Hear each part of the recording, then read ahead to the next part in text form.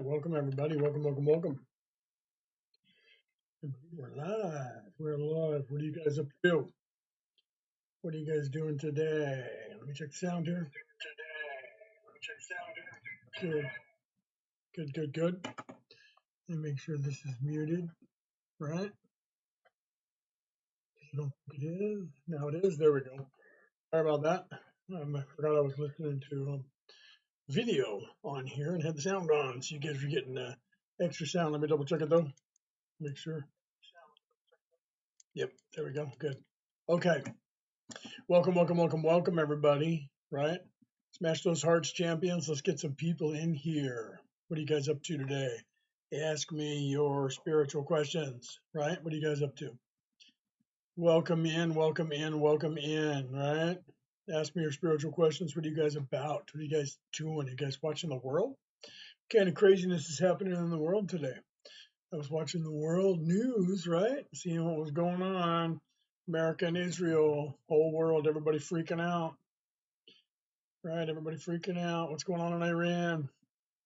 All right, welcome, welcome. Hello, how you guys doing today? Smash those hearts. Smash those hearts for me, champions, and ask me your spiritual questions. What are you guys up to? What are you thinking about? Right, time's getting short to win one of these vouchers or to enter into the contest to win one of these vouchers if you guys are interested. Take a look at that. You could win. Today is the 1st of March here in New South Wales, Australia. So you guys, the rest of you guys around the world, most of you are still on the 28th of February, right? Most of you. I think Europe might already be. Nope. Yeah, Europe is. The UK, I think, is past midnight. What are you guys up to? Right, so you guys are getting close there. On New York at 6 p.m. on the west coast of the United States. So it's 9 p.m. on the east coast of the United States. Right? What are you guys up to? What are you guys thinking about? What are you guys thinking about? Talk to me. Give me a shout out. Smash some of those hearts before you take off. Right? I see a couple of you over there smashing some hearts. Thank you for that. Right? Smash those hearts. Even if you're going to take off, smash those hearts before you go. Okay. So let's start talking about things. Right? What are you guys thinking about? Are you guys thinking about what's going on in the world right now? Everybody's going, oh, the world's going to hell in a handbasket. Like, no, actually, it's actually better off than you think it is. There's a lot more going on behind the scenes than people realize. And then, of course, everybody assumes there's some stuff going on behind the scenes, right? Everybody assumes they know what's going on behind the scenes, but they're just like listening to news agencies and parroting what they're saying instead of thinking for themselves, right? So I got something in my eyeball there. Okay, so ask me your spiritual questions. You guys want to know how to get out of here? You guys might want to get out of here. You guys tired of being here? You guys looking at this stuff that's going on in the world and thinking this isn't right? Right? How many of you guys are thinking about that? Anybody notice? Did you guys know what a Mandela effect is? Let's start with that. How many of you guys, show of hands, do you guys know? Hands up, folks. Do you know what the Mandela effect is? Does anybody know what that is? Do any of you actually remember some of those things that they call the Mandela effect? Because there was a new stuff. Thank you, VBD. VBD 1909 says yes. Yes, I know what the Mandela effect is. Or was that yes to and yes again, right? So that was yes and Mandela effect, and yes, I have some of those memories, right? So there was a Mandela effect that just started happening a week ago, because today's Sunday for us in New South Wales, Australia. That's when I first started discovering some stuff, right? Rich says yes and yes, right? Okay, so let's talk about the Mandela effect and why they're happening. Everybody says CERN. Not true. It's not CERN. They wish it was. They're freaking out. They don't know what's going on. Okay. Everybody, welcome, welcome, welcome. Everybody, set, go. Smash those hearts for us, champions, and share this out so we can get some more people in here, so we can become a little bit more popular, and then more people can partake. Okay, so the Mandela effect, right? We know that was created because there are millions, if not billions, of people around the earth that remember different scenarios surrounding Nelson Mandela than the one that is currently in our history and timeline, correct? Right? There's at least 3 that I'm aware of. 3 scenarios that everybody remembers, right? One of which, of course, is the scenario that's happened here, right? Nelson Mandela was in prison, got out of prison, became the president of South Africa, and then his wife became the president of South Africa after that. I think that's the actual version now. because there's also, another version where she became the president of South Africa when he did not. Right? So it depends on what you remember. Do you remember that he died in prison, or do you remember that he made it out of prison? Right?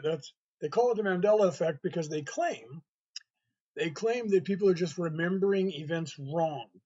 Weird though, and I say this all the time, weird though that millions of people remember the same event exactly the same way wrong.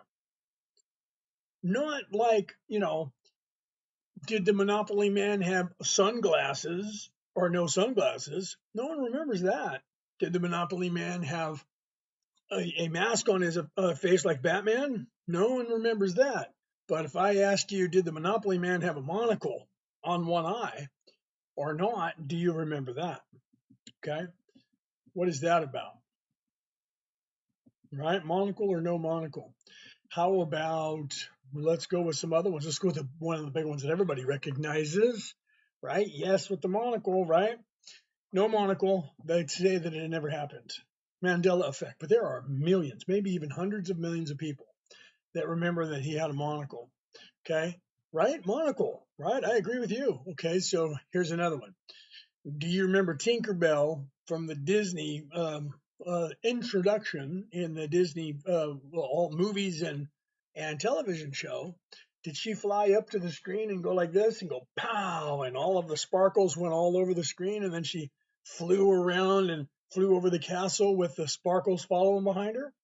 Or did she just fly up to the screen with a wand in her hand and fly away and then fly over the Disney castle, right? There's millions, if not billions, of people that remember her coming up and going pow right in the screen and all those sparkles going on the screen. Disney says that never happened. They say that's a Mandela effect.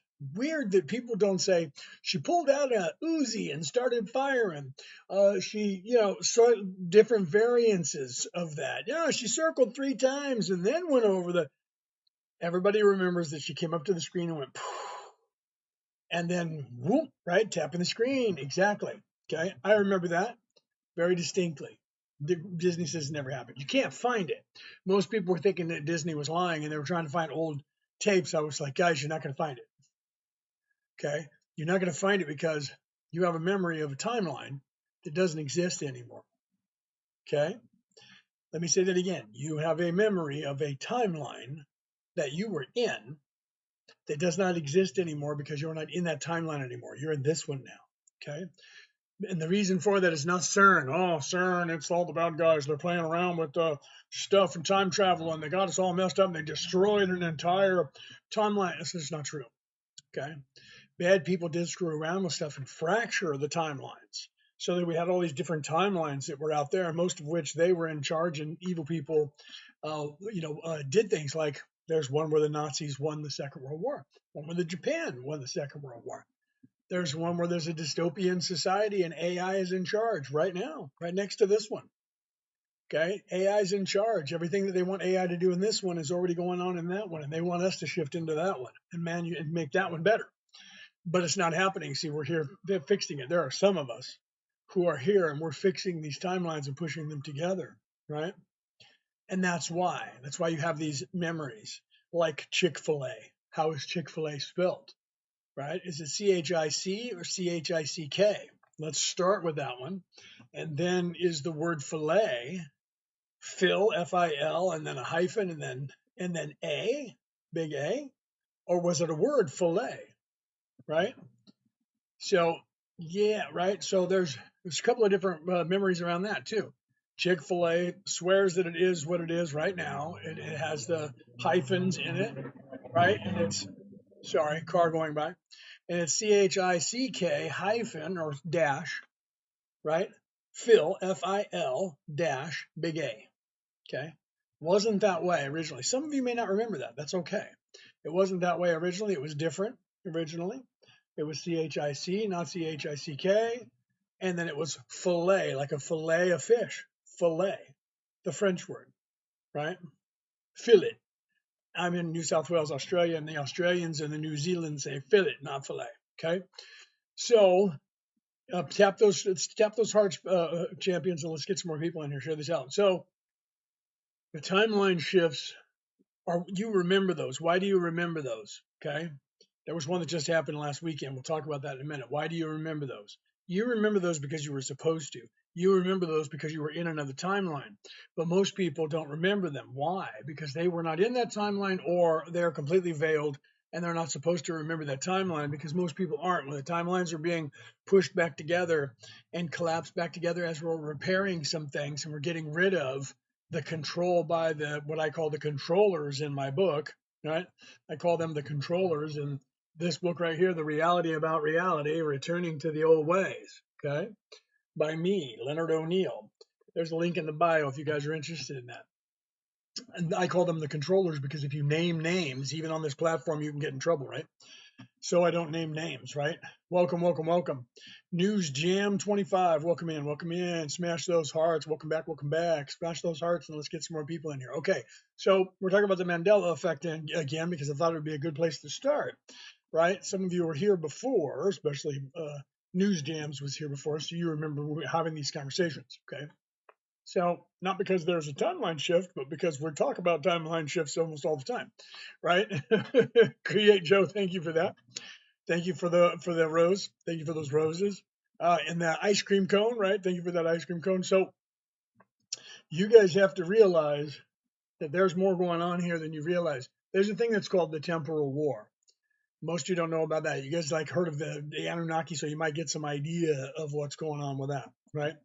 So there's a thing called the temporal war. When you look that up, people say, oh, well, that means there's a war going on in time, past, present, and future.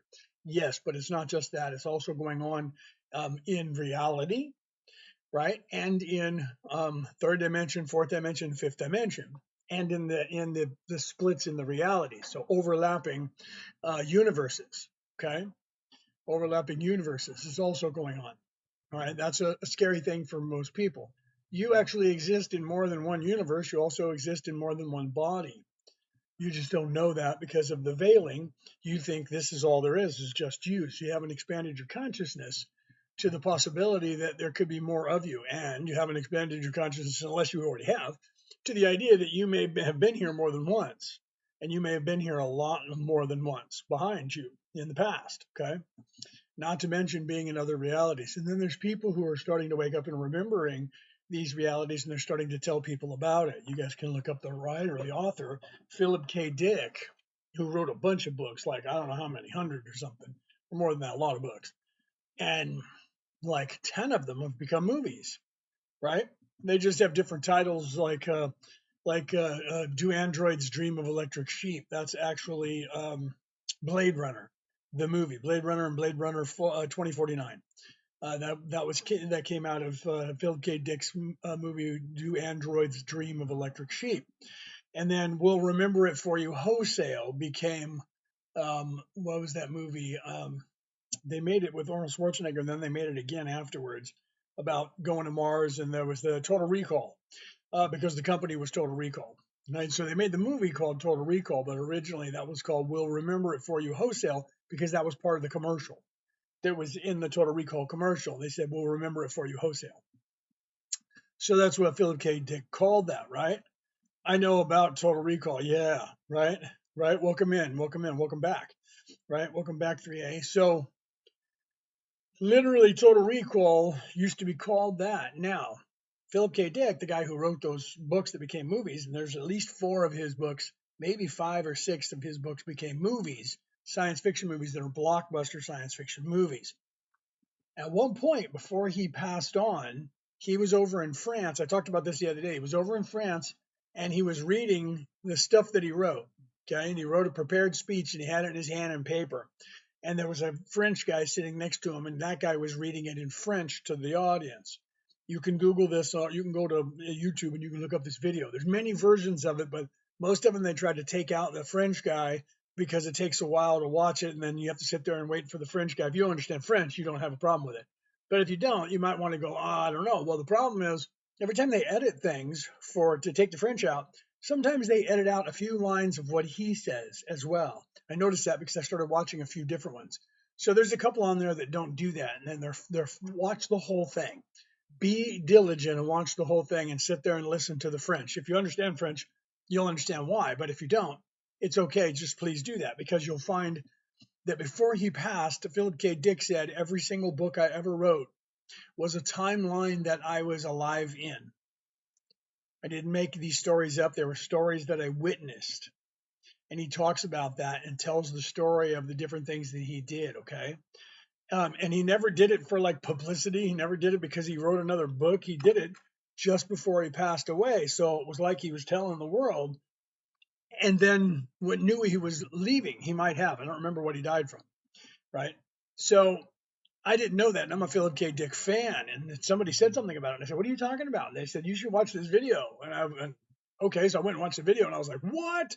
Blew my mind, because I'm aware of that. And I was talking about it. And that's why they asked me if I saw the video. And I said, no. So when I showed Brooke, my wife, she goes, you talk about this all the time. And I said, I know that, but I didn't know that Philip K. Dick talked about it. I said, it's always good to see other people.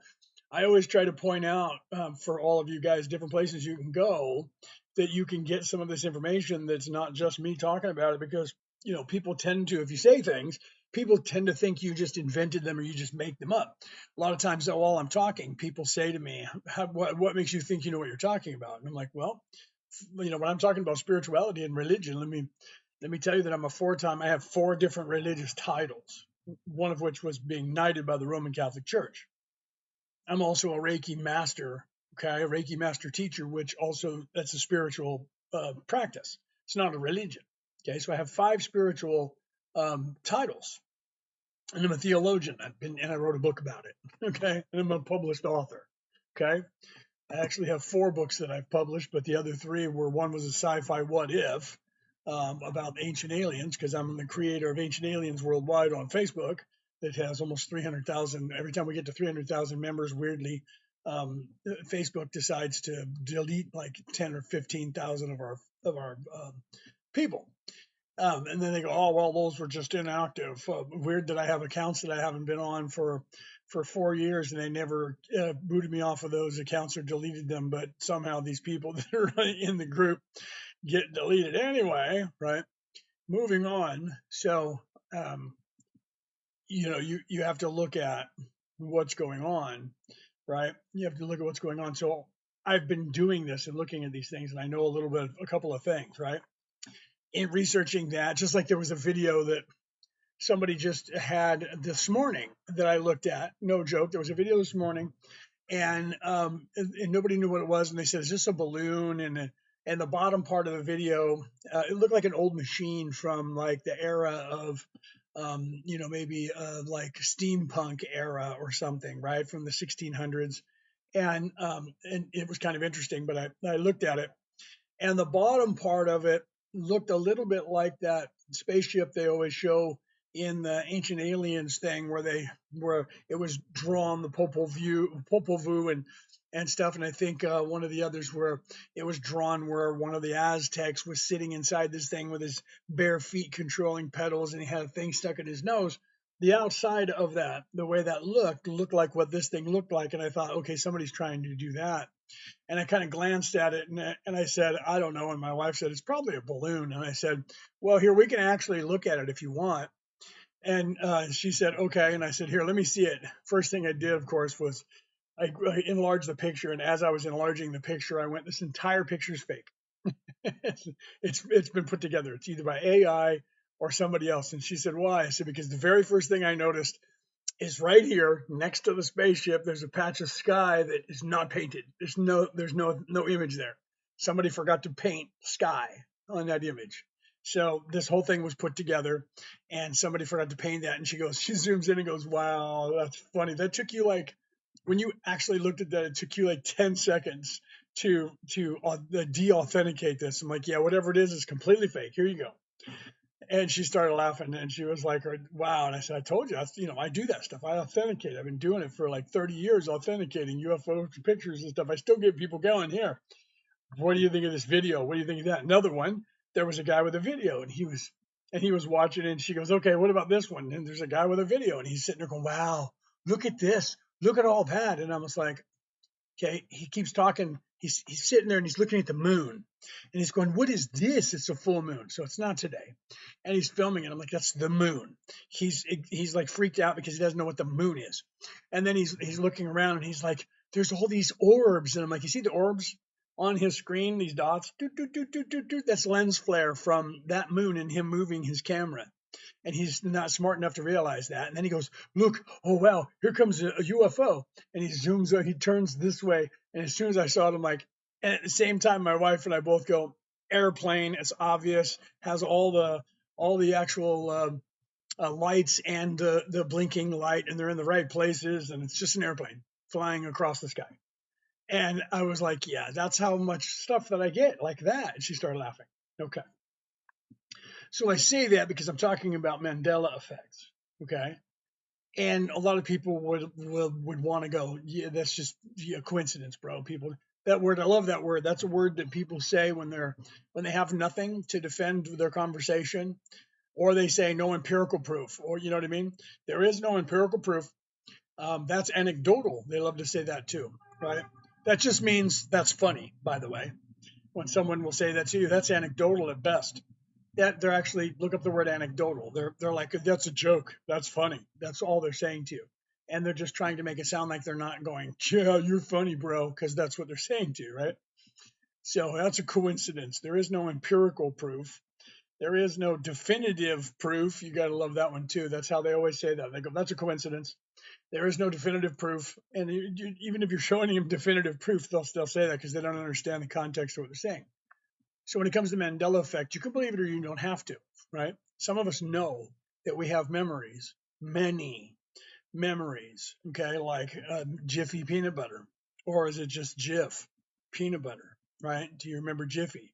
Do you remember Skip peanut butter, not Skippy peanut butter, right? There's a couple more. There's a couple more, okay? So as the timelines collapse, those of you that are out there who remember that, even if you're veiled, you don't realize that the reason you're remembering that is because you're not actually from here. You're not actually from there either. You're the soul, the spirit that's in this body that you have is not indigenous.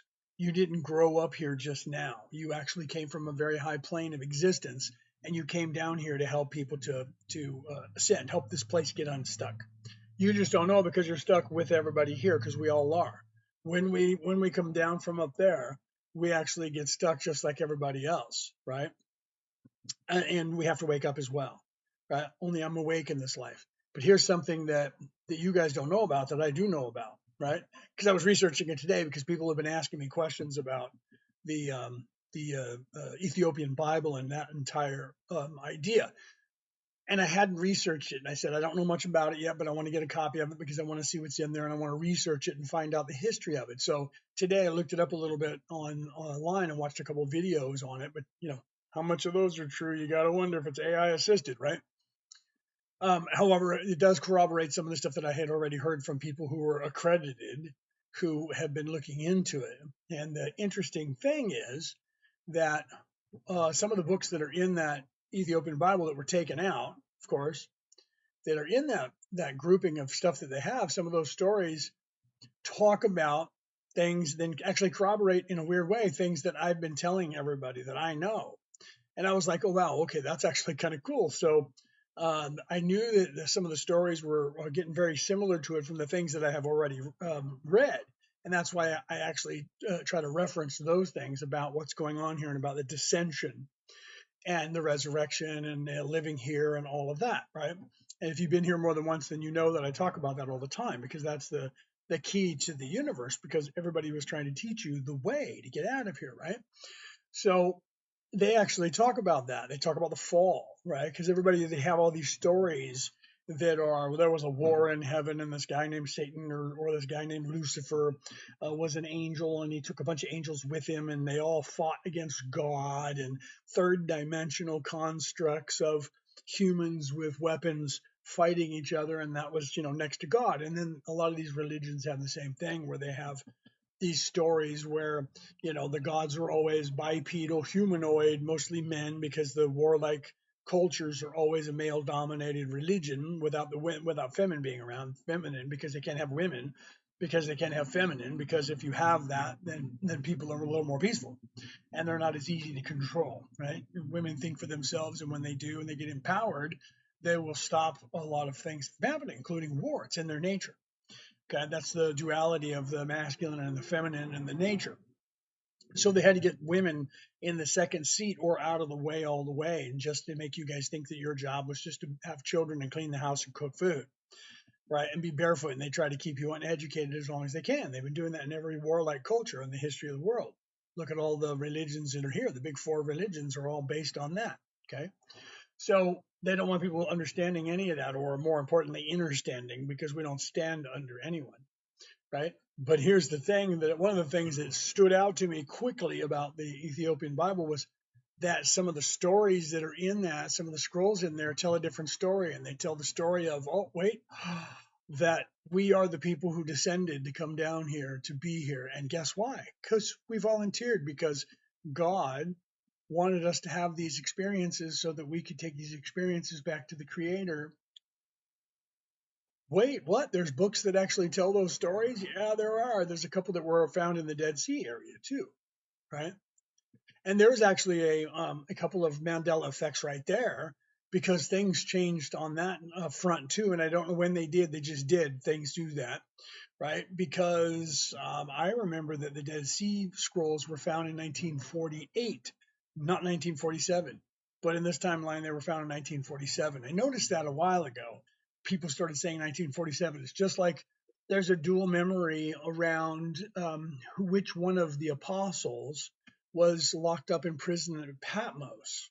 Okay. I remember John saying that he didn't want to be crucified the way Jesus was crucified, upright, so that he made them crucify him upside down, because he didn't want to go that way. And I remember that Peter, who usurped the church, he became a prisoner at Patmos and wrote the letters to the churches. Okay. Then there's some people that say John did also get, crucified upside down, but he was in prison at Patmos and he wrote the letters to the churches. So that both of those are there, and I hear people saying both of those. Usually, when that happens, it's like the heart, where your heart is. Is your heart over to the left side behind the lung, or almost dead center in your body, just slightly behind the left lung, right? Depending on which one of those will determine where you were 2 years ago, which timeline you were in 2 years ago. But both of those are actually findable on like Google, right? So those are still almost equal in the amount of people that remember them, so they're being held on to. The same thing is John or Peter being responsible for writing the letters to the churches in the prison on Patmos, which is really weird, because it was always Peter who wrote the letters to the churches, and John did get crucified upside down. But now people are saying that he was on Patmos and he wrote the letters to the churches. And I'm like, well, then what happened to Peter? And how did Peter go? Where did he? Well, because he was the one who was on Patmos, and then he eventually, I believe, was let out of Patmos, or he became unalived there, but he didn't get crucified upside down, because it was John who was famous for that. So in both of those memories, John did get crucified upside down, but one had him have that happening on Patmos. I'm like, then what happened to Peter? So now I have to find out what happened to Peter, because he was the one who passed away on Patmos, right? So there's a timeline shift that I don't know when that happened. I just know that one day people were talking about it, scholars, and they said John wrote the letters to the churches. I said, no, you mean Peter? They said, no, John was in prison in Patmos. I said, that's not the way it's been. And they were like, it's always been that way. I don't know where you heard that. So apparently it's a Mandela effect, but when you Google it, I was talking about that and I said I couldn't find it. And then I watched a video and this guy said Peter wrote the letters to the churches. And I'm like, there's one there. There's a guy there that said Peter. And he remembers it as Peter, right? So there's some people who remember that. So there's a chance. I don't know if you guys know the Bible, the Christian Bible. So as a minister and a theologian, that stuff's kind of important. But I've seen things change. Just since last May, I've watched in I don't have it here, but I wish I did. I'm gonna have to get a copy of it. I had a copy of the Smith's Bible Dictionary, which is the Bible dictionary that most theological colleges use as the most accredited. and comprehensive Bible dictionary, right? Literally it's a dictionary about the Bible and everything that's in it. So Smith like compiled all the evidence by looking, being a theologian and putting everything together and organized it so you could find it. And the date for when Jesus was born has changed 3 times since May. 3 times since May. And I don't have the Bible dictionary to look at now, but scholars on around the world they just changed it again. So it went from last May it was 7 BC. Okay. Now it's down to 3 BC. It's changed from 7 to 5 to 4 and now to 3. So it was 7, then it went 5, 4, 3, 4 times. So it's about to change again because everybody's claiming that the resurrection, the 2,000-year anniversary of the resurrection of Jesus is in 2033. The only way that that can happen is that Jesus would have to have been born in the year 1 BC for that to happen. So that's changing stuff, right? So those are some timeline shifts that have happened that some of us notice and we talk about when we're not on here talking to you guys. The one that just happened was the music one. I talked about that the other day. The music one was the one that just happened. So if you guys are interested in that, go and listen to the music that you know. Listen to everything you've ever heard on more than one platform, even if you have the DVD or the CD or the Blu-ray or whatever you have, even old cassettes. Listen to them because they're different now. So we're in a timeline, unless they're not to you. If they're not to you, then you're from this timeline. If the music is different in some of the vocals, not the words are just about identical in everything that I've listened to, but there's different tones, different pitches, sometimes a little bit different solo rhythm, sometimes different. A lot of times the rhythm is slightly different in a different key. If you know music theory, in a different key, whole songs in a different key when they used to be in like G and now they're in G minor or something like that, right? And so you can I haven't even listened to classical yet. I'm a big fan of classical, right? So I'm going to start listening to classical and see what happens there.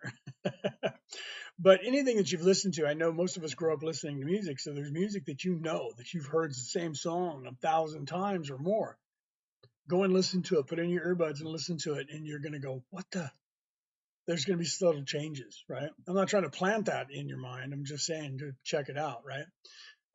But some of you don't notice that. Some people that I've asked them, almost everybody that I've asked, if they notice anything about music, they're like, yeah, and they've already noticed it before I said anything. Music is kind of weird, something wrong with it. So that's one that did happen on last Saturday, between last Saturday and Sunday, because Sunday, Australia time, right? Sunday morning, we were on our way over to the markets because we had a booth that we had set up to sell our jewelry and do Reiki, and for me to talk about stuff like this to the people, right? So we were Reikiing people and all that. Along the way, we were listening to music, and I started going, "That's weird. That's different." And I looked at Brooke and said, "Don't you think that's a little different?" And she goes, "Yeah, there's something wrong. Maybe there's something wrong with the what we're listening to, or Spotify. We thought that they upgraded. No, I looked up and Spotify did upgrade their stuff, but that was starting back in November. So I thought, well, maybe it just didn't hit us till now. Didn't think of anything of it till the next day when a friend of mine who's in the United States said, if you notice that this music is weird, I said, yeah, I'm on Spotify. And she said, so am I. And I said, well, maybe it's Spotify because they just did an upgrade. Maybe they just did ours and they just did yours. And she goes, no, they did ours back in November. It happened like today. I'm listening to music in the last 2 days and it's just not right. And I was like, okay, we need to look at other platforms. That's when I started going, wow, okay, there's actual stuff that's going on that's kind of crazy, right? So we figured it was a timeline shift. We just don't know what else happened. So we got people looking into that. What else is different?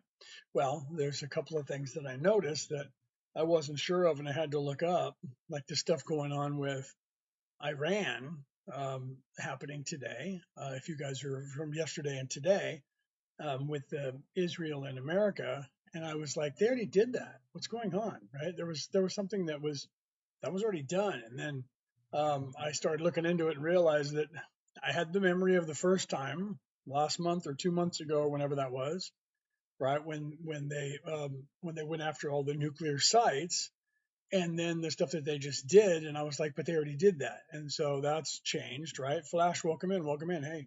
So that's changed. So that might be something that had changed last week that I didn't realize because that just disappeared apparently, and they hadn't done what they just did in the last 24 hours, right?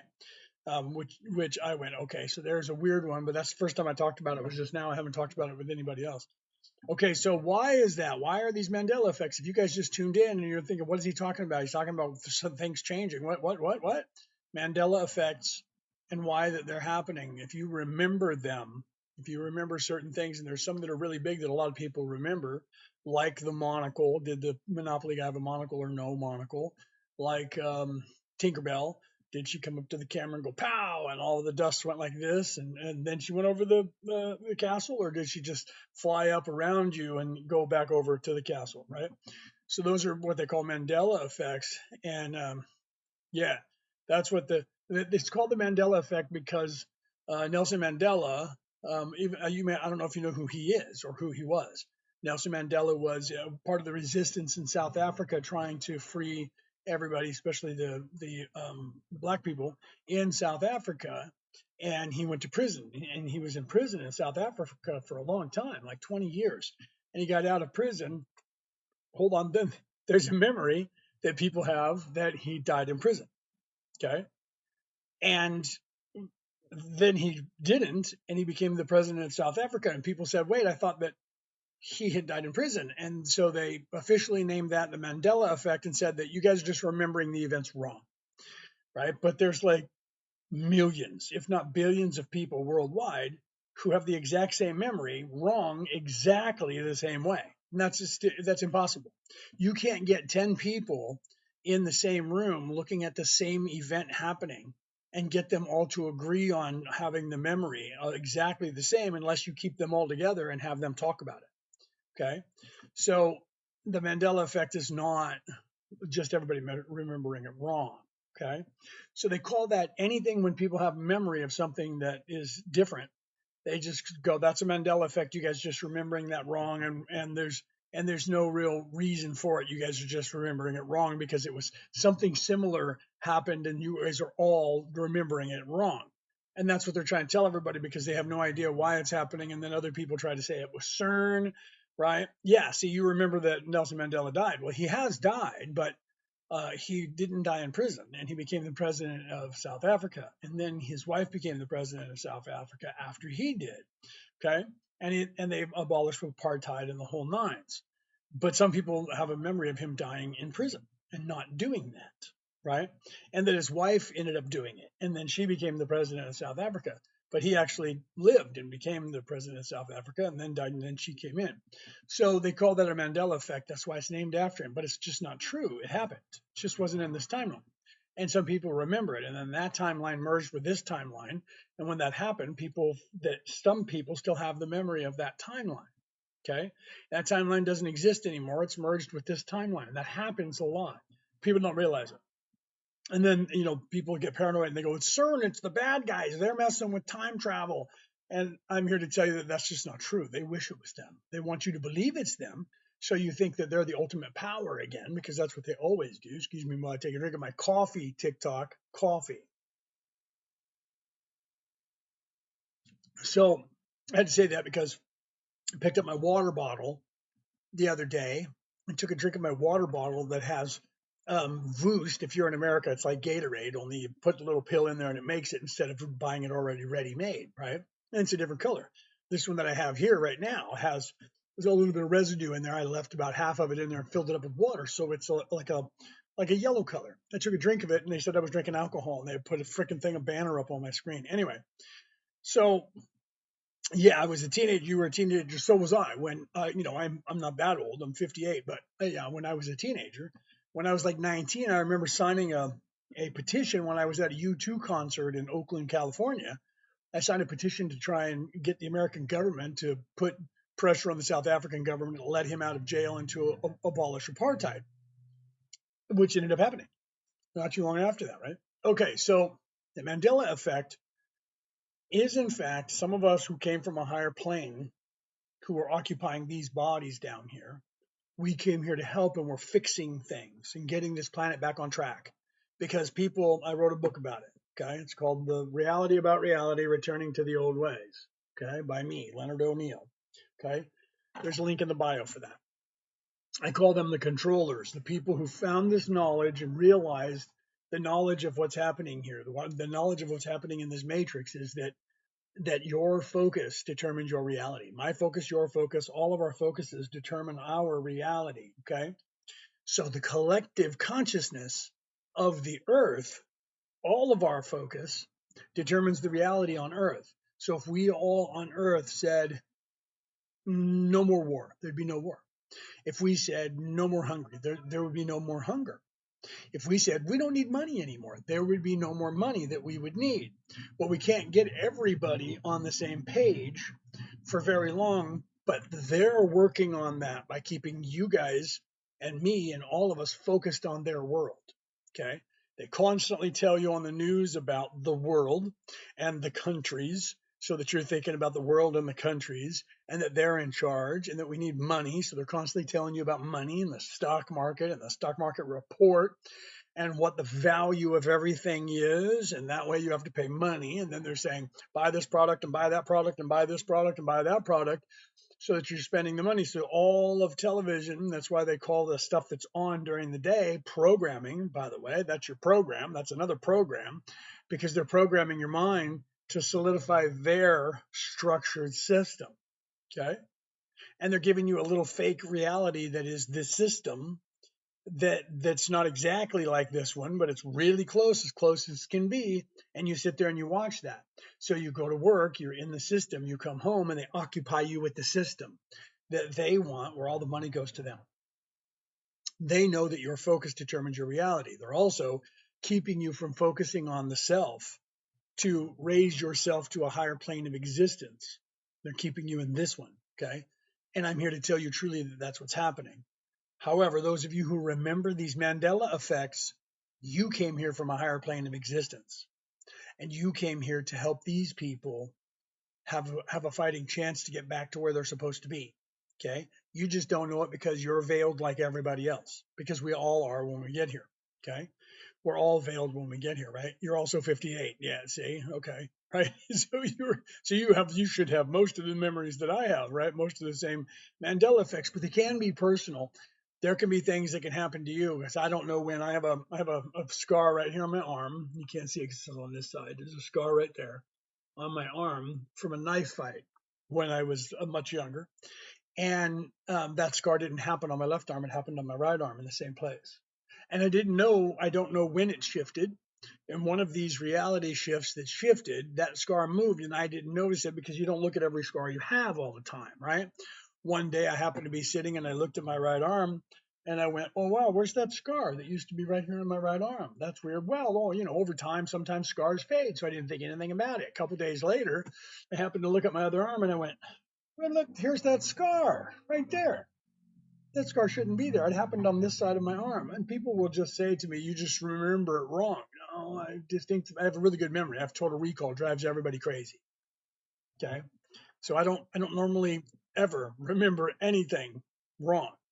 Right. I wish I had eidetic memory because then you could say, what's the third word on the fourth, on the second paragraph on page 87 of your own book, and I could tell you what that word was. Eidetic memory is beautiful. That's better than photographic, right? I have total recall, which is just barely below photographic, and eidetic is crazy.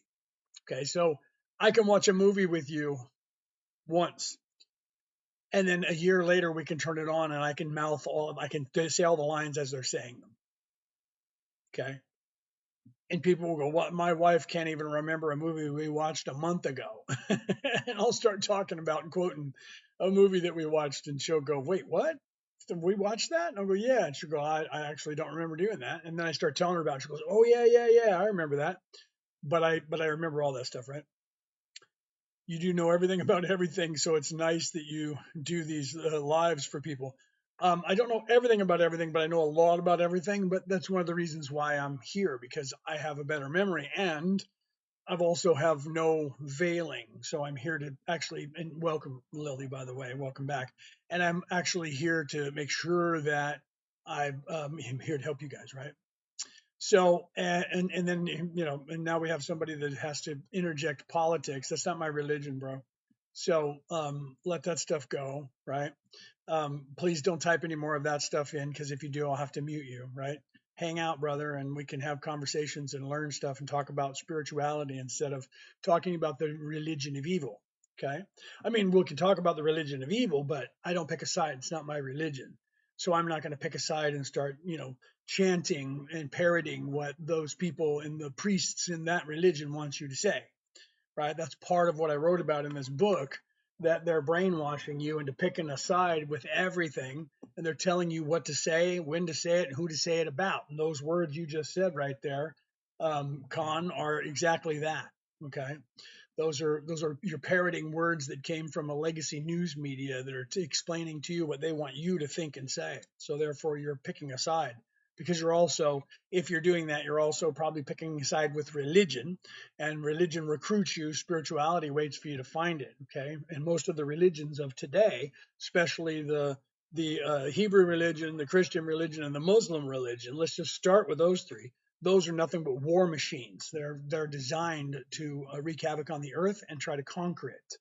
And they're warring with each other, and all of them, none of them can exist without the Hebrew religion, because they're the ones who spawned that religion. So without that religion, neither one of the other two can exist. But they're all, literally for the last 1,000 years or more, for the Hebrew religion, 2,000 years for the Christian religion, and the Muslim religion came later. So they're only about 1,400 years. They're just based on war. So they're being controlled by the evil people. Okay. So it's so cool that you have been unveiled since birth. Yeah, well, unveiled since before that too, right? But that's crazy enough. Just that one must have been hard sometimes. Yes, I was just talking about that with Brooke, because I was talking about having a conversation with my cousin, who was like my mother's age or older. And she noticed that I was sitting bored one day at a big event with everybody. And she said, "What are you doing?" And she said, "You look bored." And I said, "Yeah." So I started talking to her. And the next thing I know, she said something to me. And I said something very much awake. And, as an 8-year-old boy, I shouldn't have been knowing what I knew and said what I said. And she looked at me and asked me a few more questions, and I was talking like this to her, and she looked around and nobody seemed to be noticing, and she said, "Does anybody notice that this little 8-year-old boy talks like he's 35 years of age?" And everyone's like, "Ha ha, yeah, he does that." The only one who paid attention was my father, who came over and said, "What's going on?" Right. And he looked at me. He's not supposed to be talking like that.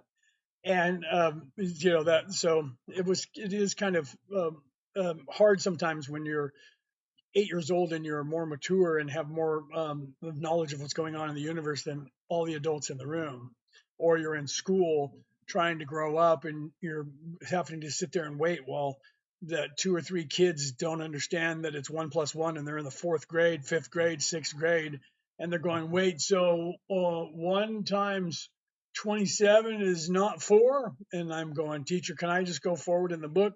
And they're telling me no. So that gets kind of annoying. It is kind of annoying when you have that, right?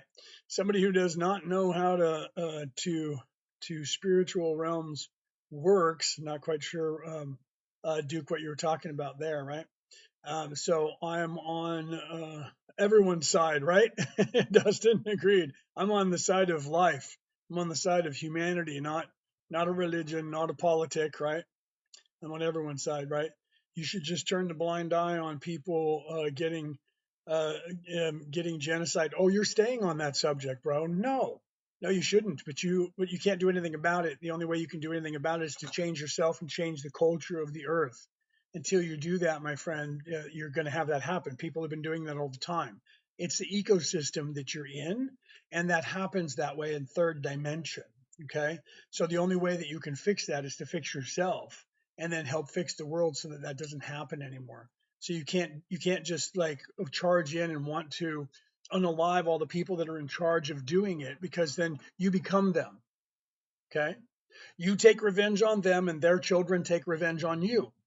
Okay, or the other people in their culture if you don't annihilate them. So the only way that that works by your thinking is that you would have to annihilate 380 million Americans and the government itself, plus the 40 million Hebrews and their government, and now you would have to go around the entire world and make sure that you unalived every American in the world and every Hebrew in the world without doing damage to anyone else, just so you can get your revenge. And then you exacted your revenge, and then what do? Now do you take control of the United States? What will happen is you're going to have a vacuum where all the people in the United States who are not in fact American and didn't have anything to do with it, they're all going to go into a civil war for who's going to be in charge. And then you're going to have more people become unalived, and then you're going to have governments trying to get there because they want the resources that are there, and you're going to have a global war. And then by the time that's done, you're going to have half of 8 billion people are all going to be unalived because you're mad because somebody's doing something to somebody else that you don't even understand. Does that make any sense to you? Okay. That's what you're saying. So you're lining up and picking a side in a conflict that you probably don't know anything about, but you think you do because somebody is teaching you something, and you're indoctrinated by a religion or a politics. And instead of knowing what's actually going on, right? Just like with the whole conflict over there in Israel, because the Palestinians are living there and they claim they were there first and they got Palestine taken from them in 1948, but there's empirical evidence that the Hebrews lived there going back 4,500 years. The Palestinian people didn't even exist 2,000 years ago. Just saying. Okay. So you have to get over that. You have to get over those things. If you don't like it, you take it. If you can't take it, then you got to get out of the way. Right. So people get mad at me when I say that, but that's the way things actually work in the universe. Right. It's survival of the fittest. So if you have a problem with it, you should be over there and you should enlist and you should fight. Okay. And I tell people that all the time when they're like, those Zionists, we need to do something. Then go over there and volunteer. Okay. Go over there and fight. That's the quickest way to answer your question. Don't stand around complaining about it to everybody else. If you think they're doing something wrong, go over there and do something about it. Okay. And then you'll be unalived with the rest of them. Okay. If you want to fix it, you have to fix the culture of the world so it doesn't happen anymore. Peace is the way, not more aggression. More aggression begets aggression, and then more people become unalived. If you want to save the world, you want to save a culture, you have to change the culture that is driving the people to do damage to one another. Do you understand that? That's the truth of it. Okay. You have to look at that, bro. Otherwise you just perpetuate hate. If that's what you do, you're like, well, they killed my people. They unalive my people. Sorry, I got a little excited there, TikTok. So I'm going to go and unalive their people. And then their people get mad at you because you unalive their father in front of them. And now they grow up and they unalive your children in front of you, or you in front of your children. That just propagates hate. It just continues forever. That's what's going on over there right now. That's something that started over a piece of land and they're still fighting over it, my friend. And they're going to continue doing it until we stop them from doing it. And how do we stop them from doing it? Well, we have to change the culture of warfare. And since all the religions that are in that sector of the world that were created over there are nothing but war machines, the longer people keep following those religions, because it's a monotheistic, male dominated war god, they're just going to continue fighting. So you have to wake people up and change the culture by getting people to realize those religions weren't created. Well, the Muslim religion wasn't created for warfare. Okay. But the first thing that David did way back, now we're talking David, so we're talking like 100 generations ago, however far back that wasn't quite, it was probably at least 10, 12, 15 generations ago. King David, when he unalived Goliath, the first thing he said was God told him to go and unalive all those people and all of those people and all of those people. So that entire religion became a war religion. And who do they go up against? The Muslims, and who have then been fighting against ever since?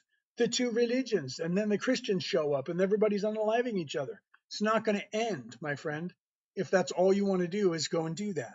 So you want it to stop. It needs to be stopped with love. You need to teach people not to go to war anymore. You don't do that by pointing fingers and saying, my religion's better than yours, and I'm going to have to unalive you if you don't follow my religion. Okay? That all has to stop. Everybody should be able to choose whatever religion that they want, whatever thing that they want to do, no matter what. Okay? And if you don't like that, then you're indoctrinated. Do you see? So that's unfortunate, but there's my 4D thinking, right? Okay, so well as above, so below, and within, so without still applies in 4D. Yes, it does. That implies all the way back to the creator. Okay, that implies all the way back to the creator. In fact, here's another thing, right? Remember we talked about that number 7 because of the 7 chakras, and I tell you that the creator loves that stuff. In the Ethiopian Bible, now I don't have a copy of it yet, so I still haven't read this, but I've watched some videos on it. There's seven heavens. 7 heavens. I think those are worlds or realities. They're probably levels, but we'll see when I get into it and I start reading it. But they talk about 7 heavens. I'm like, oh, that's interesting. Seven chakras. That's interesting, right? So yes, the as within, so without. The as above, so below is actually a perverted version of what you're thinking. It's not as above, so below. It's as below, so above. Okay, as within, so without. But they changed it so that you would have that third dimensional caste system of somebody's in charge above you. So they tell you it's as above, so below. But the place where they get that from is in Matthew. You can look this up. I wish I had my Bible here. I would open it up and read it to you. It's in Matthew. It's like Matthew, I don't know, Matthew 3:12 or 3:18. Don't quote me. It's in Matthew if you read Matthew. In Matthew, Jesus says to Matthew, he's talking to the people, Matthew writes it down. He says, I tell you truly that God said, what you sow on earth, I shall too sow in heaven. What you reap on earth, I shall too reap in heaven. So that doesn't mean as above, so below. It means as below, so above. Two versions. What you reap or what you sow, meaning plant, meaning come up with, meaning manifest, right? What you sow on, or what you reap on, sow on earth, I will sow in heaven. So whatever you create down here, I will create that in heaven. Whatever it comes out of that creation, I will also have that in heaven. So it's as below, so above, not as above, so below. But they changed that, the dynamic of that saying, because they want you to see that you're beneath someone else. Again, it's a programming thing that they insert for you, and that's actually in the Bible, so you can go look it up. Okay, what you sow on earth, I shall too sow in heaven. What you reap on earth, I shall too reap in heaven. And that's where we get that saying from. That saying doesn't occur anywhere else. It came from Jesus talking to the disciples and Matthew writing it down. So people say as above, so below, because that's what it's been perverted to. It's like the saying in the Bible about 666. They change the wording so that it doesn't mean what it means. They don't want you expanding your consciousness to the realization of what they were talking about. Okay.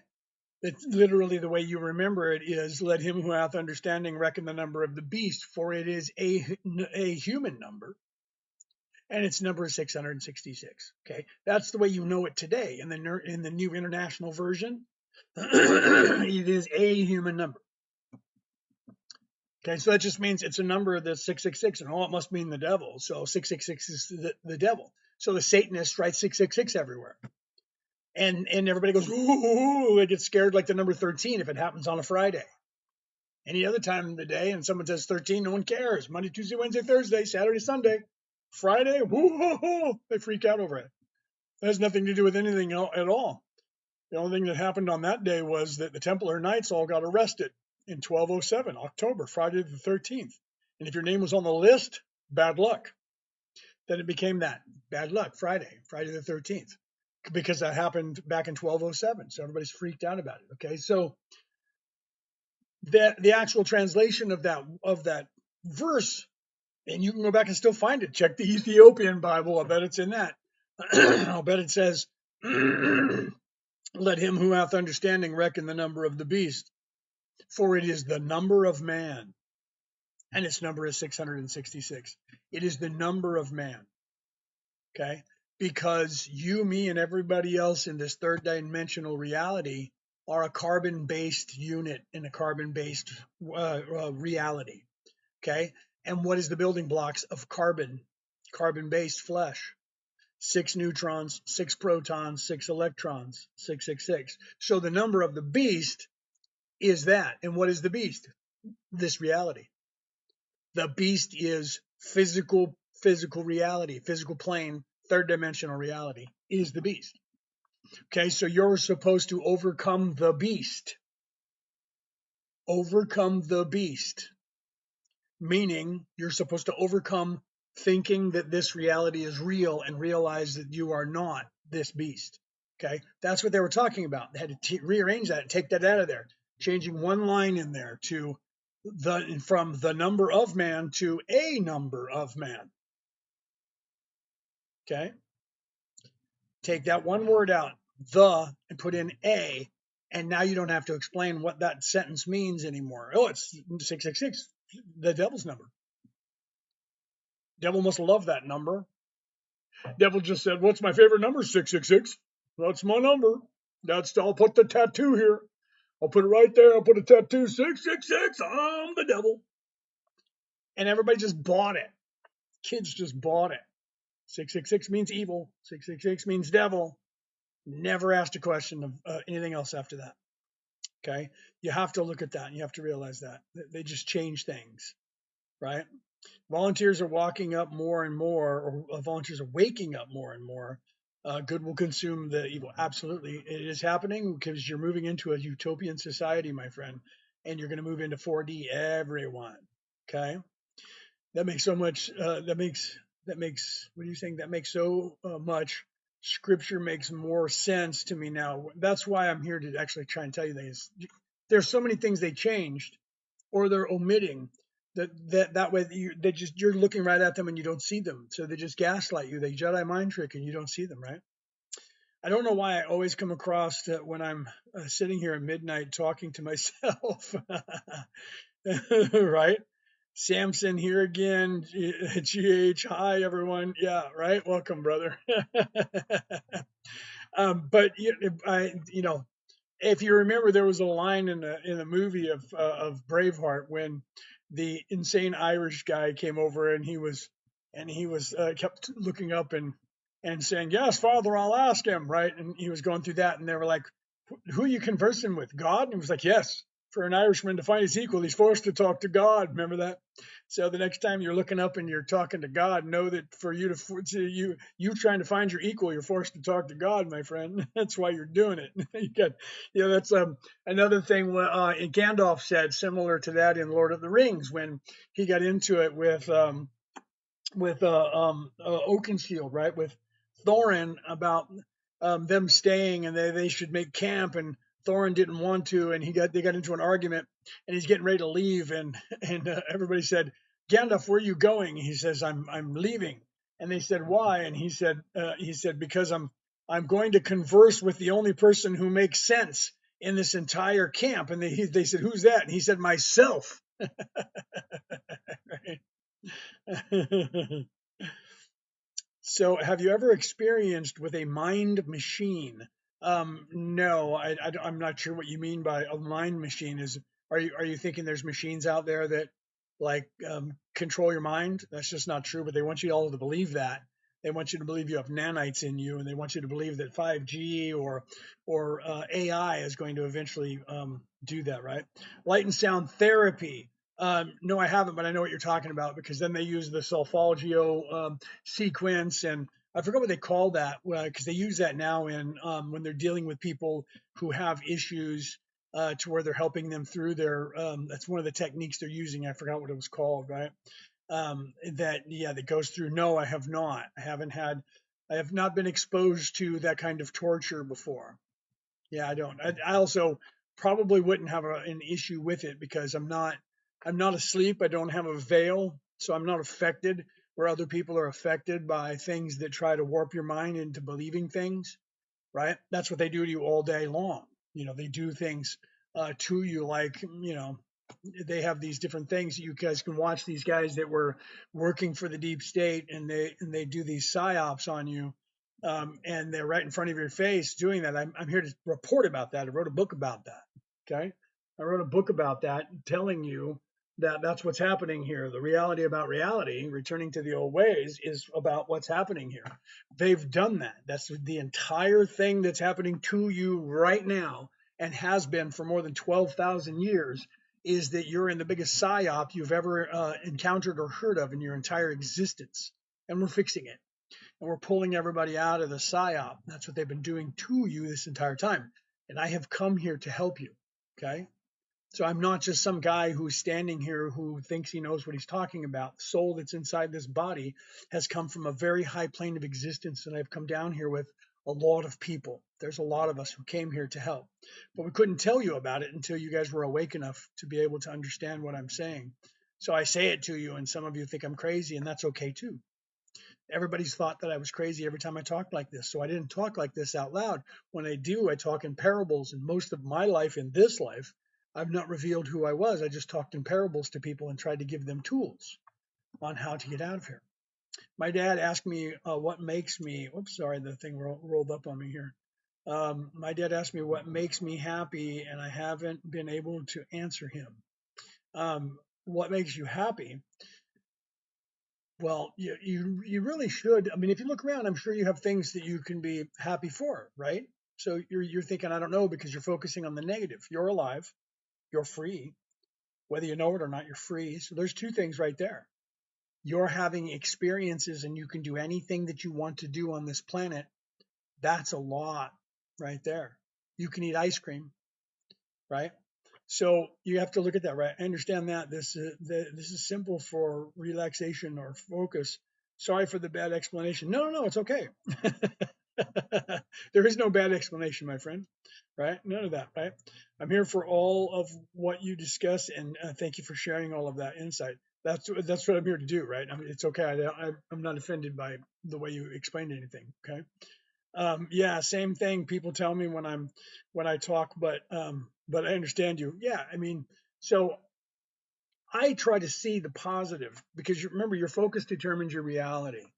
So if you don't look at the positive side of things, you're only going to see the negative. Like the guy who was here before, and he was like, "How can you relax when people are, becoming unalived?"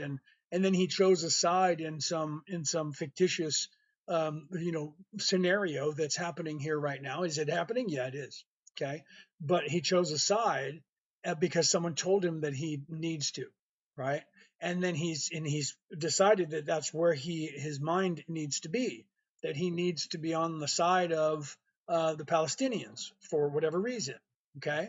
And so because of that, then he's like, they're evil and they're doing evil things. Weirdly, because the people in Iran right now are outside, they're not protesting and running for their lives. They're all cheering.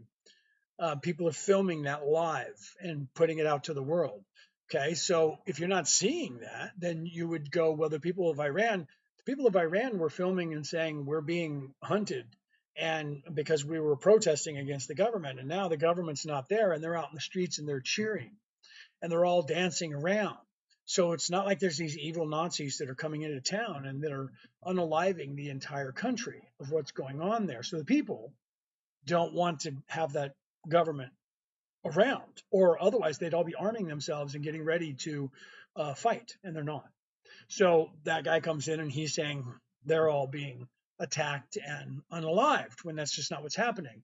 Only the government was attacked and unalived if you actually pay attention to all news channels, not just one. Do you see? Or of some guy with a bullhorn who's yelling that they've unalived 19 girls in a school, which is just not true. He's just saying that. Do you see? So you have to realize that. I'm not saying that what they're doing is the holiest of holies, and what they're doing is a good thing. But what I'm saying is that what most people think is happening is not happening.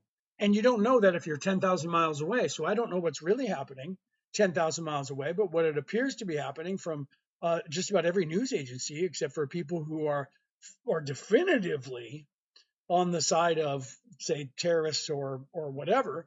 Everyone else is, even the United Nations, are not saying that everyone's becoming unalived over there. So it's just a certain group of people who are saying that, and they're saying that in different places. So I'm not trying to pick a side on that problem that's going on over there, right? But I do know that if you look at the regime that was there and how they treat their people, I wouldn't want to live under that regime myself. Okay. Do you see what I'm saying? So everything is a matter of our focus. My focus determines my reality. That guy who was here before, his focus determines his reality, right? So he's seeing negative instead of positive. I look at the world, and yeah, that negative does exist, but I also see the positive things, that when you take away certain things like politicians and the legacy news media, when they're talking to politicians, all of a sudden everybody around the world seems to be getting along. except for when the politicians are telling them to go and unalive people. So if we answer that question by saying we need to change the culture that is causing these people who think they own everything to tell people to go and unalive people, they're the problem.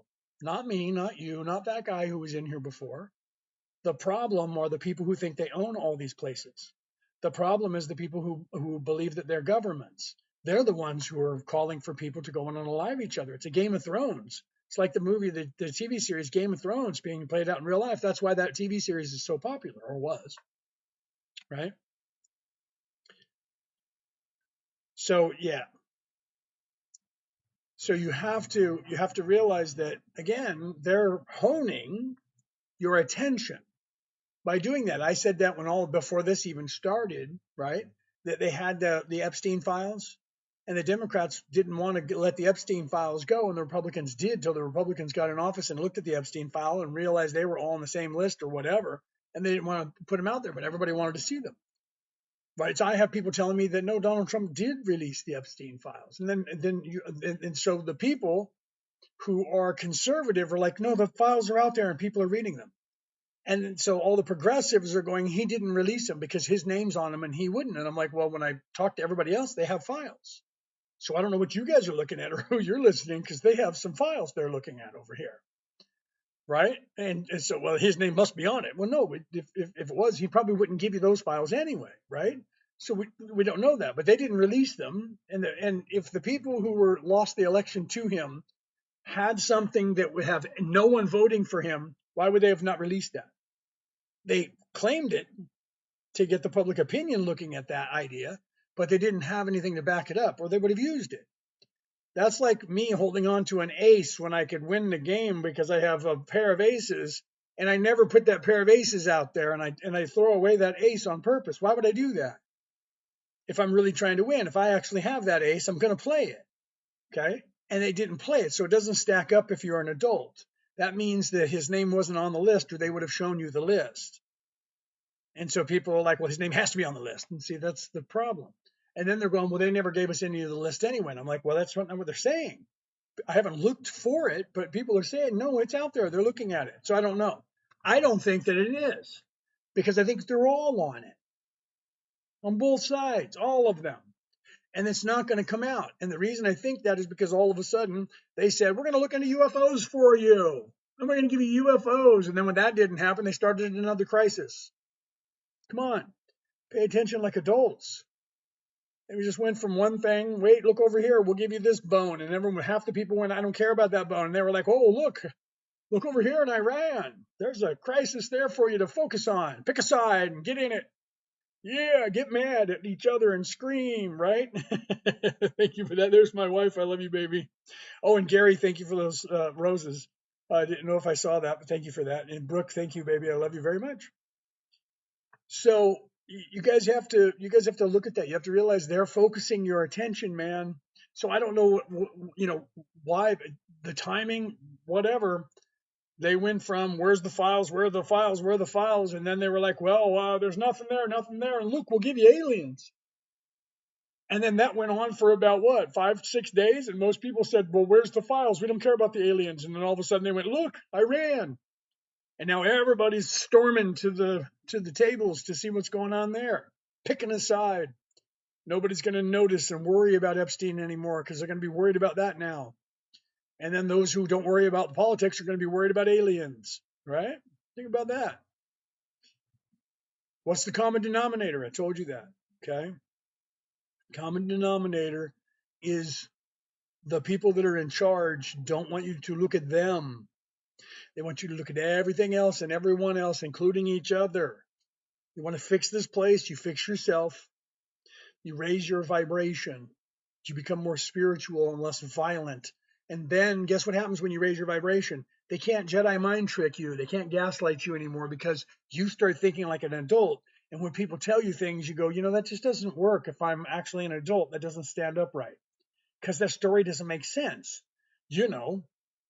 Like Adam and Eve. This story doesn't make sense if you're an adult. Hold on, let me take a drink of my coffee, TikTok. Coffee. I don't drink alcohol. I gave that up 4 years ago. Tomorrow, because today's March 1st, March 2nd. Tomorrow will be my 4-year anniversary with not drinking any alcohol. Okay, so the story of Adam and Eve, let's look at that. Let's look at that from a standpoint of how many people in the audience have children. Those of you who have children, raise your hand, or just say yeah in the thing. Okay, thank you for that, Lily. Right. So, how many of you have children, or you have raised children? Okay, yep, there's some yeses. Okay, so you're an adult. You guys are adults. You have children. Okay, would you ever, in your wildest dreams, walk in and set your kids down at the kitchen table? Okay, and then put a jar of cookies in the middle of the kitchen table and say, I'm going to leave and I'm going to go and take a nap.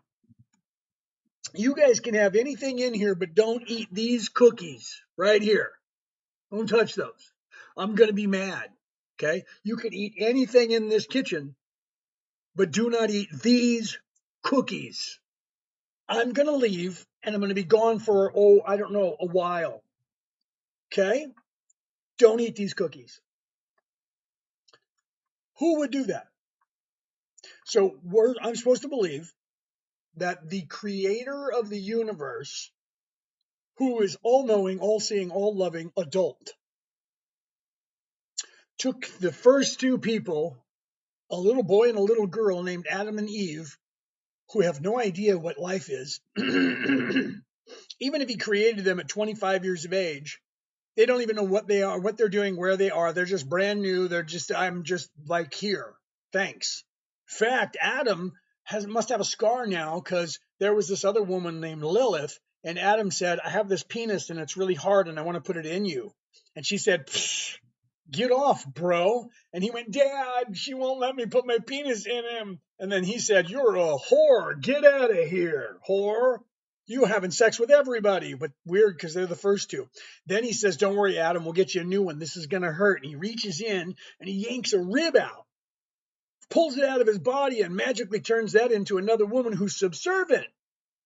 And she's going to have sex with Adam. That's the story they're teaching us. And then he says, don't eat these cookies. I'm going over here. And then, of course, they eat the cookies because he set them right in front of them and said, don't do this. When he could have just moved that tree and never told them about it. Or he could have put a wall around that tree so they couldn't get to it.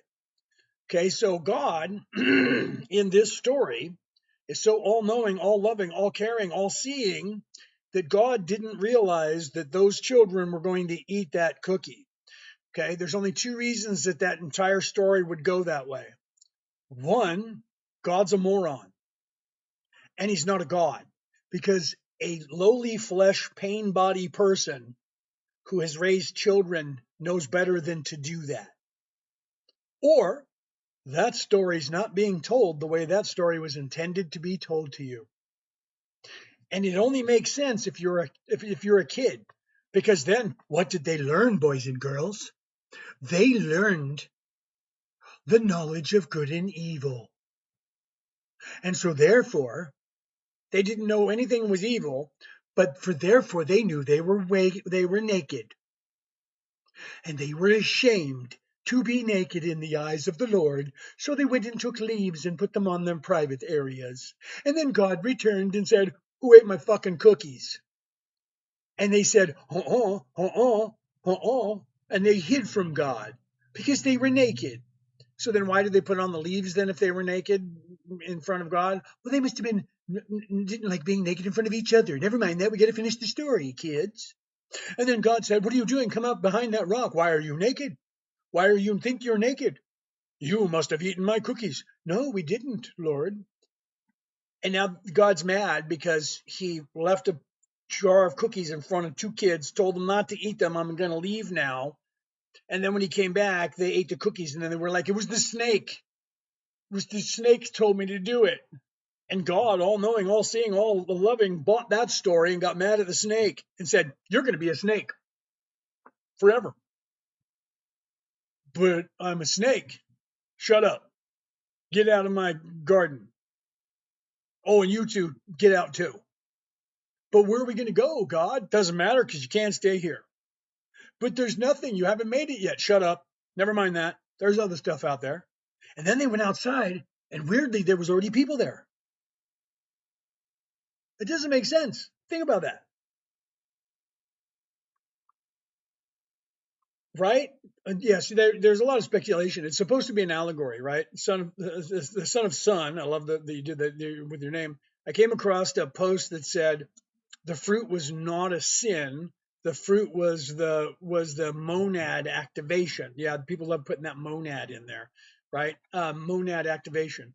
Um, that that would make more sense. I'll be honest with you. That would make more sense because we had to have the ego and the conscience to be able to go forward. So that would make more sense. The story's still not about that either, but it makes more sense to explain the ego and how that happened, right? That's what they try to tell you is that they ate the fruit, and everybody always says the different fruit. Some people say it was a berry, and some people say it was a cherry, and some people say it was an apple, and it doesn't matter. They supposedly consumed something that gave them this knowledge. But here's the thing: the story of how that actually goes in real life is that there was a time when we weren't veiled. So Adam and Eve would have supposedly, if that's the case, they would have not been veiled. They would have already known that, but they wouldn't have had any ego.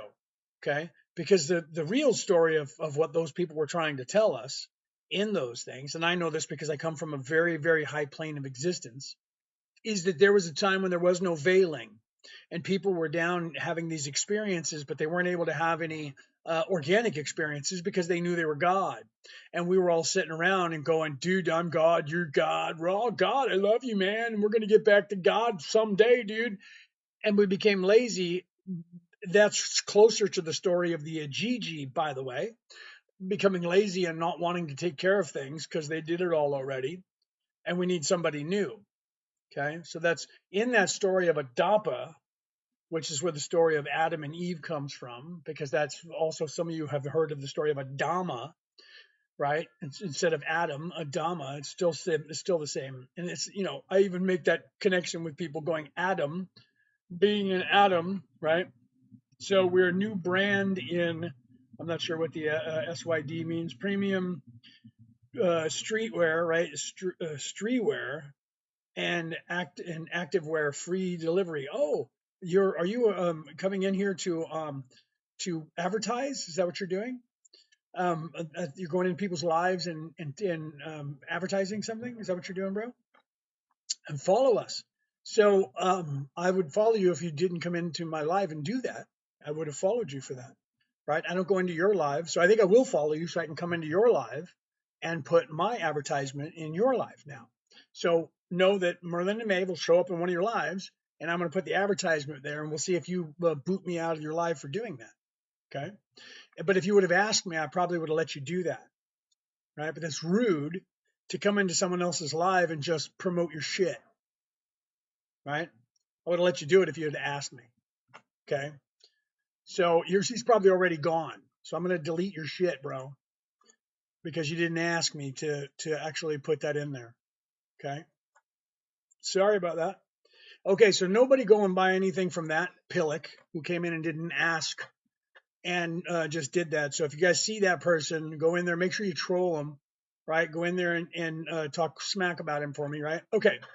Is the snake supposed to be yelled to bay off? That's actually very close, very much better. That's a great idea. Wow, you actually, Lily, you're I forgot how much you actually pay attention. The serpent was in fact supposed to be that, right?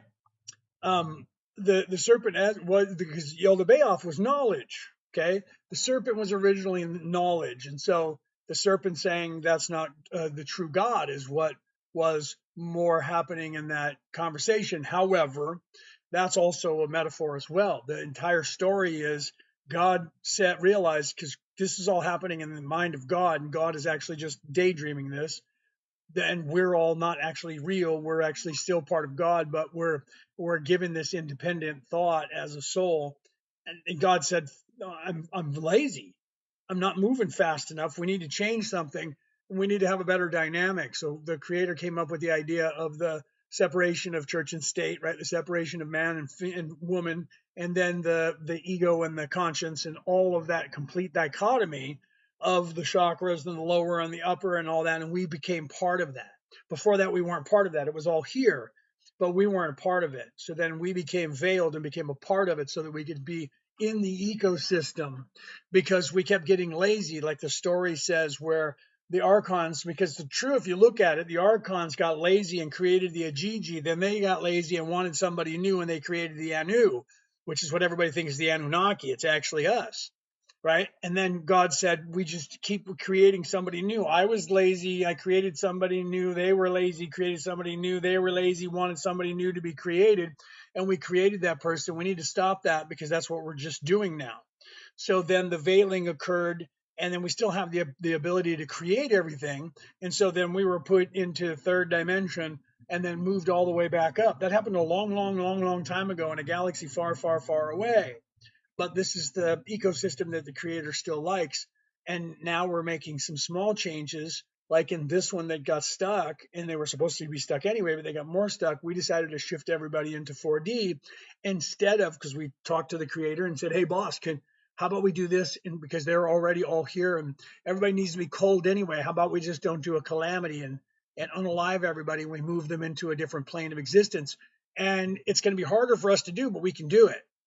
And the creator went, that's a new scenario. Let's do it. I like your thinking. So that's what we're doing here. However, to get back to your question, yeah, it was the wisdom. The serpent was always wisdom until, and this is what I was getting at. So that's why, Lily, I love that you're thinking, right? I love you, my Brooke, my Satari. I love you, baby. There's my wife right there. Follow her. So Brooke O'Neill right there that gave me the hearts and the little things to get more people in here, and smash those hearts while you're in here, people. Let's get some more hearts in here and share this thing out. So literally, you have to look at those things and realize that that was the scenario about the fall, right? Because at that point the decision was made that they needed to have that information. So the whole story about don't do this is part of the story that is not accurate, but the part of the story with the wisdom. Now you have to remember that why did the serpent become bad? Because the knowledge that the bad people got, the ones that think they own you, they had to turn all wisdom. So every character in history that was depicted as a wise person had to be turned into, evil. So don't listen to those people, because they were teaching you how to get out of here, right? So all of the serpent religions from around the world, with Quetzalcoatl and the like, the serpent gods, Viracocha and all of them, had to be turned into either space aliens in the modern day. So don't listen to them. They're just other third dimensional people, or they're just evil. Don't listen to the serpent at all. And the serpent in the garden became that. It was supposed to be actually the overcoming of the beast, and it was parallel with that. And that's what all of the serpent gods were showing, was that the Orbus, right, the dragon of the North Sea, the dragons were overcoming the beast. And that's why in the Wiccan and pagan, the Druid religions, the beast means third dimensional reality, right? That's the charm of making. The charm of making is the beast itself. The beast is this illusion.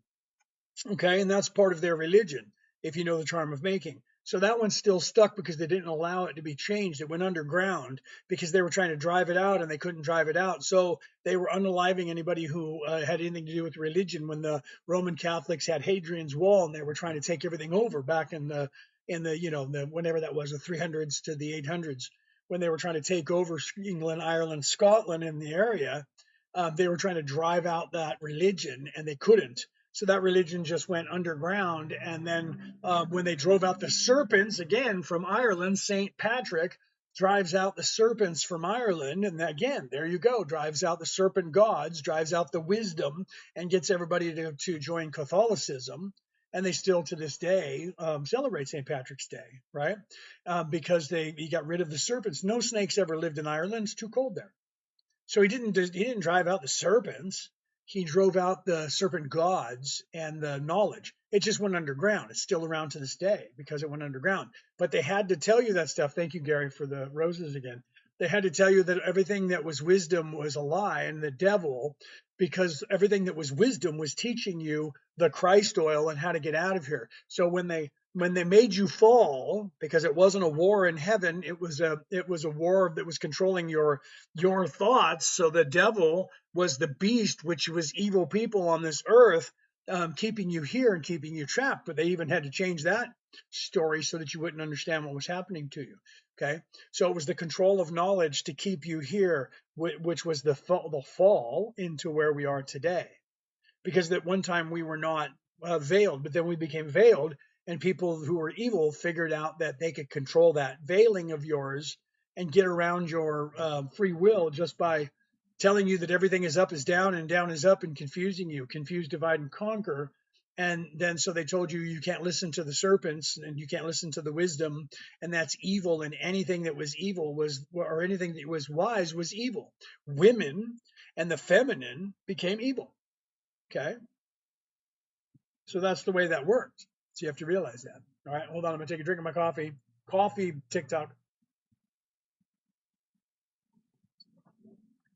Okay, so that was the fall of the Babylon, all of that. So they ate the fruit in the garden, and now they gained the knowledge of good and evil, right? And so they were cast out into the world. No, we had to have the knowledge that was given to us by God as the next best present, so that we could have the organic experiences of what's going on down here. But the unaliving of people en masse became more prevalent because evil people got control of that, and they realized they could keep you in a lower frame of mind if they kept you more violent and kept you in fear. So they created fear, and they've been doing it for 2,000 or 12,000 years now. Okay. So that's truly what I tell you, truly, that's what's going on. So the 1% of the 14% that are in service to self are keeping your focus on their reality and what they want you to create for them. And that is, they own you, they're in charge, they own everything. And literally, you have to pay to be in your house, you have to pay to drive your car, you have to pay to have a license to drive your car, and if you're in the UK, you have to pay to have a license to even watch television. Okay. And in the rest of the world, you may not have to pay for a license for it, but you have to pay for the company and rent their box from them to watch the television. Even online, you can't watch anything for free. You got to pay for it, except for on platforms like this where you can come on for free. Why is that? Because you said yes, and they're taking all of our information that they gather from us and selling us as a product to people who target us for advertising to get us to buy their product. Okay, that's the truth of what's going on here. That's why I wrote this book. Okay, the reality about reality, returning to the old ways, by me, Leonard O'Neill. There's a link in the bio for it. Okay, you can get it on ebook, you can get it on hardcover and softcover. It's all over the world. You want to learn the information that's in there, you can ask me questions and hang out here, or you can go and listen to my podcast, which is called Orion Rising, and it's free. And there's actually 568 episodes. I just added the last 5 times I went live to it, talking like this. You can hear me answering your own questions because I put it up there. But you can go back in time and you can listen to it anywhere you listen to a podcast. And you can start at the beginning if you want, or you can start and go backwards. You can do whatever you want. Okay. And you can hear me talking about this stuff since 2016. Is it the same fruit Jesus came to offer? Yeah, it's actually, yes, it's the that all of the knowledge is the same in every single religion, because every religion has that hero character who came down here, right? I tell people this, and I give you like the top 4 or 5 examples of that. Jesus, John 3:16, God sent his only begotten son down to earth, who became mortal, did spectacular things, right? And then was unalived, and then was resurrected, and he was teaching the way, how to get out of here. Okay. So literally, if you look at that formula, it's the same formula as Moses before him. Moses was sent by God to save the people.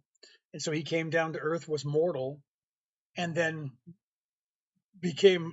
got in trouble by the people who went after him to unalive him, and they sent him out to the desert instead of putting him on a cross. They sent him out to the desert, and he walked as long as he could until he couldn't walk anymore, and then he fell down unalived, and God saw fit to resurrect him and keep him alive. And then God spoke to him and said, go and fight the serpent and tell them to free my people. And then he went, but I don't know what I'm to say. I don't have the words. And God said, that's okay. I will speak through you.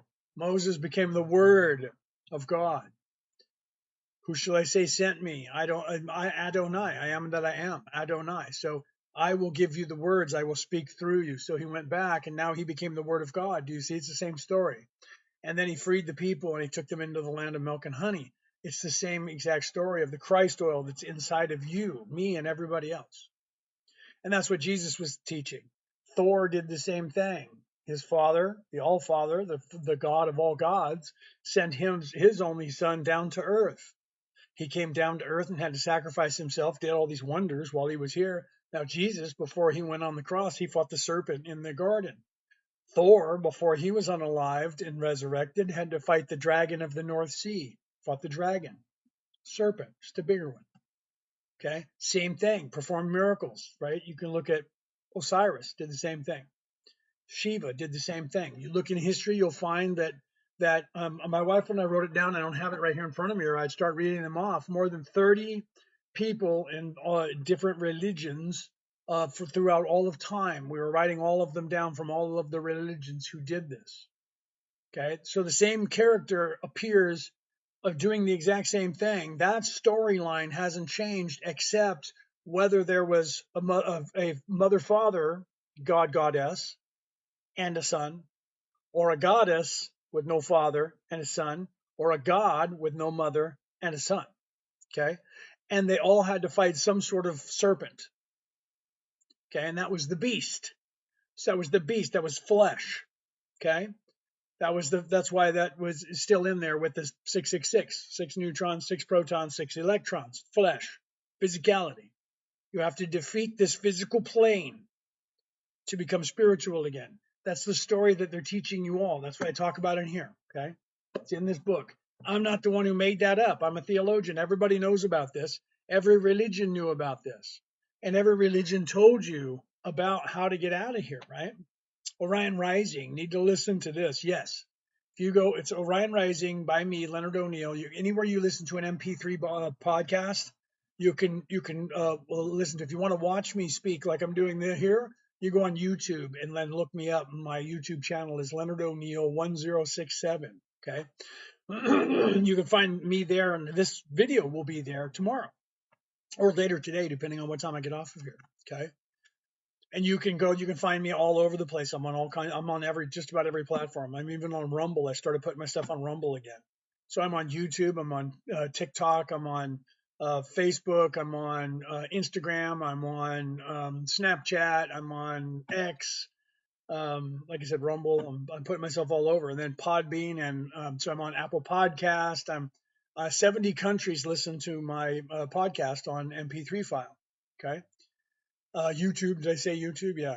So you can go and listen. It's like 3 hours at a time, and I talk sometimes 5 hours at a time, and I talk like this, and I've been doing it. I even interpret other Bibles.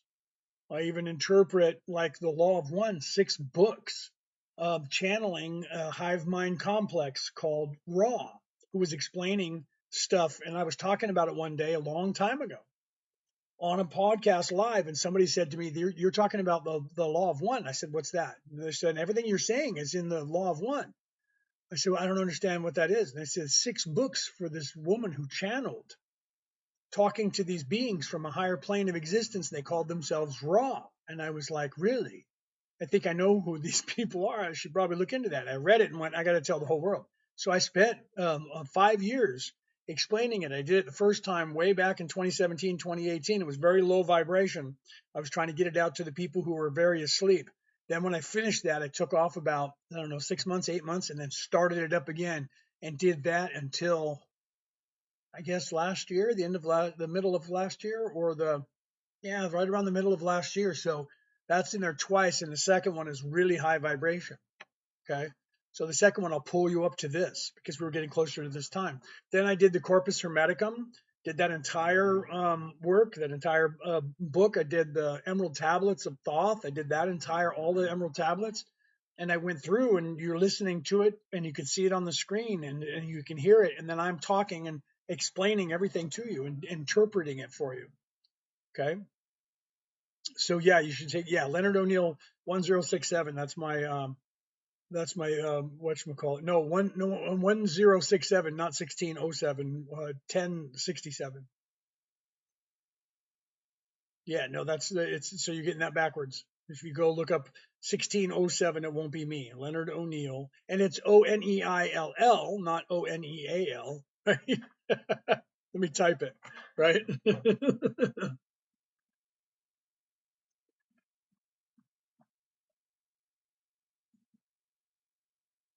That's what you want to look up right there. Only I didn't capitalize the L, so it doesn't matter. But that is what you want to look up.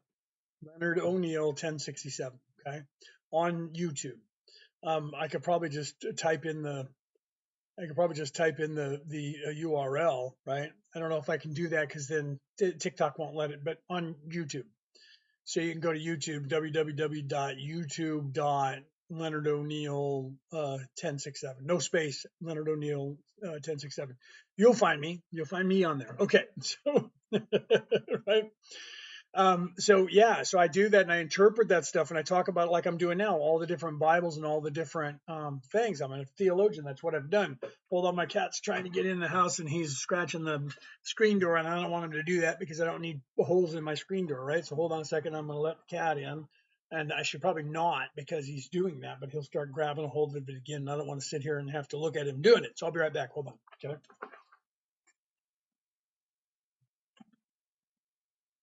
There you go, buddy. Don't get into any trouble. Okay. You're a good kid.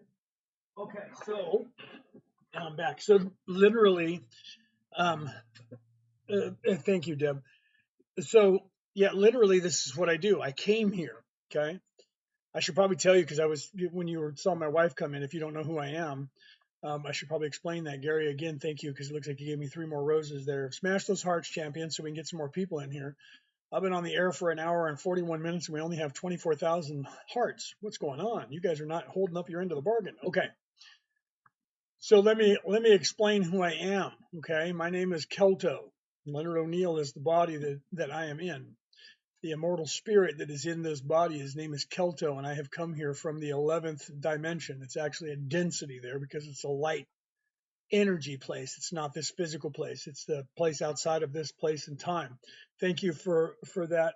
Deb's giving me all these roses are popping up there. Thank you very much for that. 27 roses, Deb Dim. Thank you very much for that. Okay.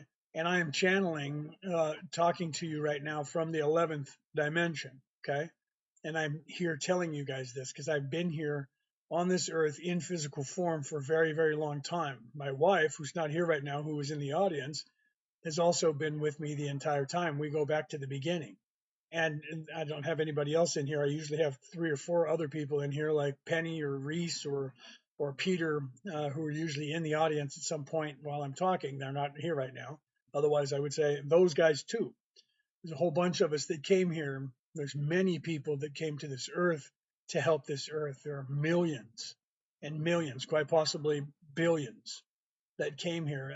Actually, billions of people came here, lowered their vibration, and came down into this place to help everybody here that got stuck. Because you guys, you don't know this unless you do, are either part of that group of people who came down here, and some of you came by yourself, some of you came here with other coalitions to help out.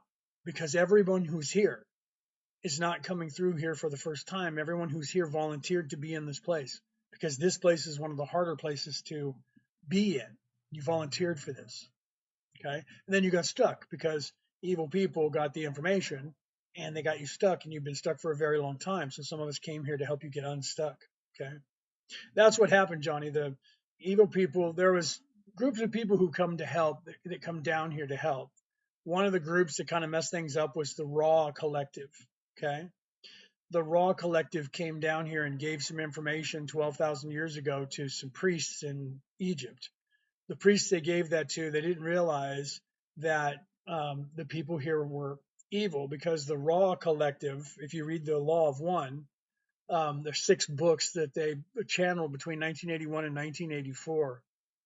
That group of people helped mess this place up. The place was already stuck, but they went through graduation into the fifth dimension before the veiling, so they didn't know that there was a veiling, and they kind of figured out the veiling, but they didn't realize that there was a dichotomy between good and evil. Now there was an ego and not, and they gave the information about this matrix to the people of Egypt, these priests, and some of the priests were egoic and evil. So they took that information and they went, wow, we can use this information to our advantage. And they held on to that stuff and they started a religion around it where they had all the power and nobody else did. And then that just expanded out when when other people learned about it, especially those people that were from Atlantis who survived that cataclysm that happened 77,000 years ago. Some of the souls were still here from that group of people, and they were aware of it. So they were trying to get off of the rock and graduate, and they hadn't yet. They found that information. Those who are negative, who are evil, self-serving, then took that knowledge and used it to their advantage. And they've been making sure that they and their ancestors have been ruling you guys ever since, got you guys stuck. Okay. That was the fall. That was the war in heaven, supposedly, that happened. Those were metaphors. Those were allegories to teach you things. And they weren't supposed to be taken literal. Like everybody believed that the world was flat because they allowed them to do that, because most of the creation stories in every religion, the creation story has to do with a big giant that was unalived, but not unalive, but sleeping, and that you're in the head of that giant. Okay, that story was supposed to be a metaphor for everybody to understand that you're in the mind of the creator. Okay, but they took that story and told it just slightly different, like they do with everything else. So the story of the reason why people think that the earth is flat and there's a dome there, you can look this up in the Japanese pantheon, the Viking pantheon with the frost giants, many of the religions that go back more than 10,000 years, and ones that are from before 2,000 years ago, that are from before 5,000 years ago, their stories all start with there was nothing and it was void, and then there was something, and while that was being created, somehow there was a big giant, and the giant had to be defeated. That's the story of Tiamat. Okay, the story of the Enuma Elish, that Marduk, being the same character as the Jesus character, had to defeat the serpent. Well, the serpent was Tiamat. She was a god. And then Tiamat, who was a god who became unalived, was not unalive but sleeping. But while she was sleeping, of course, they took her skull, and her top of her skull is the dome of the sky. So we're living in the skull of a giant god.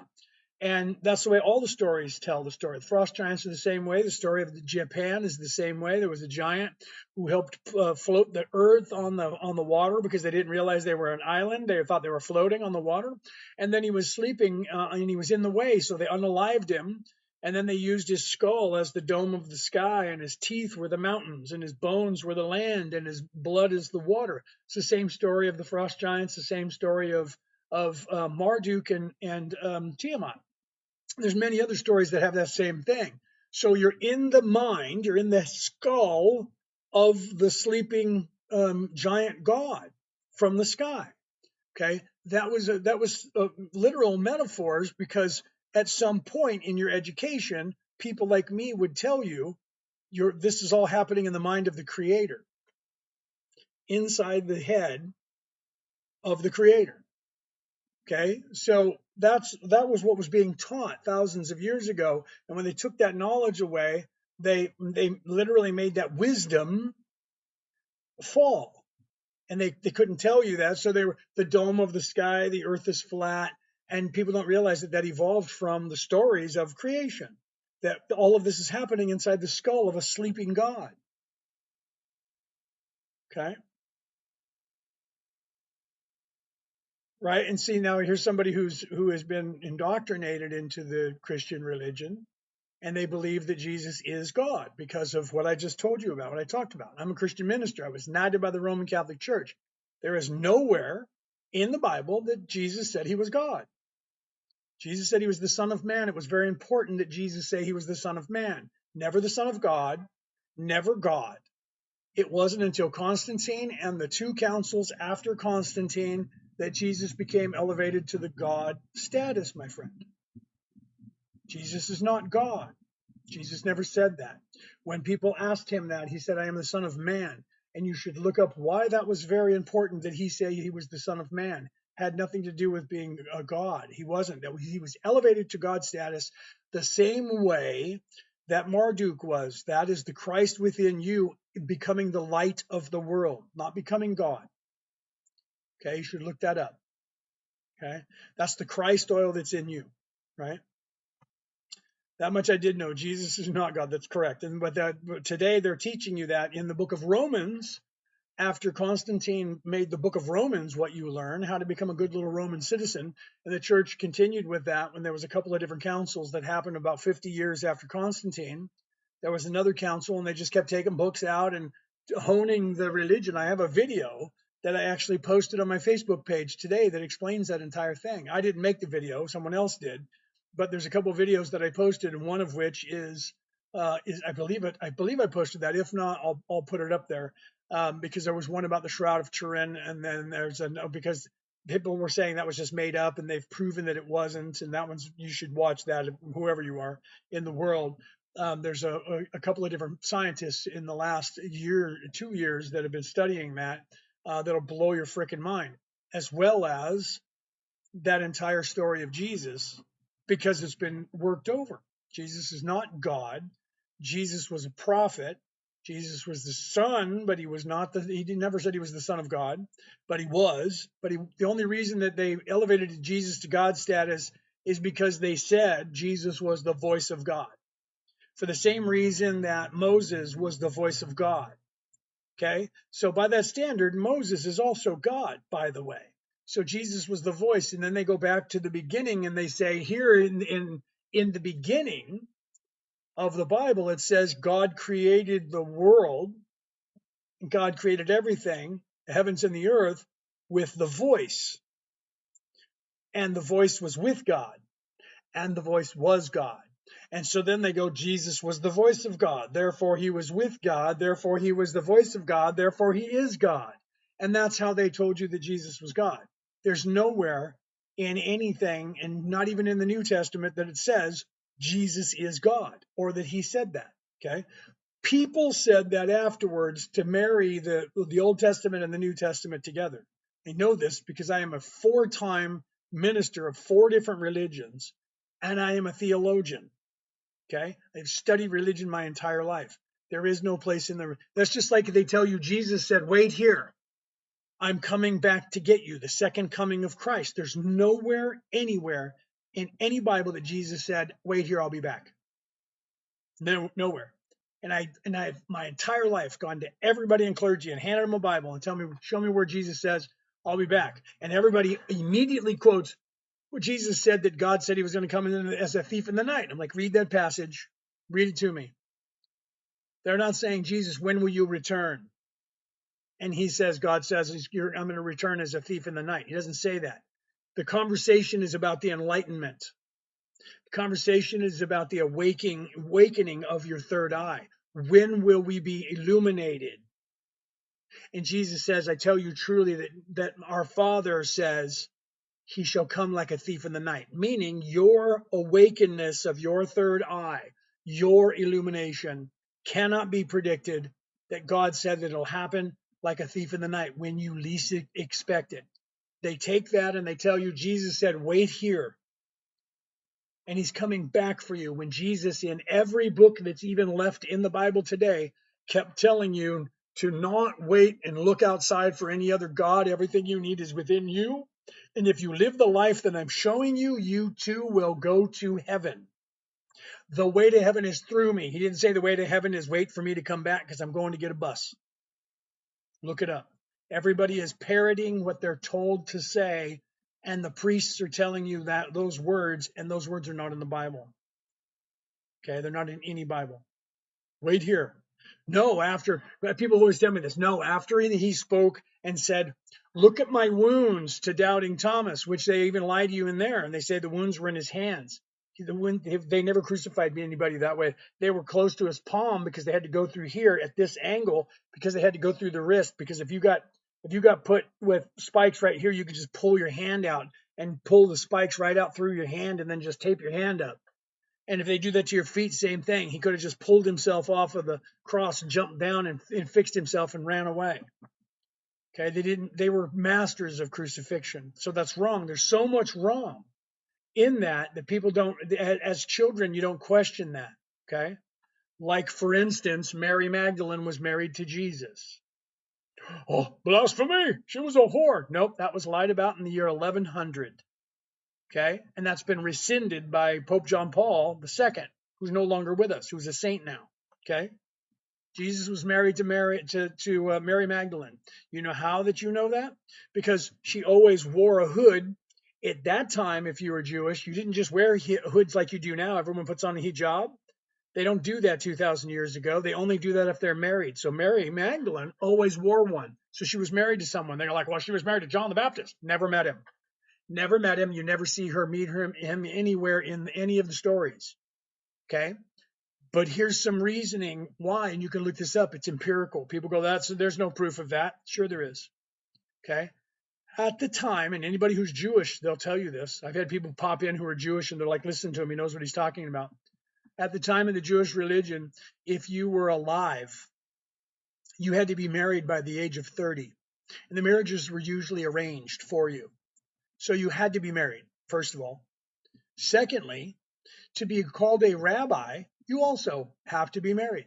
So the Sanhedrin acknowledged Jesus as a rabbi. They never complained. They never said he wasn't. Therefore, he had to be married. And if he was going to teach in the synagogue, he also had to have children. So Jesus had to be married, and Mary had to have children, or be pregnant, or both. She wore a hat, so she was married to someone. So who was she married to? Okay. When Jesus was, when Pilate, the Romans, beat Jesus, he bled because they whipped him a lot. He bled all over the ground. In Roman law at the time, you can also look this up, by the way. In Roman law at the time, the only people who could clean up that mess was not Romans. They're not doing it. Okay. Were the family, the direct family of the person who bled all over the floor. So if you look in the Bible, who cleaned up the blood from Jesus? Mary, Jesus' mother, and two other humans. Where are all the other apostles? Why didn't they volunteer to do it? Because they couldn't, because they were not related to Jesus. Three people. Mary, mother of Jesus, Mary Magdalene, and John, who was not supposed to be related to him. Not John the Baptist, James's brother. Well, Mary must have been married to John. John's not related to Jesus, supposedly. Okay? I tell you truly, Jesus was married to Mary Magdalene, and that's why she was there. And John, Peter's brother, or James's brother, is actually Jesus's brother, his younger brother. And so is James. Okay? James was Jesus's brother, and John was Jesus's brother, and Mary was his wife. Okay? You can look that up. People are starting to realize that now. Starting to actually say, yeah, you know what? We think that that's actually true. Scary, because Dan Brown wrote that book about it. Okay. Let's see what you guys are saying, right?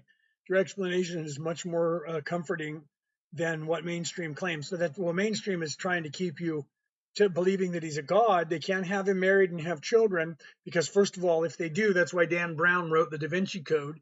If he did, if they were and they did have children, then somebody on this earth is related to them.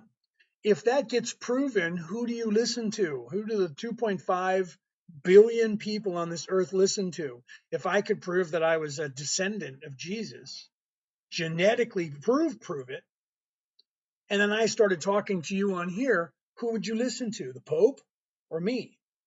So Dan Brown said, if that's true, and if that did happen, then the church would have to get rid of the DNA. Otherwise, they'd lose their power. So that's why he wrote that book of what if that really happened, they would be hunting him. Okay. Bill Donahue spoke on the third eye in What It's All About very well. I don't know who that is, but I'll have to look that up. right? I'll have to look it up. Yes. Yes, I am completely unveiled in this lifetime. In fact, I'm speaking to you as my higher self. My higher self is Kelto. I am actually from the 11th dimension, and I came here to help with all of this. So that's why I'm telling you these stories, right? He says, "Behold, I come quickly." A lot of apocalypse, but you are right. That doesn't mean return. Okay, it doesn't. You have to look into that. Doesn't mean I'm going to come back. Wait for me. I'm going to go get a truck. I'm going to get a bus and come get you. Okay.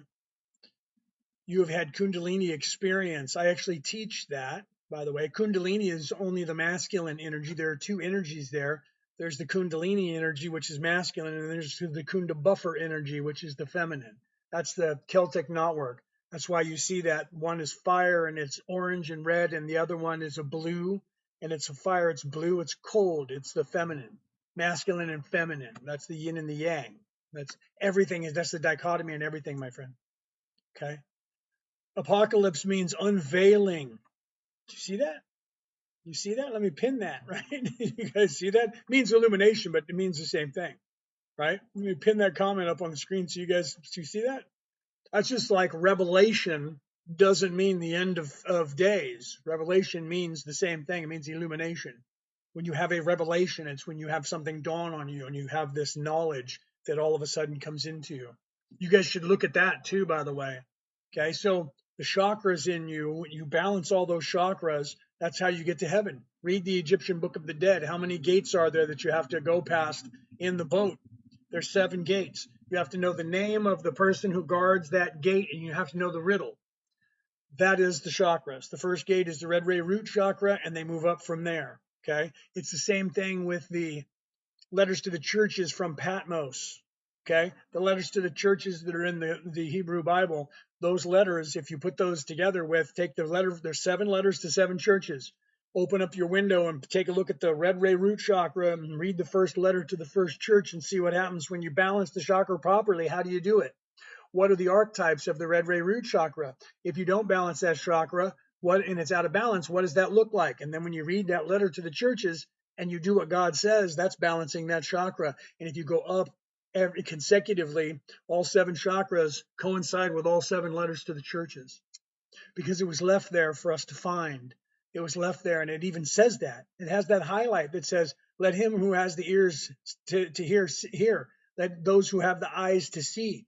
Let him who has the wisdom and the mind to know." Those are highlights that they put into these dusty old tomes to tell you what I'm about to say to you, and these words are not exactly what you think. So this next passage, "Let him who hath understanding reckon," in telling you there's a highlight right here, that there's something more to these words. Because why would a church 2,000 years ago, when somebody is in prison, writes letters to the churches scolding them, saying, "You guys aren't doing what God wants you to do," why would they keep those letters for 2,000 years in that book, and no other letters spoken anywhere else at any time being written to people by someone who's the leader of the church? But those 7 letters were kept in. Why? Because it was code. I tell you this truly. Okay? It was code. If you look at the Emerald Tablets of Thoth, the first 7 books of the Emerald Tablets, or the first tablets of the Emerald Tablets, are how to balance your chakras, what they are and what they mean. The Egyptian Book of the Dead, the secret you need to know to get to heaven. The story of Thor coming down and going back of Bifrost, the Rainbow Bridge. Bifrost, the Rainbow Bridge, 33 runs of the Rainbow Bridge. Jesus lived for 33 years before he was crucified and unalived, and then illuminated and became the light of the world. Christ oil within you. Okay? I talk about that in my book. I'm not the only one who talks about that. Every single religion talks about that. So Thor comes down, unalives, does all these miraculous things, and then defeats the dragon, the beast of flesh, goes across Bifrost, the Rainbow Bridge. 33 runs in the ladder of Jacob's ladder. You should read the story of Jacob's ladder. That's how you ascend to heaven. Same story. It's all over everywhere in the world. Story of Santa Claus. is the story of the Christ oil that's inside of you. Okay, inside of you there is an oil that is secreted from your pituitary gland and your optic thalamus. One is an oil-like substance and one is a honey-like substance. Wait, the land of milk and honey. An oil a honey substance and a milk substance, and they're both oil. And one is charged with electricity and one was charged with magnetism. And those go down two nerves in your intricate system. The Inga and the Pingala go right down your nervous system, right down your spine. And they go descend. This happens to every single one of you every single month. Okay? Goes down to the bottom 5 vertebrae that are fused together at the base of your spine that in ancient times was called Bethlehem.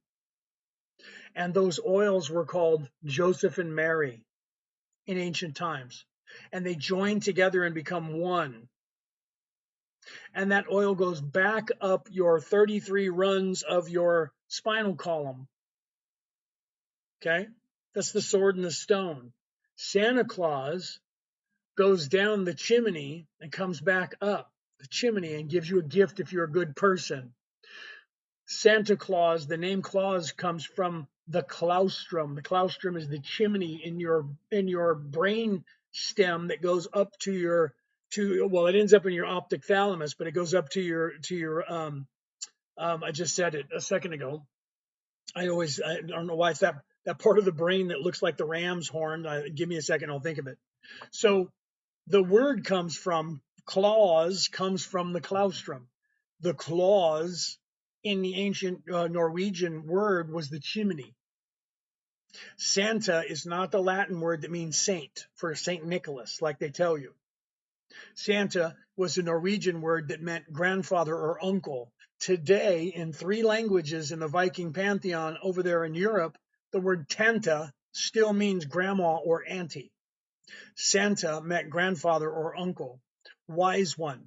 So the wise one who goes through the chimney, the claustrum. Okay, so Santa Claus, who knows if you've been naughty or nice, he's making a list and checking it twice, 2 oils. He knows if you've been naughty or nice. So be good for goodness sake, because then he leaves you a present. And if you don't, and you do bad things and eat of the tree of life, when you're supposed to not be having sex and not being eating of the tree of life, when that oil is dormant in your head, then he leaves you a piece of coal. Okay, so listen to this. They knew back in the ancient times that was true because they told that. And they know now that physically that oil that's in your brain does do those things, and it sits dormant for 2.5 days. I talk about it in my book. There's other people who talk about it in other books, and you can watch videos on it on YouTube. And then at the end of the 3 days, if you don't expend that sexual energy by having sex and then having the endorphins kick into your brain, because if you do and you drink alcohol and you have sex, the endorphins that kick into your brain, the reward endorphins for ejaculation, expend that oil, and guess what happens to it? It turns like a black coal-like substance, and it lowers your vibration. But if you don't, in that 2.5 days, in that 60 hours, and you meditate and you take care of yourself, that stuff goes into your optic thalamus, explodes with energy 1,000-fold, and illuminates all your brain cells and raises your vibration. This happens to all of you every single month, depending on what sun sign you are. And you can track that. It's all over the place in the entire world, okay? And people talk about it. It's not just in my book, okay? It's in this book right here, The Reality About Reality, Returning to the Old Ways by me, Leonard O'Neill. You can Google that. You can also click on the link in the bio here. But here's a calendar that you can buy. It's called the Moon Calendar. You can get these anywhere online. You can get them in different ones. My wife liked this one, so we got this one. You can get anything that you want to look at. Okay. So here's March. Let me turn it to March because now we're in March over here in Australia. And every single page, every single month, look, they have all of the sun signs at the top, all of your zodiac signs that whatever you are. And look, on all the days, it tells you when the moon moves into your sun sign. Okay. And when that happens, the moon moves into your sun sign for 2.5 days, and it goes out of your sun sign and into the next sun sign. And it does that and look, it even tells you the time of when it goes in and out of the sun sign. I'm a Virgo, so it's going to go into Virgo tomorrow at 11:33 p.m. It's going to go into Virgo, and there's a new moon, or is it a full moon? Full moon, I think. Okay, then it's going to go out of Virgo right there on that day. It's going to go out of Virgo. Okay, so I'm going to start my Christ oil tomorrow. Okay, or tonight. I think it's tonight. I'm going to start my Christ oil tonight. Okay, so no sex for Leo for 3 days. Okay. This is world time. It actually will adjust to wherever you are. Okay, so if you look it up online online on a calendar or a website, whatever time zone you're in, the website actually adjusts to your time zone. So if you look it up on the website and you click on it, because they know where you're located, it'll actually tell you what time it is. But the truth is, it just says it for the world because that's when it goes into that. So that works for you because that's what time it is for you when it gets to you. Because like I'm, the only people that are behind me, because I'm in New South Wales, Australia. So the only people that are behind me or ahead of me in time is New Zealand, Christmas Island, and like maybe Fiji. Otherwise, I'm ahead of everybody else on the whole planet in far as time. We're in the future because of where we are on the planet. Okay. So that is actually based on world time for the moon itself, because the moon moves through every single sun sign once every single month. Okay. So it just moves through every zodiac sign as it's going around the planet, and it's tracked. Everybody knows this. Astrologers know this. When we were on the moon calendar, it made things a lot easier to calculate when your Christ oil was, right? So you can figure that out. Okay. What about flat Earth? Earth is not flat. The Earth only his comes. The idea of the flat Earth comes from the entire stories of creation from the ancient times, where all of the stories told you that you were in the mind of the Creator, because there was this big giant that had to be unalived because they were in the way, and they had to be unalive, but they weren't actually unalive. They were sleeping, and they took the skull of the giant, and you were living inside the skull of the giant. The skull of the giant was the dome of the sky, and the teeth of the giant are the mountains, and the blood of the giant was the waters, and the bones of the giant are the land that you live on. That's the story in almost every religion on the face of this earth that dates back more than 1,000 years. Okay, so that was a metaphor and an allegory so that we could teach children that all of this is actually happening in the mind of the Creator, and that's where you are. But people controlled that knowledge and didn't let anybody think that, so everybody believed that the world was flat because we're inside a big dome that was a giant's head. So we're in a big huge giant's head, and the sky is just a dome because it's inside of a skull cap of a giant. So the earth is not actually flat. You can believe that if you want, because the Creator lets everybody do whatever they want. But one day when you end this life, even if you believe that the earth is flat, when you become unalived and you leave your physical body and go back to your spirit body, you're going to realize that the earth is not flat. But then when you come back, you'll be veiled again. So you'll have the opportunity to think that the earth is flat as long as you want. But it doesn't make it so. Sorry to tell you that. Okay. So 13 months, 28-day calendar, that's what it used to be.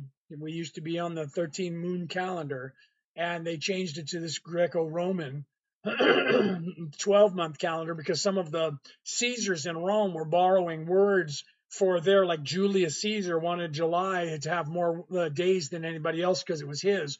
And by the time they got done borrowing words, the 13th month hardly had any days left in it. So they just scattered them around the other ones and got rid of it. True story. You can look that up. So the Greco-Roman calendar is for that. But you guys should plot the Christ oil, because if you want to ascend and you want to wake up your third eye, even if you don't believe in, a creator, even if you don't believe in resurrection, even if you don't believe in anything at all, okay, if you're not self-serving, you're in service to others. Track that Christ oil, because every story, Jesus and everyone else was teaching you the way. and they were teaching you to look within yourself for that oil that is within you. The Taoism is written from Lao Tzu telling you the way. The Tao Te Chi. The Tao Te Chi means the book of the way. Jesus was not teaching Christianity. He was teaching the way, and they made a religion and called it Christianity because it was supposed to be about the Christ oil. Jesus' last name is not Christ. Okay. The Christ oil. So Christianity is supposed to be those who are looking for the Christ oil within themselves. But when you go to the churches today, they're not teaching you that. They're teaching you, wait here. It's about having a relationship with God. And now Jesus is God. And it's about having a relationship with him. You're a sinner, I'm a sinner, and we all got to wait here and pray for mercy and worship. Worship, praise Jesus. He's coming back in a truck, in a bus. Wait here. Jesus was never said that. Jesus was saying the way to heaven is through my teachings. And he was teaching you to look within yourself and find the way to heaven. It's within you, Christ oil. But they took that knowledge away from you. They can't have you knowing that. Okay. Is April 1st the first day of the year? It was originally the first day of the year. It was originally the first day of the year.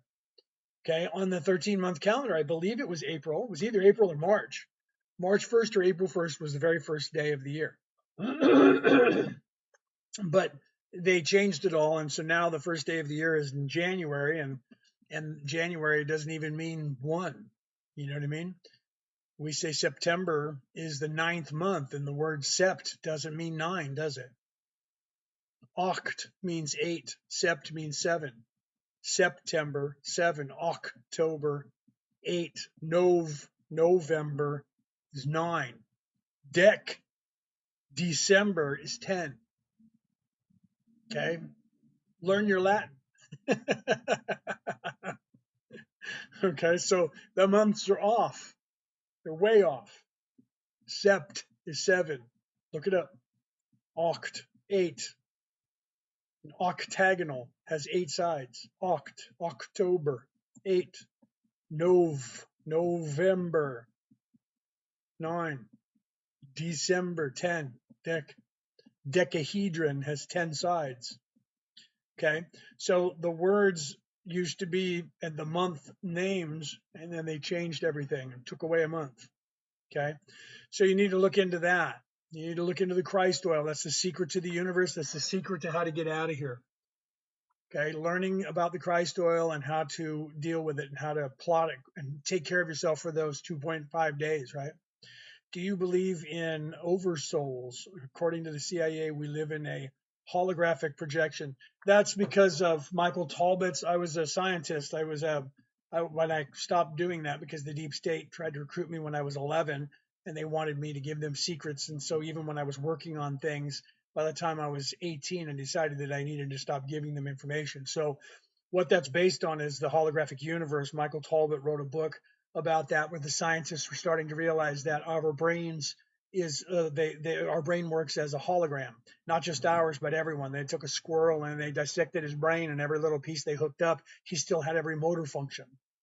They used to do that with people and see how much they could dissect out of your brain before you lost your motor functions. Okay.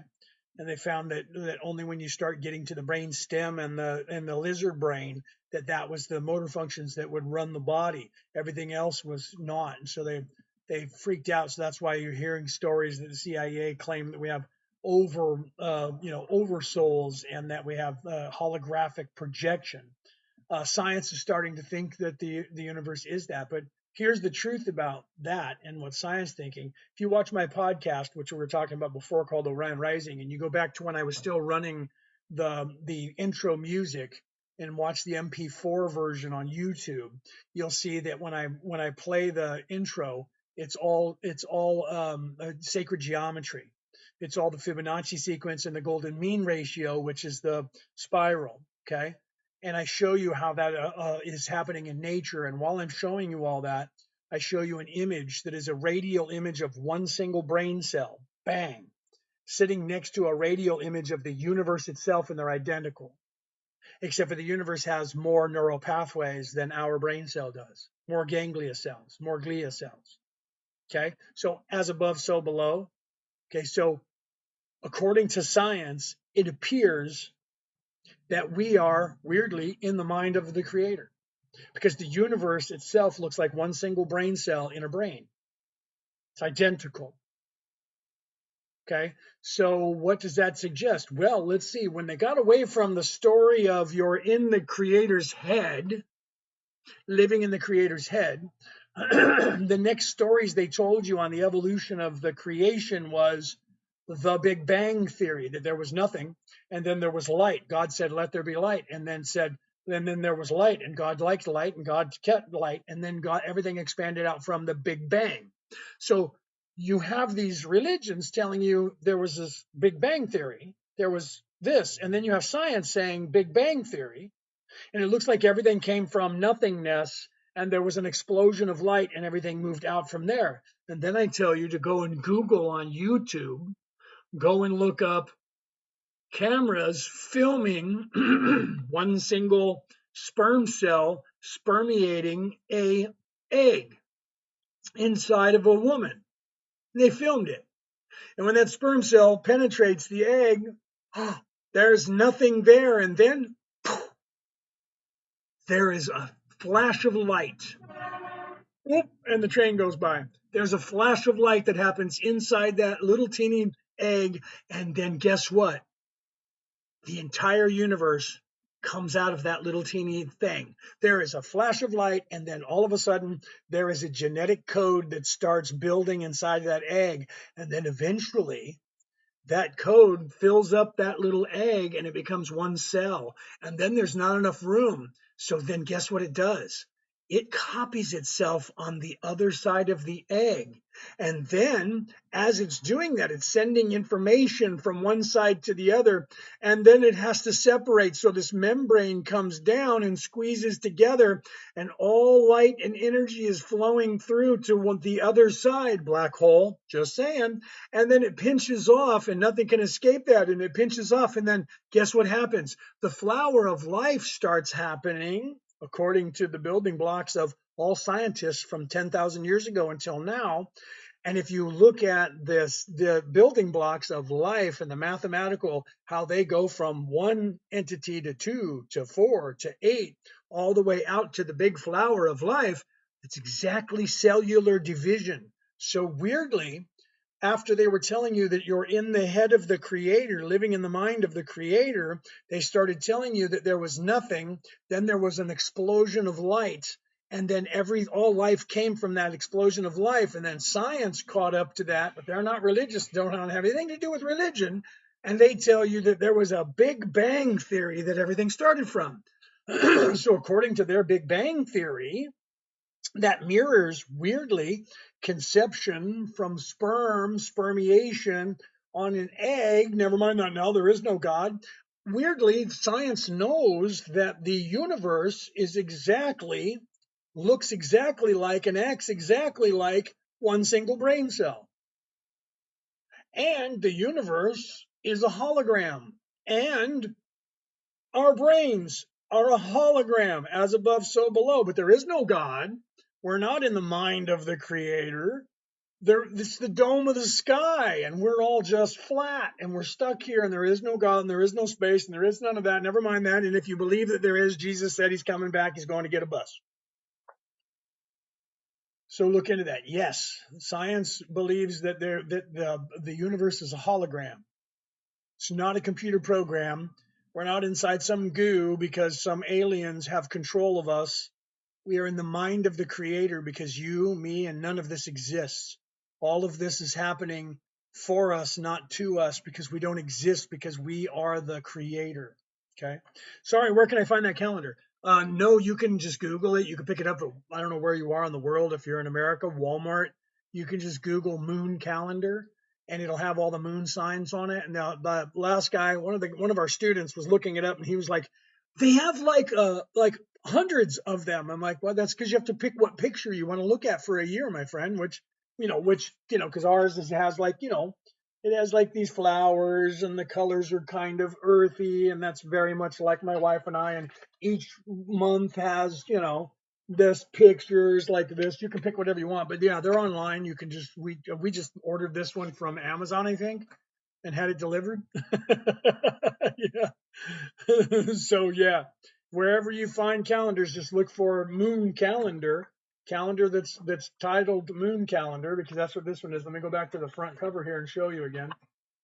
It's just called the moon calendar 2026. Okay.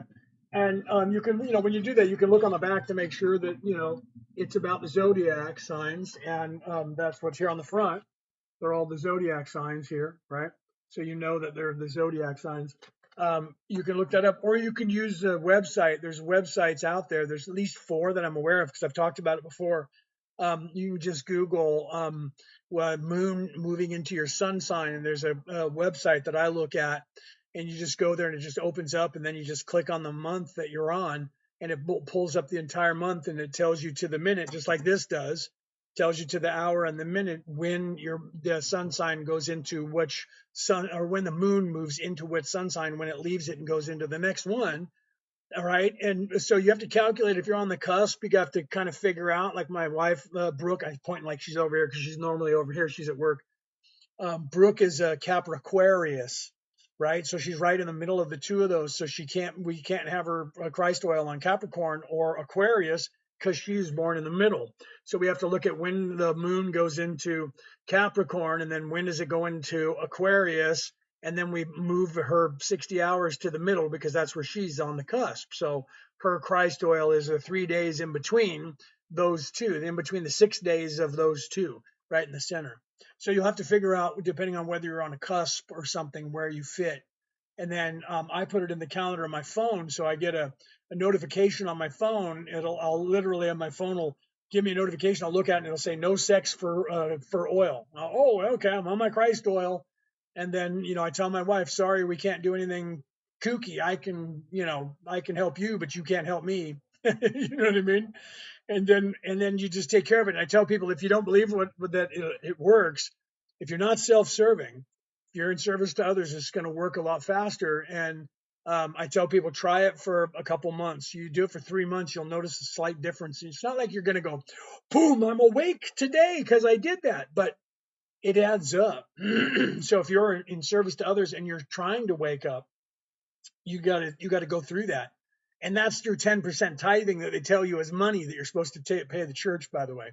It's supposed to be you sacrificing debauchery, having sex, having an orgasm, drinking alcohol and getting drunk or anything crazy, and eating crap food, so that moment you're being good for goodness sake, right? So the story of Santa Claus coming at Christmas was the allegory to tell children, and then eventually when they get older you tell them about Thor or Odin or the whatever Christ story is, whatever religion that you're in. Christianity is about Jesus doing the exact same thing. There was a guy, hold on, I'm gonna drink the rest of my coffee.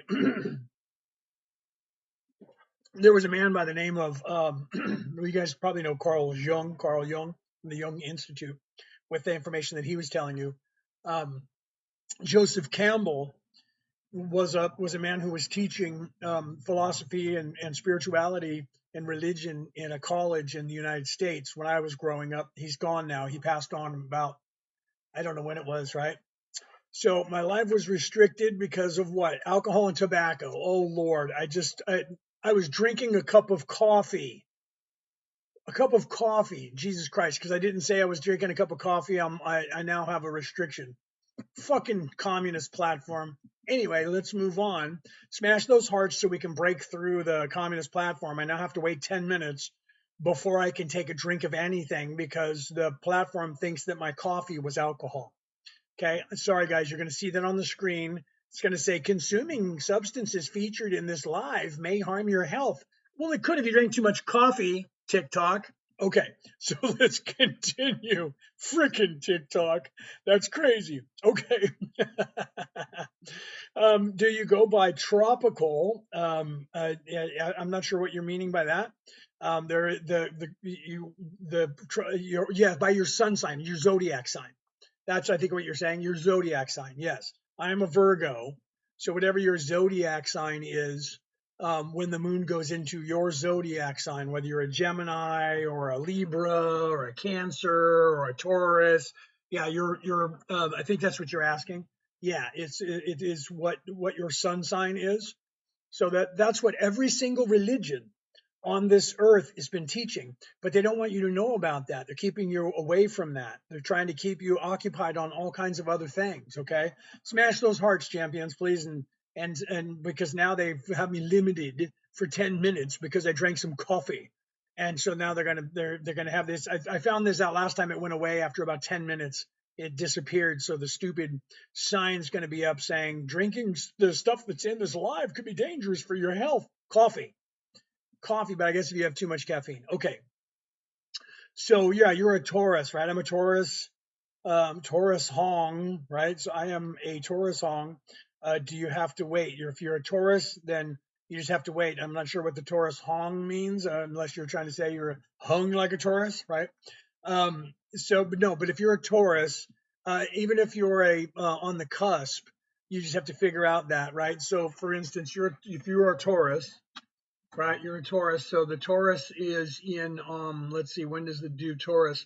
It does Taurus, it goes into Taurus on the 26th of, no, wait, I'm sorry, that's January. I'm wrong, I'm sorry. So let me go over to you guys, you just went through it. So in March, it's going to go into Taurus. Wait, am I looking at the wrong one? Where's Taurus? Taurus is the bull. So Taurus on the 21st of March at 5:34 p.m. on the 21st of March, wherever you are in the world, that's when your Christ oil. So if you just see, this is the one, like the same question where somebody said, well, what happens if I'm in a different place in the world? It's a 24-hour day. So what I do is, if I'm not like over here in Australia, which I am, where I'm at the start of the most of the day, when I was in California living there, what I would do is I would just say, okay, it goes into, like you say, your Taurus, it goes into Taurus on at that time on the 21st at 5:34 p.m. Just assume your Christ oil starts 24 hours before that and doesn't end for 24 hours. So instead of being 2.5 days, which is 60 hours, just go ahead and take it to 3 days or 4 days. If you do that, then you're not going to mess up the oil. So you don't have to try to calculate to the second of where you are in the world, right? So it was a typo, brother. Okay. But Taurus, I was assuming that you were a Taurus. So Leo, okay, Leo, let's see, that's just before me. So you should be probably at the end of the month now. Yeah, Leo is no, that's Aries. What am I looking at? No, that's Leo. Leo's not till the 28th, so you're actually on yours right now, because Leo started on the 28th of February and goes until tomorrow. So you're Leo. You're actually on your Christ oil right now. So if you didn't have any sex or orgasm in the last 2.5 days, you're actually doing okay right now, unless you drink a lot of alcohol and eat a lot of crap food. Otherwise, you're actually doing pretty good because you're on your Christ oil right now. Because I start mine tomorrow. So your Christ oil ends at 11:33 p.m. on the 2nd of March. Okay. So then it'll go again, because it's always like 28 days later or around about that. You'll go on the 21st of March no, that's Taurus. Then you'll go on the 28th again, the 28th of March. So yours ends on the 2nd, and then it'll start on the 28th again. Okay. You asked about Aquarius before that. I'm sorry, Deb, I didn't see that. So you're Aquarius. I apologize for not seeing that. When I looked up, that was the first one that I saw. Okay. So for March, for Aquarius, you're the water sign. You are on the 15th. Yours starts at 2:13 a.m. So just after midnight on the 15th of March, will start your Christ oil. Okay. So when you get to the 15th, set that on your calendar on the 15th, that because it starts in the morning, so you'll be sleeping and it'll start. So I would even set it back to the 14th and say no sex for the Christ oil, and then let that go all the way until the end of the 17th. So by the 18th, you can start going back to doing crazy stuff again. No, that's the only one that's not in there because it's only It only has the Aries, Taurus. I think that's actually one that because there's only 12 now, so they took that out, right? So this only has Aries, Taurus, Gemini, Cancer, Leo, Virgo, Libra, Scorpio, Sagittarius, Capricorn, Aquarius, and Pisces. So it doesn't have the I always say that wrong, the Ophiuchus doesn't have that. It was taken out. And if you were to go back to the lunar calendar and add that in to find out who belongs to that, you'll find that those are now married as a cusp of two others anyway. So it's still represented in the 12-month calendar, but it does suck. It sucks butt because I'm a Virgo in this calendar, the Gregorian calendar, but I'm a Leo in that old calendar. So I consider myself on the cusp of Leo Virgo and just go, 3 days before it moves into Virgo, I just do it. And then I go up to the other 3 days afterwards just to make sure I put myself in that cusp, right? Because I would be a Leo because it would move me back because I'm on the 10th of September. It would move me back to Leo. So you got to kind of look into that too if you want, right? Do you know if there was a first flood before Noah's flood? No, there's stories of it. You have all the different stories of the different that were from different regions of the world who talked about the same flood. The flood is an allegory. Again, it's the same story of the sacrifice, and the flood is the cleansing. So it's going from the physical again. You have to realize that none of that stuff should be taken literal, but there was a flood. There was an actual flood that happened on this earth, and it wasn't because all the ice caps melted. It was because the earth flipped over on its axis, and then when it flipped back up, that was during the Younger Dryas era. So that was when the civilization that was here before this one vanished. Everyone in the civilization before this, 77,000 years ago, disappeared off the face of the earth because of that calamity, except for not 100% of them, except for the people in the tip of South Africa, Madagascar, up in Norway, Finland, all the way at the top, and the people here in Australia. Those were the only people who survived that, and all the races that are on the earth now came out of those races. Okay, so there is a flood that happened, but there's the telling of it just changes depending on who wrote it and when, and they change it from the different names of the different people, and people chasing that, theologians or fringe theologians, they always like chase after the scroll instead of what the scroll's about. Theology is supposed to be not the study or comparison of religion. It's supposed to be the study. And what is a religion but a spiritual practice? So theologians start chasing scrolls and they go, it looks like the Noah's flood was borrowed from this one over here, which is also the telling of a flood. They're not even concerned that it actually happened in real life. And what were they telling about? Same thing. They don't look at Jesus and realize the story of Jesus is the same story that's being told from the Adam and Eve story, the story of Adapa. It's the same story of Thor. It's the same story of Osiris, Shiva. And then they don't realize that, like, they go, well, the ancient story is Enlil and Enki. Enlil and Enki were the ego and the conscience. That's the same story of the dichotomy between good and evil, and it's just being told with different names back then. It's the same archetypes of the souls. Adam and Eve are the splitting of the masculine and feminine energies. That's also the ego and the conscience. Okay, so it's the same story. So Enlil and Enki is the same. Gilgamesh is the same. All of those stories are the same stories that are being told by different people. But I don't know if the theologians don't know about it, or if the same thing that's happening with archaeology and anthropology, where people who are paying you money are paying you not to tell people what I'm telling you, because that's what's happening, is they're controlling that narrative. And most of your theologists are running around going, we got to find the oldest scroll. And then when they find the oldest scroll, they go, well, there's got to be one before this because everybody copied this one. So there's got to be another one back more further. We got to keep looking. Instead of going, what the fuck is it that they're saying in all these books? Weird, they all have a bunch of shit in common. And why is it that no religion today is teaching what those people all have in common? So people like me, I looked at that and went, why are they not teaching what's in common? Because I know why. Okay, I know why, because I came here to tell you that. They're not teaching you what every single religion on this earth has in common, because the one thing they have in common is none of this is happening to you. It's all happening for you. And all of this is happening in the mind of the creator. And the way out of here is to know that knowledge and to look within yourself and stop living in the flesh.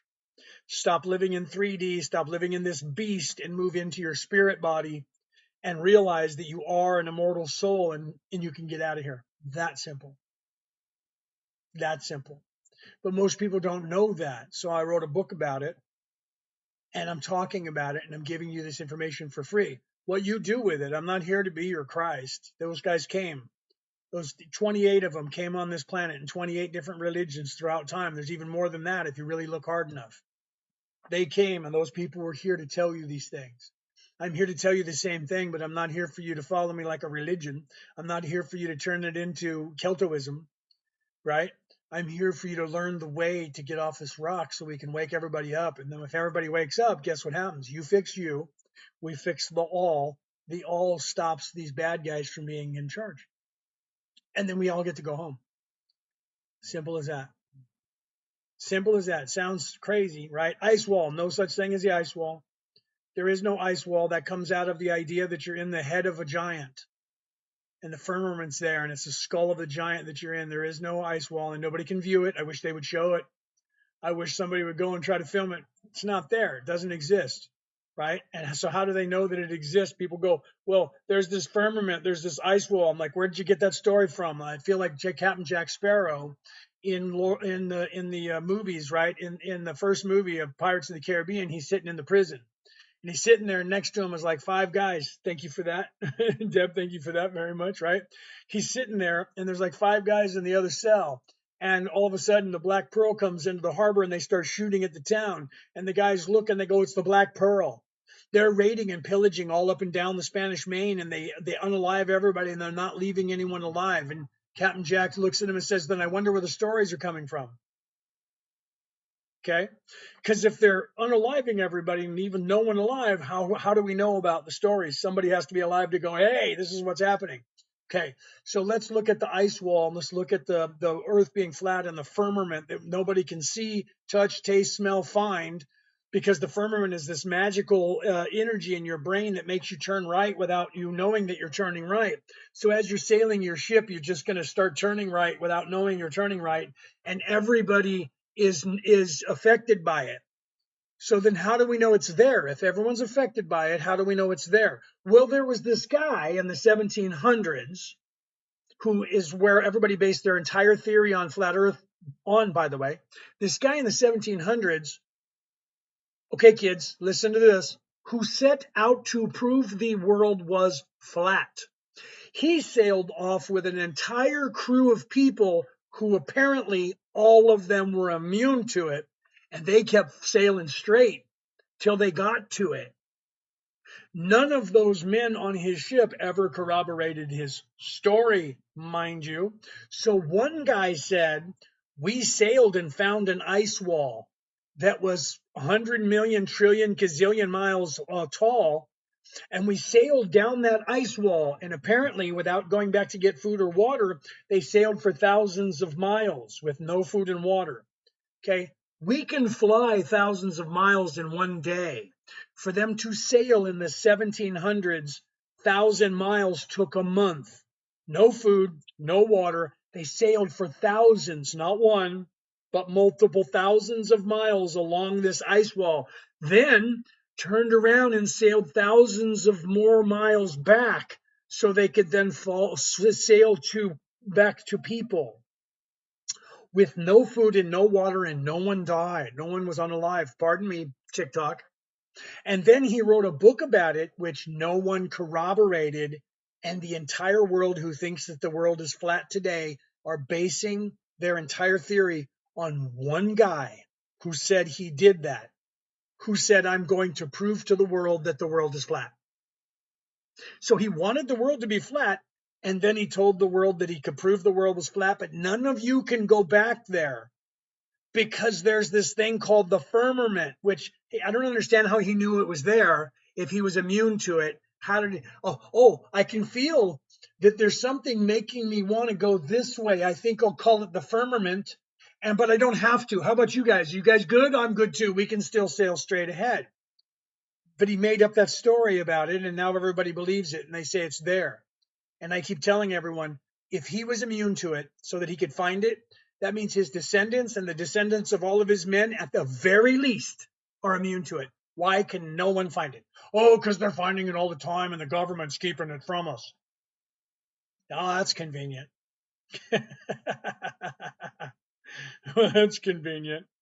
So yeah, I call bullshit on that. So what's up with the dinosaurs? Dinosaurs were dinosaurs. They were a form of life that was living here, and they served their purpose to be living on the planet just like everything else did. And then some of them evolved into things we eat today, and some of them were died off altogether. It was just an evolution, and there were people living in those souls living in the dinosaur bodies, and then they graduated from a two-dimensional being and moved into a third dimensional being, just like you did, just like we all did. At one time, you were a dog or a cat or a bird or a snake or a fish or a dolphin or a walrus before you were a human. And you became self aware. And then when that life ended, you became a human on this earth. So you were something else first. And before that, you were a one dimensional being like a rock or a dirt or the air or water or molecule or amoeba. So they served their purpose for life to evolve, and life evolved on this planet because of that. And then they ended because the life cycle of that group of things that were living here was over, and they all evolved. And so there was a calamity that destroyed all of that life that was here, and that other life sprung out of that life and got smaller and lived less long amount of time, and then humans came here, right? Is there a higher being after humans? Yeah, absolutely. You are, Deb. You're a higher being that is actually in a human body. You have an immortal soul. You are an immortal spirit that is a light being, but you think that you're a human, and you're supposed to evolve to the realization that I am not this thinking body. I am not this mind. I am not the ego and the conscience. I am immortal and I'm forever. That's how you go to 4D. Okay. So how does a rock die? When with the energy that is in the rock, that is everything. All right, let's start with everything is alive. Okay, this is not alcohol. TikTok. This is glass. We call it glass. Okay, you think that that is a solid. That is not a solid. That's a liquid, and it's still moving. It's just moving really, really, really slow. It's alive. Even today, it's alive. It has energy, and it vibrates. And this thing actually has a soul right now. There's actually a soul in here. You just don't know that. It's alive. Anything that's alive, everything is alive. Even things you don't think are alive. This is a piece of paper that was made from wood. Some of the wood's energy is still in this piece of paper, even though we put ink all over it. Okay? It's still alive. It's in this place. It's inert, according to you, but it is alive. The air that I breathe is alive. It has oxygen in it that is life for me, and I breathe that air in. It gets into my body and it feeds my body with nutrients that keeps me living. We consume life and transmute that life into our system, which is a power plant that takes that life, breaks it down, and turns it into energy. So it turns it into sugars and amino acids and those things, and that gives our body the fuel to stay living. We would not be able to survive if we were eating something that wasn't alive. Okay. And here's an example of that most people don't realize or even think about. If you look back in time, if you're an American, you can look back and say look at the time of the Revolution and the George Washington story, and they were over in the snow, and they were trying to win the war and win their freedom, and they ran out of money and they were running out of food. Okay. So people were taking the leather belts they were wearing and the leather boots they were wearing, and they were boiling them with water and eating them because leather is the flesh of an animal dried out. So it's no different than if you take and dehydrate a banana and eat the banana chip. So a piece of leather still has life in it, and if you put water in it so you can chew on it, it's eating a piece of beef jerky or horse jerky. Okay, this is made of cotton. Okay. It's actually alive still. And if I had to, I could boil this and eat it and survive a little bit longer, but it wouldn't be very nutrient because there's mostly dyes in it. Okay. So you have to realize that people don't realize that everything is alive. So once you realize that everything is alive and everything has a spirit in it, cats, dogs, they're just you before you become you. You become a one-dimensional being. And then over time, a rock, you might live in a rock or be a rock for 1,000,000 years, 2,000,000 years. Okay. But that's your life. This planet is alive. This planet has been here for millions of years and it's not conscious, but it is alive. Okay. It's not self aware, but it is alive. Okay. And they evolve. Thank you, baby. My wife just popped in and she gave me a bunch of things there, some roses. Thank you, baby. I love you very much. I think she's probably off of work and heading home. Okay. So we're all alive. Everything is alive. We just don't know it. You guys are veiled, so you don't realize that everything is life, right? That's why everybody argues over whether or not you're eating an animal flesh, right? You're eating the meat of an animal, and how dare you? I eat plants. You guys just have those things bred for your food. Your plants in a garden, you know that, right? People just put that in there so it could grow so you could eat it. It's no difference than taking the chicken that I grew over there or the spinach that I grew over here. You just, in your mind, you think this is not alive because it's not moving and it doesn't have eyeballs and it doesn't walk or fly. So it's not alive and it's different. If it wasn't alive, you wouldn't be able to get energy from it. Okay. And here's an example. And people go, that's not true because I can't eat wood. Yes, you can. There's a tree called the people call it the chicken leg tree or something like that. It's the Moringa oleifera. Some of you know about the oleifera tree. You can eat every piece of the oleifera tree because it's actually more nutritious than almost anything else. And most countries don't let you grow it in their country because if you had it and everybody had it, you can look this up. It's called the oleifera tree. You can eat the leaves, you can eat the branches, you can eat the bark, you can eat the wood, the meat of the tree. You can eat that as well. You can eat the roots. Every single part of that tree is nutrients for humans. You can eat it. You can make tea out of it. You can eat it. You can boil it and eat it. Okay? A tree, wood. If you made a wood plank out of that tree and made your house out of it and you were starving, you could take the wood off the wall, soak it in water, and eat it. And it would give you nutrients. It is alive. You can look that up. Everything is life, my friends. It's just a matter of you not realizing that. You think animals don't have a soul. They do. You were one of them, an insect, a fly, a mosquito. They're all alive. They will eventually become self-aware, and then they will become a human on this planet. And then eventually they will then go from the, wait, I think, therefore I am. That's the first thing that you do. And there's that I am again, that Adonai. There's the I am. That's the first I am. You're alive. You are something. You realize that you're alive. And if you're a pet of someone's, a cat, a dog, a bird, a fish, they give you a name and they start calling you that name. So you start realizing, wait, I am that name. I'm Fifi. I am Fifi. Every time they call Fifi, that's me. So that helps you to become self-aware. When you realize you have self-worth, I am self-aware. That is, I think, therefore I am. That's why you see your dogs and cats, they start having dreams because they're becoming self-aware. At the end of their life, if they've learned what they were supposed to learn as a two-dimensional animal, they'll become a human or a dolphin or something else that you guys are afraid of. Okay. Right. So prophecy, I think rocks change form to gravel, to sand, to dust over billions of years. Well, there you go. Okay. So think about that. Everything changes form to something else. We take sand and we heat it up and make it into a glass. This glass is still moving. You can look that up too. Okay. Everything has a spirit, yes, but don't think everything has a soul. No, a spirit is a soul, my friend. The only difference between that is the way people look at it. They say the soul is the person. There is no difference between my spirit being something that's a light body and my soul being something that's a different light body. It's the same. That's just a different word from a different genre, from a different religion.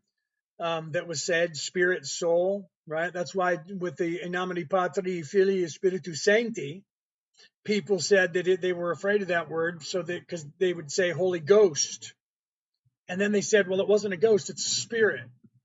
Okay, so a ghost, there's another word that they're saying is different in some way from a spirit, but it is only consciousness. So your soul and your spirit is the same thing because it's just consciousness. Everything is consciousness. Everything is alive and everything has a consciousness. It's just a matter of whether that consciousness is self-aware. Okay? I tell you truly. I'm not telling you that because I'm Leonard O'Neill, some third dimensional construct who thinks he knows what he's talking about. I'm telling you because I am completely unveiled and I am Kelto and I am talking to you. I am from the 11th dimension, the 11th density. And I am here to tell you what it is that you have been taken from you and controlled and kept you away from by people distracting you all day long, your entire life, to keep you from waking up and expanding your consciousness.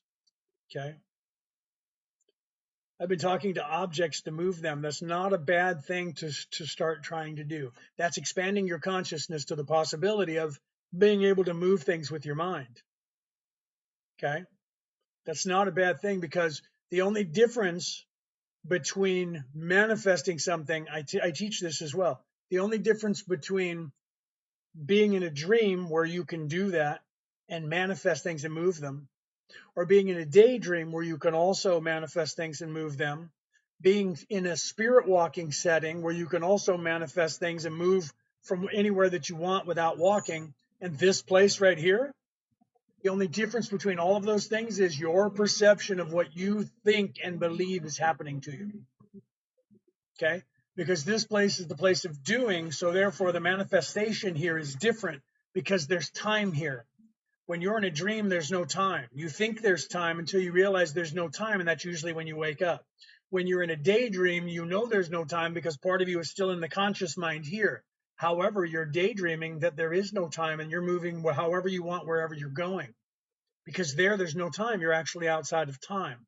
The same thing when you're astral projecting or you're in your spirit body and you're remote viewing, you're going from one place to another instantaneously without having to get into a vehicle to go there. But when you're here and you want to manifest something, it takes time because here, this place is moving closer and faster than the speed of light than any other place. You're in time because your vibration is so fast that you're so close to the speed of light that there's a distortion in your perception, and there's a past, there's a now, and there's a future. Okay? You're supposed to realize that you don't exist here, that you exist outside of this place of time, that you exist in a place that there is no time. But right now, your perception is there is time and I am in this place. You have to realize that I am not in this world. This world is in me. I am not in the universe. The universe is in me. We are not in this place. We are in this place. So the being in the mind of the sleeping God, you're supposed to wake up to realize that you are the sleeping God whose mind you're in. Do you see? That's what those stories in ancient times about the God who wasn't unalived but sleeping, and that the dome of the sky is the head of the sleeping giant. You, my friend, are the sleeping giant. You're supposed to realize that all of this is happening in your mind. Hi, baby. There's Brooke. My wife just came home. Hi, guys. There's my wife. She just got home from work. Okay, so I'm gonna have to get off here soon because my wife is home. She said I can stay here because she's gonna start cooking some food. So when she's done with what's that? What? Oh, she said okay. So she said she's gonna fix dinner so I can stay and talk. I can stay. I can keep playing, guys. Okay. I don't have to go home yet. I can keep playing, and then Mom will call me when dinner's ready. Okay.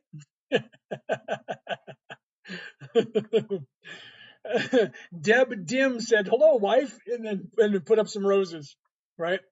So, okay, so let's get back to what was going on, right? Instead of being down in third dimension. So the ancient stories of the creation of the universe even on their craziness, ideas of what they are in physicality appear to be, okay, metaphors, and that's what they are supposed to be. So the science catching up to the Big Bang Theory, their description of the Big Bang Theory is exactly what happens at the moment of insemination, when a sperm cell goes into the little sperm goes into the egg. The second it penetrates and goes into the egg, there is an explosion of light. You can see that. They actually filmed it. Google that. Go to YouTube and Google it, right? Or YouTube search it. Google owns a YouTube. You know what I mean? Watch the video. So science says there was nothing, and then there was an explosion, and everything is moved out from that. According to science, that's what happens. There's an explosion of light.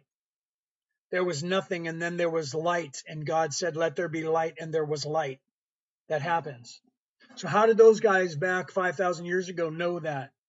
Was that because as above, so below? We're created in the likeness of the Creator? And then they said there was nothing, and then there was something was created, and there was this big giant who was a god, and that, or goddess, in the pantheon of Tiamat, the dragon. And they had to be overcome. And then they were unalive, but not unalive. They were just sleeping, and we're in their head. We're living in the head of the Creator. The dome of the sky is the skull of the Creator. The mountains are the teeth of the Creator. The bones are the body of the Creator, is the earth, our body. The blood of the giant is the water. So we are living in, on, and around the giant god or goddess that is sleeping. Those stories were telling you all of this is happening in your mind. You're the sleeping god. You're the sleeping giant. That's what those stories were originally telling you about. How did that giant get there? From the Big Bang Theory. Science says, well, what's the Big Bang Theory? God said, "Let there be light." And a sperm went into a cell and there was light. There's no empirical proof of that. Google that. They have pictures of one single brain cell next to a picture of the universe, and they're identical. So it appears that one of your brain cells is the universe you're in. So how is that possible? Except for that picture, if you look at them, has more ganglia cells, more neural pathways than our little teeny brain cell. As above, so below. Wait a minute. The brain works like a hologram. Science says the universe is a hologram. Michael Talbot wrote a book about it. So the universe is a hologram. Our brain is a hologram.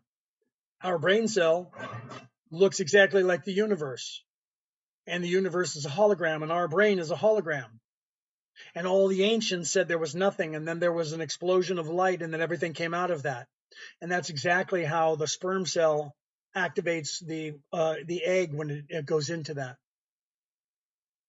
And the cellular division acts just like a black hole when the cell itself is dividing into two, so that it can divide into two, and it's taking and all of its duplicating itself and moving it to one side of the cell, and the membrane then comes down like this, and there's still information going through to the other side until it pinches, black hole. Then it pinches together and becomes two cells.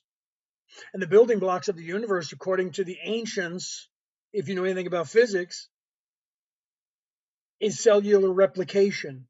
I made a reel about that showing you that. The division of all of the dodecahedron, all of the building blocks of the universe, as it goes from triangle to 4 to 6 to 8, and becomes the flower of life, which is the many inside of a cell, by the way. Whoops, hold on, wait. And if you put that right next to cellular division from inception, it coincides exactly 100% accurate. So as without, so within, as above, so below. Again, we see that our cellular replication and the body being born is exactly what's going on in the universe itself. And all religions are telling us that all of this is happening in the mind of a God. And I'm telling you that it's in the mind of the Creator. And they say that it was nothing, and then there was light, and then there was something, and then everything developed and divided. Science says there was nothing, and there was an explosion of light, and everything divided. And when we look at the universe and a brain cell side by side, they're identical. I'm just saying, if we need any more empirical evidence, I'm not quite sure what empirical evidence that we do need to figure out that as above, so below, that all of this is happening in the mind of something, me, you, the Creator. Okay. So you have to realize that. You have to look at that stuff. Okay.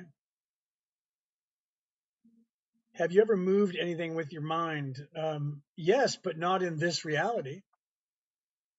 Yes, but not right here. Because in this place of doing, you move things with your mind by moving your mind.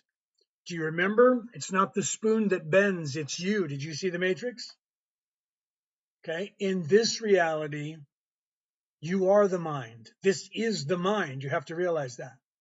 So you can move things with your mind. And some people can graduate to moving with their mind because it's not the object that's moving, it's you that is moving. So when you're trying to bend a spoon, it's not you, it's the spoon. It's not the spoon, it's you. You're trying to bend the spoon, but it's not the spoon that bends, it's you that bends. You develop the reality that you're in. Your focus determines your reality. This is an illusion. You creating your own illusion will have you doing these things. Okay. So let's see, a lot to move things that we were kids, we didn't succeed, right? Claim to move things with their mind. A lot of people claim to move things with their minds.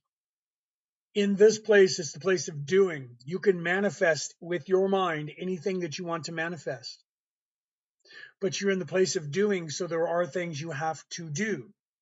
When you're outside of this place, the reason that you want to move things with your mind is because that is a memory, a residual memory of you being able to move objects and yourself with your mind.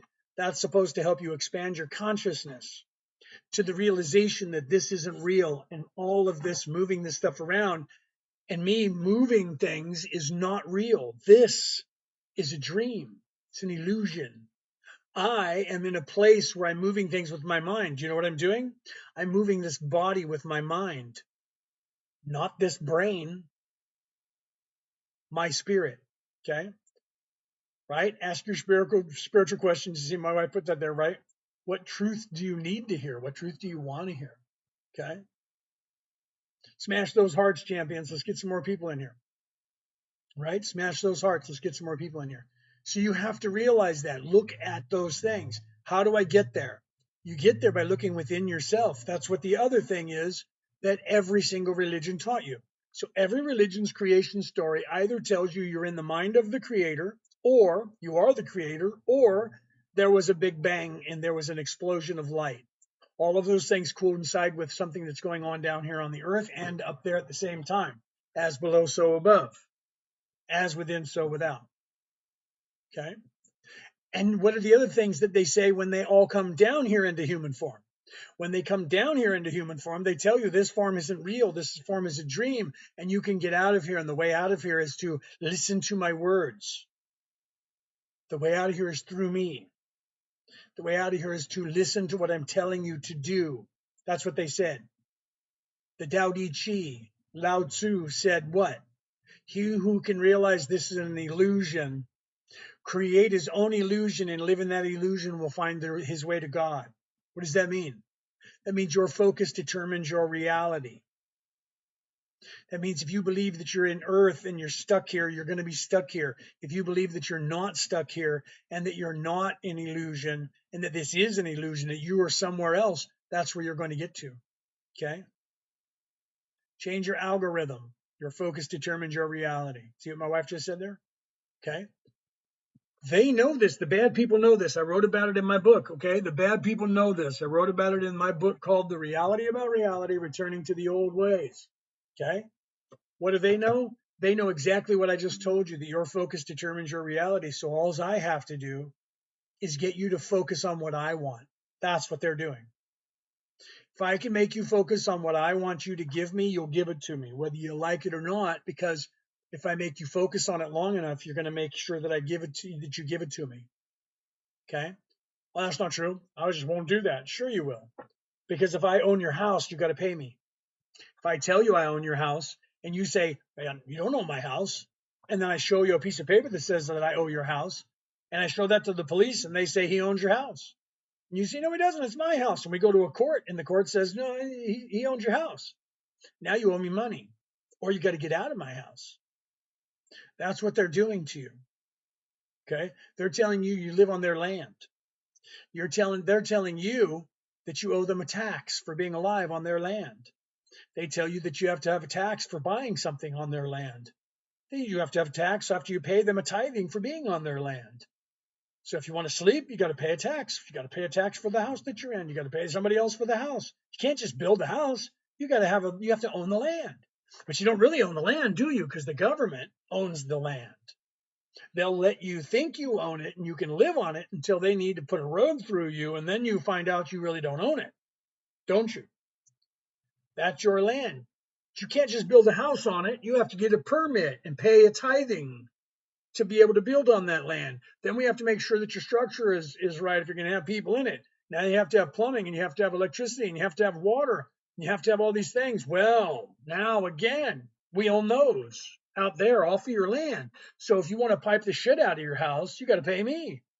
You want power, you got to pay me. Well, I'll just go on my own stuff. Okay, well, that's right. But see, we own the water because we own the rights to the air above you. So the rainwater that you're collecting is mine. You got to pay me a tithing for that. That's what they're doing all over the world. So every time people say, I don't need you, then they go, well, you can't grow food here. We passed a law.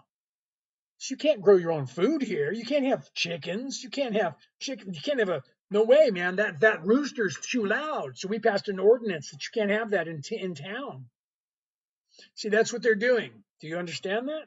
They're making you addicted to them, so you have to pay them all the money for everything, for your food and everything, and even paying people. They're getting you so lazy, you don't even do that. You just go to the store and pay people and eat the food that they give you. No matter how much it costs, then you complain about how poor you are. They've got you convinced that the system is there and they own it.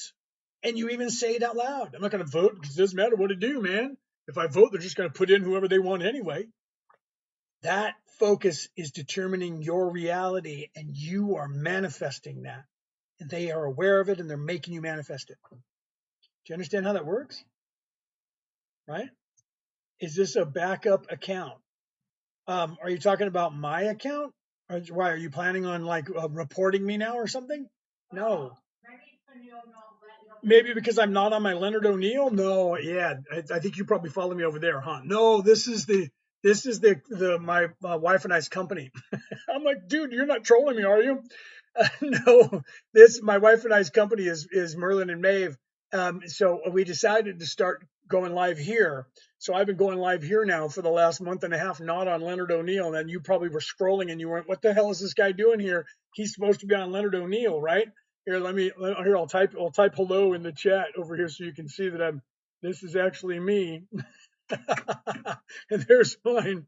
So yeah, no, just confused. Yeah, you're like, no, I wasn't trolling. I was trying to figure out the hell you're doing. Yeah. I'm going to have to start posting a thing so that you guys know that I'll take this clip or I'll make one and I'll put it on Leonard O'Neill and tell everybody, guys, I'm on Merlin and Maeve, going live there. So all of you who follow me over there, please come over here. Brooke just said that to me literally this morning because I was talking about how many followers we have, and she goes, they're following you like they're following you over there. You need to start telling all your fans over there that you're over here now. And so you just found me and went, dude, is this your backup account? No, it's actually where I'm trying to be all the time here because my wife and I have our company, Merlin and Maeve, and instead of me just talking on my page, I'm not concerned with, people following just me. I want everybody to follow us. Right. So, yeah, sorry about that confusion. I was like, what, are you trolling me? And then I looked at your name. I was like, wait. And then Brooke did too. And she's like, no, wait, he's a follower. She's in the kitchen cooking. She's like, no, he's a follower. I don't know if you heard her. I was like, oh, yeah, hi. What's up, bro? Yeah, no, I'm just over here on this account now instead of my name, and I post everything over there though. So but I don't post the whole live over there, but I do post the parts of it that I cut up, right? So that's probably people probably think that I was alive over there and you guys missed the live, right? I got to start telling you guys that. I'm going to make a video after I'm done here. I'm going to make a video and put it over there for people to know that I'm on Merlin and Maeve for you guys to find me, and I'll put a link there. So let everybody know that you know that was following me on Leonard O'Neill to come over here to Merlin and Maeve, because this is where I'm going live now. It's over here, brother. All right, guys, ask your spiritual questions. That's why I'm here, okay? Ask your spiritual questions. Slam those hearts for me. Share this out to everybody on the planet. Follow us over here on Merlin and Maeve. And hit that bell so you know when we go live. So when I go live, I can talk. And we got vouchers that we're going to be giving away. And today is almost the 2nd of March. So we're going to be, giving it away on the, what time was it? The 6th, right? On the 6th of March, we're going to be giving it away. So if you guys are interested in getting your name entered into one of these, the contest for one of these vouchers, all you have to do is if you go to our page, you'll see that we have a flyer up there. Merlin and Maeve, there's our sign. We have a flyer for all of the things that Brooke and I teach, and all of the things that you can book us for. You can see them there if you're interested in that. merlinandmaeve@gmail.com. And you can book us for anything, and you don't even have to have taken the course yet. That's why we have a couple of them down here. The Defense Against the Dark Arts, 2-day Zoom course. Reiki 1, Reiki 2, Reiki 3. Those are Reiki 1 and Reiki 2 are both 2-day courses. Reiki 3 is a 3-day course, right? But you'd have to book us for that, right? So if you're interested, email us at merlinandmaeve@gmail.com. We do medium reads, tarot reads. We're life coaches, spiritual life coaches. We teach we can teach you how to unlock every ability, except for the ability to meditate. That takes a lot of work. So that would be something that takes a couple of years for you to learn, like 4 or 5 years for you to learn. But we teach every ability, every ESP, every ability, a psychic ability, all of the psychic, the clairs, all of that stuff. Is the firmament real? No, that was made up by a guy in the 1700s who was trying to prove, you can look that up. He was trying to prove that the earth was flat. And he claimed that he was immune to it, and so was his entire crew, and that they were able to sail up and find this ice wall, and they couldn't get around the ice wall, and without food and water, they sailed for probably 10 months in one direction and sailed back again, because the saying is that they went like thousands of miles along the wall, then went thousands of miles back along the wall, and then went in. It was in the 1700s, which to sail 1,000 miles would take like almost a month to do that. It's not like today where you can fly 1,000 miles in like 12 hours or 6 hours. It's not like that. They were on boat. To go from New York to London, which is 2,000 miles away, would take people almost like 3 weeks back in the 1700s. Okay, so without any food or any water whatsoever, because the boats weren't as big as you think they were back then, and they would have enough food, they could do maybe 3 weeks without having to stop to get food, maybe, and water, maybe. So they were always sailing closer to land than you think, so they could pull into ports and islands to get food and water, because you can't drink seawater, it's full of salt. So you had to have fresh water, so you had to go into ports. So apparently this guy in the 1700s, who was trying to prove the earth was flat, mind you, sailed out, and he was immune, and so was his entire crew. Otherwise his crew would have been walking off the edge of the ship while they were going straight. They were immune to the firmament, which makes everybody turn to the right and not know they're turning to the right, right? But he somehow knew about the firmament without it affecting him or anyone in his crew.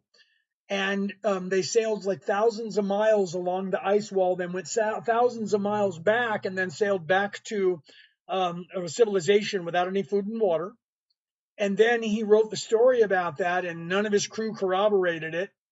So one guy in the 1700s claimed all of those things, and he set out to prove that the earth was flat. And there's actually no empirical evidence that he even sailed anywhere.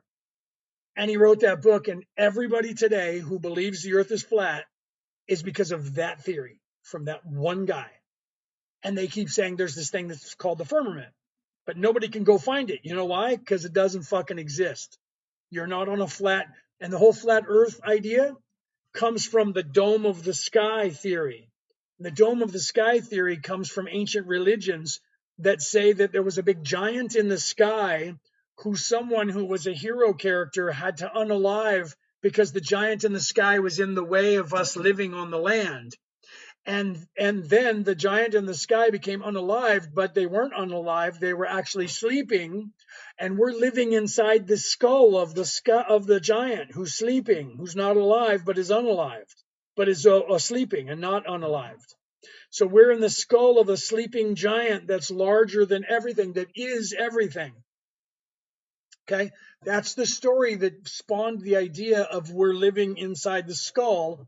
And so therefore there's a dome over the sky, and no one flew, so they never saw anything from anything other than 6 feet above the horizon, unless they stood up on a mountaintop, all the way down until the 1800s when people actually got up to go up in the air. Okay, so everybody got the whole idea of the earth being flat came out of that. And originally there was no ice wall. The earth, you would just fall off the edge of the world. That was what everyone in the entire existence of the world for the last 12,000, 10,000 years, down until the 1700s, when that one guy said there's an ice wall there. Everybody else said you'll fall off the edge of the world. You'll sail over the edge of the world into oblivion.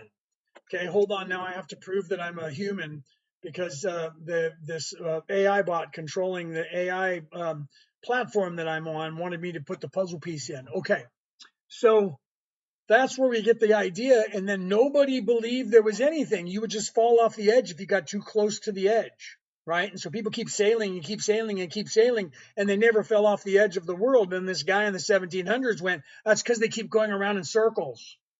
That's why. Well, how come everybody before that said there was an edge you could fall off of? No one said it just keeps going forever and you never find the end. Everyone said there's an end to it and you'll fall off the edge of it. Okay, so the earth's not flat. There is no firmament. That's children with a little mind from 10,000 years ago, 12,000 years ago, not understanding that the religion was telling you you're living in the dome of the sky because you're inside the head of a giant, sleeping giant.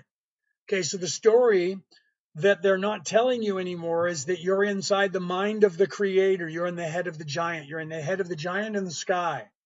Okay, you are in the mind of the creator. This entire thing in reality is a dream. You don't exist, and neither do I. This place doesn't exist. You just think that you do, and I just think that I do. Okay, because we're a made-up character inside the imagination of the creator. And we think we're separate from the creator, and we think that we're separate from each other. And beyond that, we think we're in this little teeny body. And all of those stories were trying to tell us that. And then when they got away from telling us that we were living inside the mind of the creator, they started telling us about the Big Bang theory, because that's how inception happens, when a sperm spermiates a cell. But they didn't know about that back then. They couldn't have known about it back then because they were primitives and we're so much more superior than them. They talked about there was nothing, and the earth was void and everything was void and there was nothing at all but the firmament, which we now call the bed of space. Energy, black energy or dark energy in space that has the potential but is nothing and everything at the same time. Weird. That's the description that God says that God is. And then there was light, and God said, let there be light, and then there was light, and then God said we keep light, and everything was created out of light. And when a sperm goes into a cell, there's an explosion of light. You can watch videos on that. And science says there was nothing, and then there was an explosion of light, and everything came out of that in space. But there is no God. And now we have pictures of a brain cell, a radial image of the brain cell. And when we take that picture and we set it somewhere, and then we take a picture of the universe and we put it side by side, they're identical. Weird. So it looks like we're in one brain cell. We are inside one brain cell, and that's the entire universe, because it looks exactly like our brain cell. Okay, so if the religions say we're in the mind of the creator, living in the head of the creator, and there was nothing, and then there was an explosion of light, and that created everything, and there was nothing, and there was an explosion of light, and we create everything with a sperm going into an egg, and our brain looks exactly like the brain of the creator, and a picture of both of those look identical, and science says there was nothing and there was an explosion of light and then everything came out of that, and the building blocks in science actually shows cell division exactly the same way that makes the flower of life that everybody in the ancient times said was science. And science is saying that sciences, and the maths. And then they say the universe is acting like a hologram, like it's a holographic thing. And they have theories about that. It's holographic. Weird, the brain acts exactly the same way the universe acts. Weird that the brain cell looks like the universe. Nothing here. We're not actually in the mind of the creator, even though every religion says we are. There was nothing, and then there was light. The science says there was a big bang and an explosion, and everything happened. But there is no God, and there's nothing to see here. And we're not in the mind of a creator. There's some other reason for it. Think about this now. Okay, is the creator expanding life here through us and all living creatures? Yes, absolutely. That's exactly what's happening.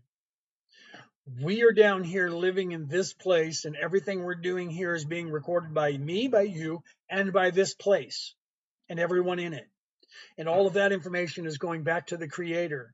The creator is literally watching all of this and becoming and learning from us doing this by watching us. So if nothing else, we're a cell, and there's some really big dude looking at us through a microscope watching us, and we're running around these little teeny things inside of a cell. Okay? Protons and neutrons and electrons. Okay? As above, so below. So it is just as likely that you are literally in one brain cell. This vast universe is one brain cell inside of something that is becoming, that is wondering what it is. What's that? Ding, ding. Is that it? Oh, question, right? Can we contact our guardian angels? Yes. And your guides? Yes. All you have to do is say, I want to talk to them. I want to know who my guardian angels are. I want to know who my guides are. I want to know my own name. You hear them, you hear my wife? You hear them all the time. You just don't realize it. They help you even more than you think. You have these gut feelings. Sometimes you hear a voice. She can tell you a story of when she was driving down the road and we were about ready to go through the light when the light turned green. Yeah, the light turned red, right? And I stopped the scene here. I was pregnant with my son. And I had my other son back who was only like 8 months old. And then the light turned green and I heard this really loud, wait! So then I waited and then a car came through and sped through the intersection. Would have T-boned her if she had gone through the intersection. She heard the words, wait, and she didn't go. Okay. Ghosts, if we become unalived, can we stay here in spirit, invisible? Yes, if you want to. You can do whatever you want. You just have to decide not to do that. Some people get confused and they don't realize that they're not alive anymore. Only for about a year. And then, yeah, did you hear that? They unless they hide. Unless they hide real good, right? I don't know if you heard what she said, because Odin goes every year, and when we're getting Christmas time, that's what Yule is in Christmas time, and it starts. Yeah, that's what Halloween is. It starts all the way back there. You guys don't know what Halloween is. People think it's a holiday for kids. It's actually Samhain, not Samhain. It's spelled Samhain, but it's an Irish word, and the M and the H are like a TH in English. The M and the H make the W sound, Samhain. It means summer's end, and at that time the veil is thin, and in the ancient times they believed that spirits who were disembodied, especially evil ones, would be able to come across from the other side to this side. The veil was thin, so what they did was they would have like the summer end festival. That's why it was called Samhain, summer's end, and they would have the bone fires. They would take and sacrifice animals and cook their meat and throw the bones on the fire. It's where we get the word bonfire from. And they would do this on October 31st because on that day the veil would be thinner until the next day. So then they would have all the kids dress up as ghouls and goblins and witches and things because they were worried about the bad entities getting into people's houses and haunting them. So then they would carve jack-o'-lanterns and put them in the windows so that demons and spirits would go, oh, there's already one occupying that one. And they would keep going. And every time they went to a village or a town, they would see all these kids dressed up and they would go, Jesus, this place is full already.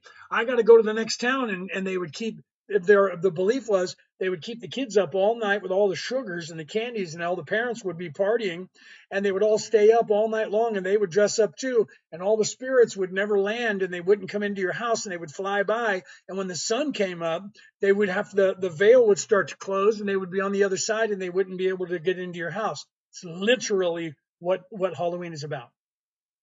Okay. So then you go forward in time, and those disembodied spirits that are now not hiding in a house are out and they're exposed on the other side. And then you have Jolblot. Jolblot. Okay. The Vikings talked about that. Odin comes down from Valhalla and he goes and hunts after all the souls of everybody that's disembodied that didn't go cross over to the other side, and he brings them all back to Valhalla. So it's called the Jolblot, which means blood hunt. And he would go on a blood hunt for all of these spirits, and they would try to hide from him because they didn't want to go. They wanted to scare people. And he would go and he would get them all, and he would take them all, and he would take them over to heaven. So in that religion, the angel of unaliving, because I can't say that D word, was actually Odin. And Odin was responsible once a year. You can look that up. Jolblot with a J. And that means blood hunt. And he would go out and gather up all the spirits that didn't know they were unalived and take them to where they needed to go, right? What does ear ringing mean? If you have a ringing in your ears, some people have a burning sensation, other people feel a buzzing sensation. That's why when you people that you go to talk to, you call them up and they go, hey, were your ears burning? Hey, was your ears ringing? It's because truly when you hear ringing in your ears, depending on whether it's the left ear or the right ear or both, if you don't have tinnitus, right? And like all of a sudden you hear a tone in your ear. When you hear that, that's because somebody is talking about you or thinking about you or both. Okay. And if they're negative and they're like throwing rocks at you or peeing in your Wheaties, you're going to get it on the left side. What you do when that happens, whichever side you get the tone on, go through a progression in your mind and say the name of people that you know that you think might be thinking about you. Mom, nope. Dad, nope. My brother, no. Which brother? Name people. It could also be your guides, right? When you get to the name, whatever that name is, whether it's Satan, your guides, God, yourself, your brother, your sister, your grandma, your grandpa, when you get to that name, that tone will stop. If it's someone who's not unalived and there's somebody who's still here, call them, email them, message them. Almost always they'll go, I was just talking about you. Were your ears ringing? Were your ears burning? That's why we have those sayings. Okay. It's because somebody is either walking on your grave or talking about you, or your guides, like my wife said, trying to get your attention. Okay. So if you go, is that my guides? And it stops, then you got to go, okay, hold on. What are you guys trying to get my attention for? Okay. So you have to learn these things about yourself. You have to pay attention to that stuff. Right. So literally every religion was teaching you what science is starting to unlock, and science is starting to realize that what they're seeing is scaring them, because if they are atheist, which most scientists are, they don't want there to be a higher creator.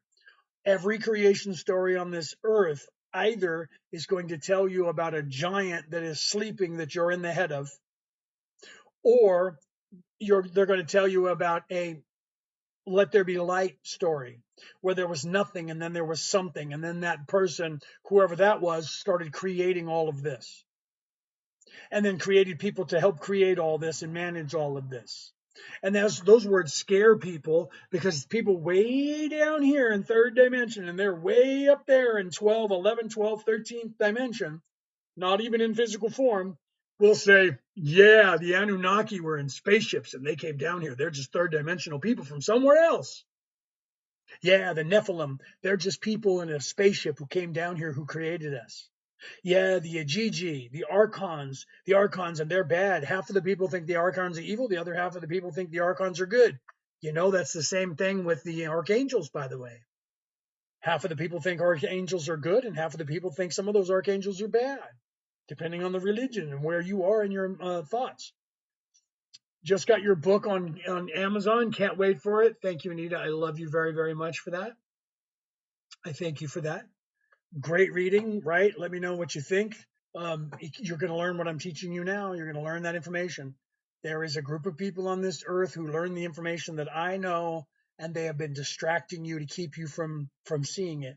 And they know that our collective consciousness determines and creates this reality.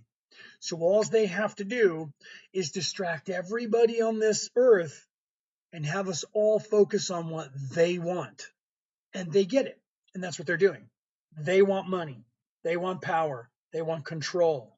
So they're having us all agree without knowing that we're agreeing that they own everything and that we owe them money for living on their land, and we're giving it right to them. And we all have to do that. Well, I'm not going to vote because it doesn't matter what I do. They're all going to be in charge anyway. Wow, you just manifested that in your own head and whoever you told that to. So that means it's going to happen because you believe it. So our thoughts control our destiny, right? The law, Torah, doesn't matter if we eat pork, right? And then there was something else about. The 613 commands and law. Okay. The Torah or any book, okay, is a guideline. It's not a law. They want you to believe it is because they told you that. Okay. Not eating pork was written when that book was written. When was that written? How many thousands of years ago? We didn't have any refrigeration, and you couldn't in any way keep pork fresh. So if you killed a pig, you had to eat it today. Even if you cooked it, you might keep it alive, the food, for a day or two before it goes bad. So just don't eat pork. That's what they told you. Don't eat pork. In that same book, my friend, and for all of you out there who think about that, in that same book, they told you not to cut the hair on the sides of your head. They also told you not to get tattoos. They also told you not to lie, not to cheat, not to steal, and not to judge other people. That's just 4. Okay, so when people say in the Torah it says don't eat pork, it also says don't cut the hair on the sides of your head. Have you ever gotten a haircut? You're already going to hell, my friend. Do you have a tattoo? Out. Have you ever lied in your life? Don't lie to me. Have you ever lied in your life? Of course you have. Okay, so if you take that book literal, then there's no way you can make it to heaven, and that's what they want you to do. Okay. They want you to take it literal, or they want to use that and go, you're a sinner. You're a sinner, and you need to come here and we'll tell you when you can be done being a sinner. And you have to change your life because you're a sinner from birth. That's what they teach you in Christianity. It's based on guilt to control you. Okay. We couldn't eat pork back then because it would be bad, because if you didn't eat it right then, all of it, it would be poisonous and you would die. We couldn't preserve it. Now we can. Okay. They told you not to cut your hair. Why did they tell you not to cut your hair? Okay. But everybody cuts their hair. Some people leave it grow, but they cut their beard. Some people let their beard grow, but you can't let it grow forever. You can't let your hair grow forever. Some people try. But when they were kids, some didn't. No, some of my parents never cut my hair. I have the same hair forever. Right. Some people can do that and they can try it. But guess what? I'm going to get into heaven just the same.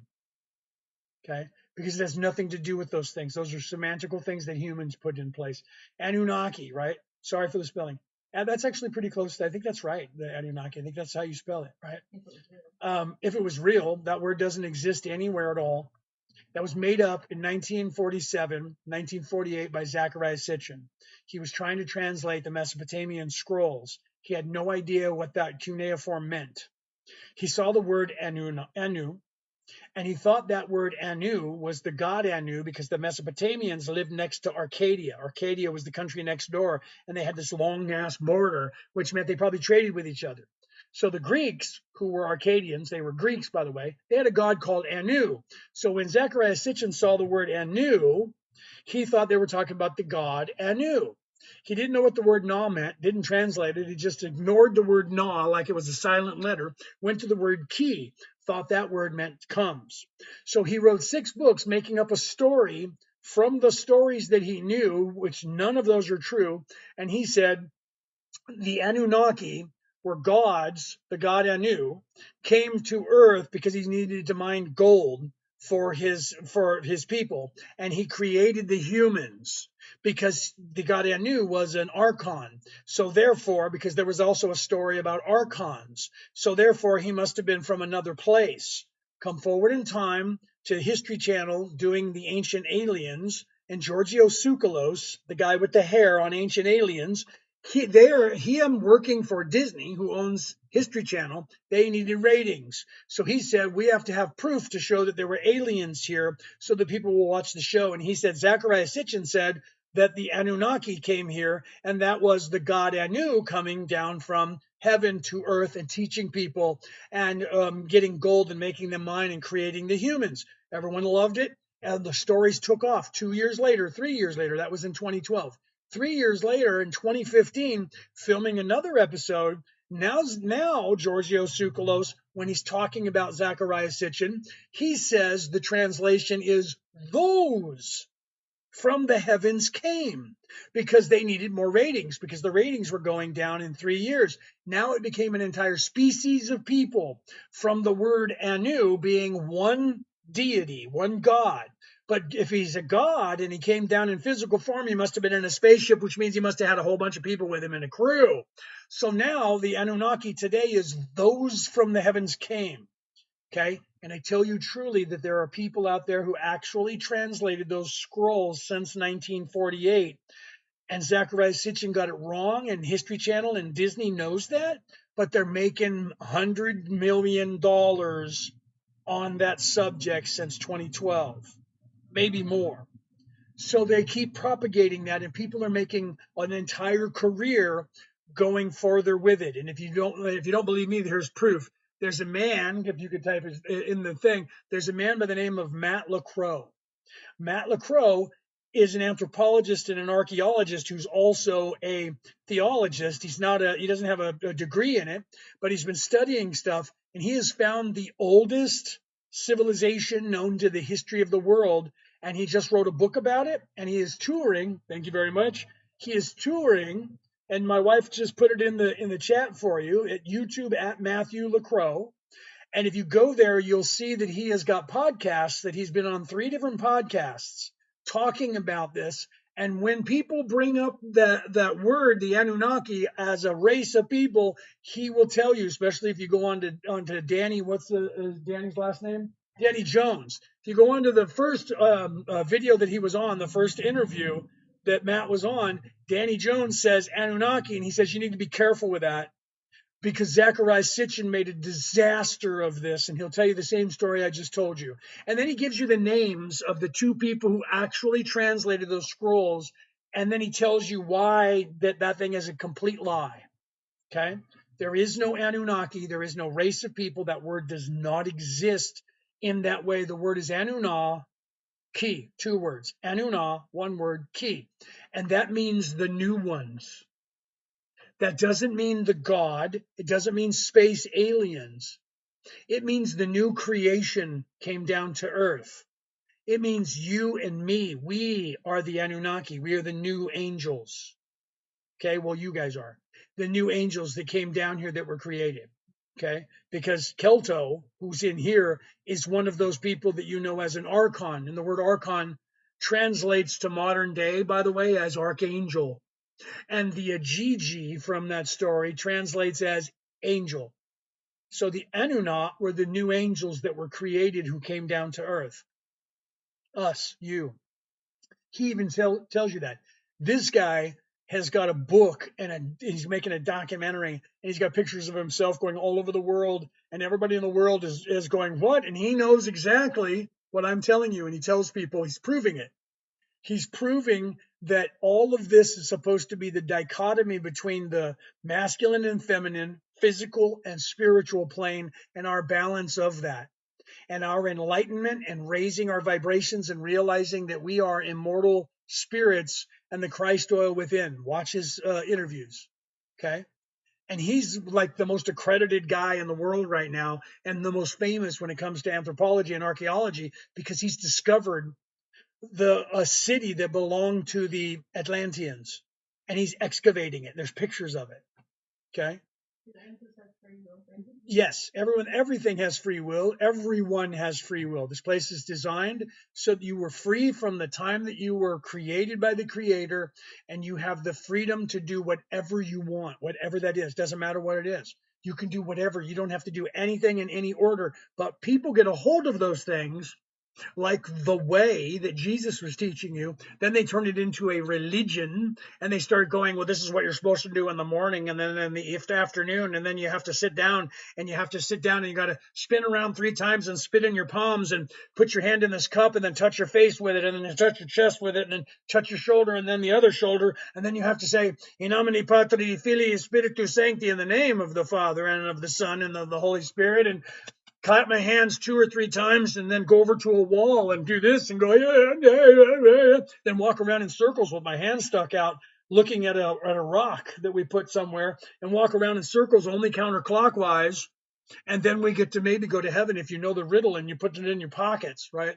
Humans get a hold of things and they're linear minded and they say we have to do this, then this, then this, then this, then this, then this, or we can't go there.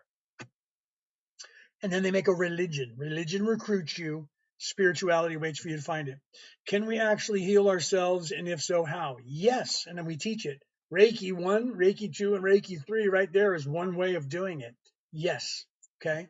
You can heal yourself by attaching yourself to the Creator and drawing down energy and putting that energy into your body. Stop eating all the sugar. Stop eating all the processed food. If you're in the United States, go organic because they're poisoning you. Okay, because the same people who own pharmaceutical companies own the food companies that you're eating. Okay, so they're giving you crap food so that you have to end up on their pills. You should look into that. I used to live in America. I grew up over there. Okay, so you can Reiki your food. When you put it in the microwave, it does damage to it. You can Reiki it. Jesus, I tell you truly, Jesus would sit down with his cup of water or wine. He would put it in his hands and he would talk positively and tell the water, I love you. Thank you for sacrificing your life so that I may have life force energy. And I pray to you and I mix you and I give you power to help me. And then I'm going to ingest you. And you have life from the Creator that you're going to give to me. And he would drink his water, blessed his own water, and then drank it. You too can do the same thing. You just have to realize it. Stop doing the stuff that's harming yourself.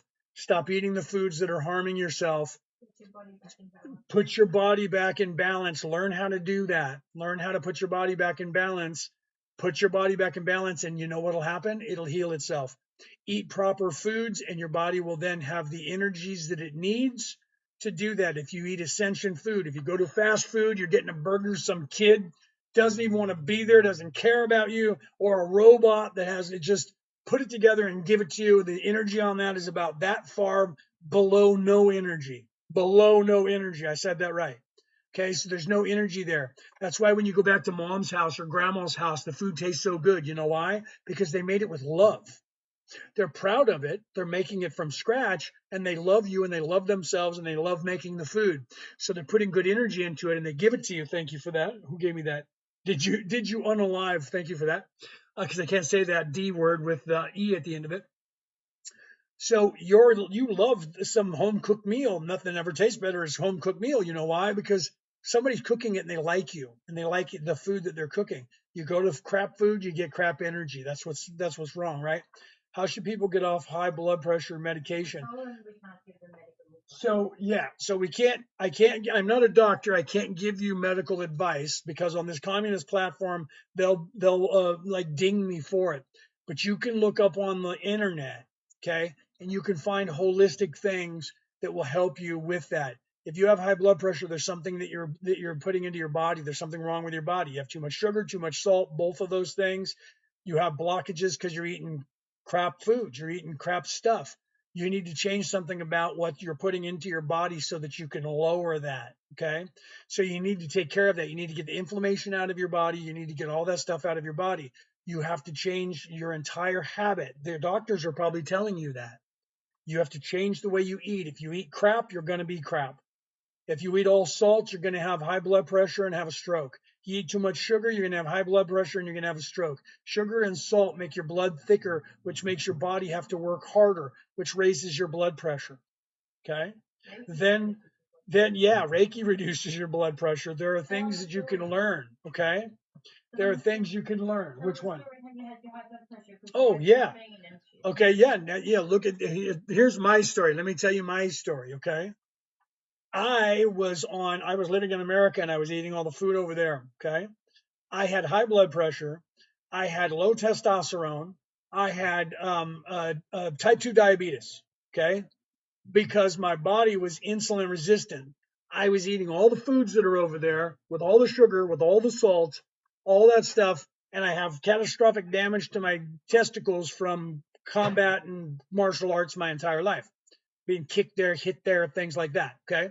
I have all these things. I'm on all these medications. I'm trying to get off the medications. I blew up to be 486 pounds because my body wasn't producing testosterone. Okay. I tell you truly, I smoked cigarettes. I drank alcohol. I am 4 years without alcohol. I am since 2015. So I'm 10, 11 years this year in April without smoking cigarettes.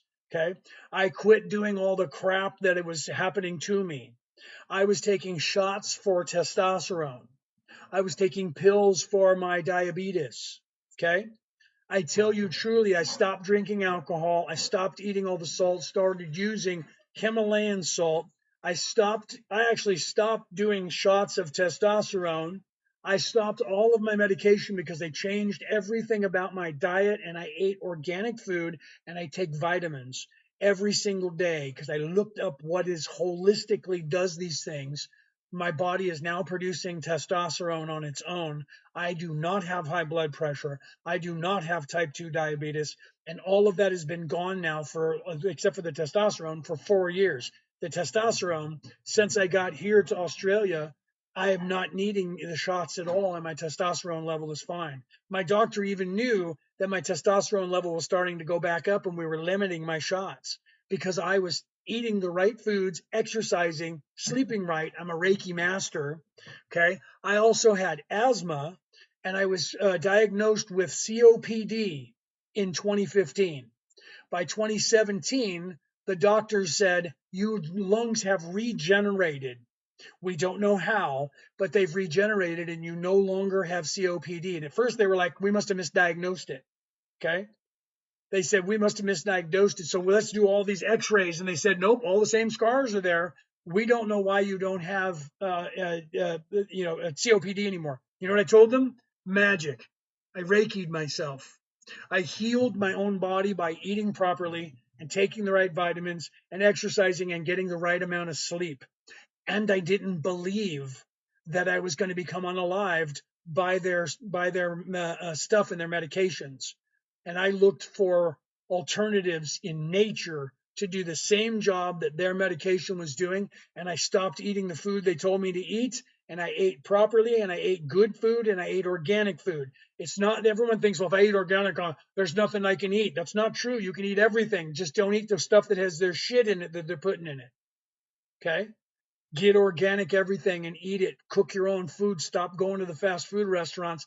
Take vitamins. Look into that stuff. Your blood pressure by meditating. I would go to the hospital. This is what Brooke was talking about. I would go in the hospital. You know how they put on the blood pressure medicine or the blood pressure cup and they check your blood pressure? I'd come in fresh out of the world, crazy because of the world. And they would go put on the machine and they would say, oh, your blood pressure's high. I'd say, hold on a second.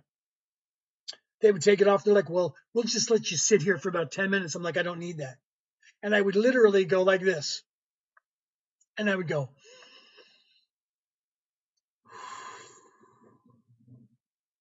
And I would use the breathing technique of inhaling and holding it for a few seconds and blowing out my mouth. And I would take Reiki and I would Reiki myself and I would tell my body, slow down. It's okay. Relax. And after like 15 seconds, sometimes 30, I would say, okay, hit me again. And they're like, your blood pressure is still going to be high. And I'm like, no, it's not. Every time they would hit my blood pressure thing, hit the button, the thing would do that. And I would just sit. And then it would be fine. They're like, how do you do that? And I'd say magic. I am in charge. I am in control. And I told my body, it's okay. Relax. You're fine. And I lowered my own blood pressure. I put Reiki energy into myself. I meditated. And at the same time that I was meditating and Reikiing myself, I used breathing techniques to lower my heart rate and to let my body relax.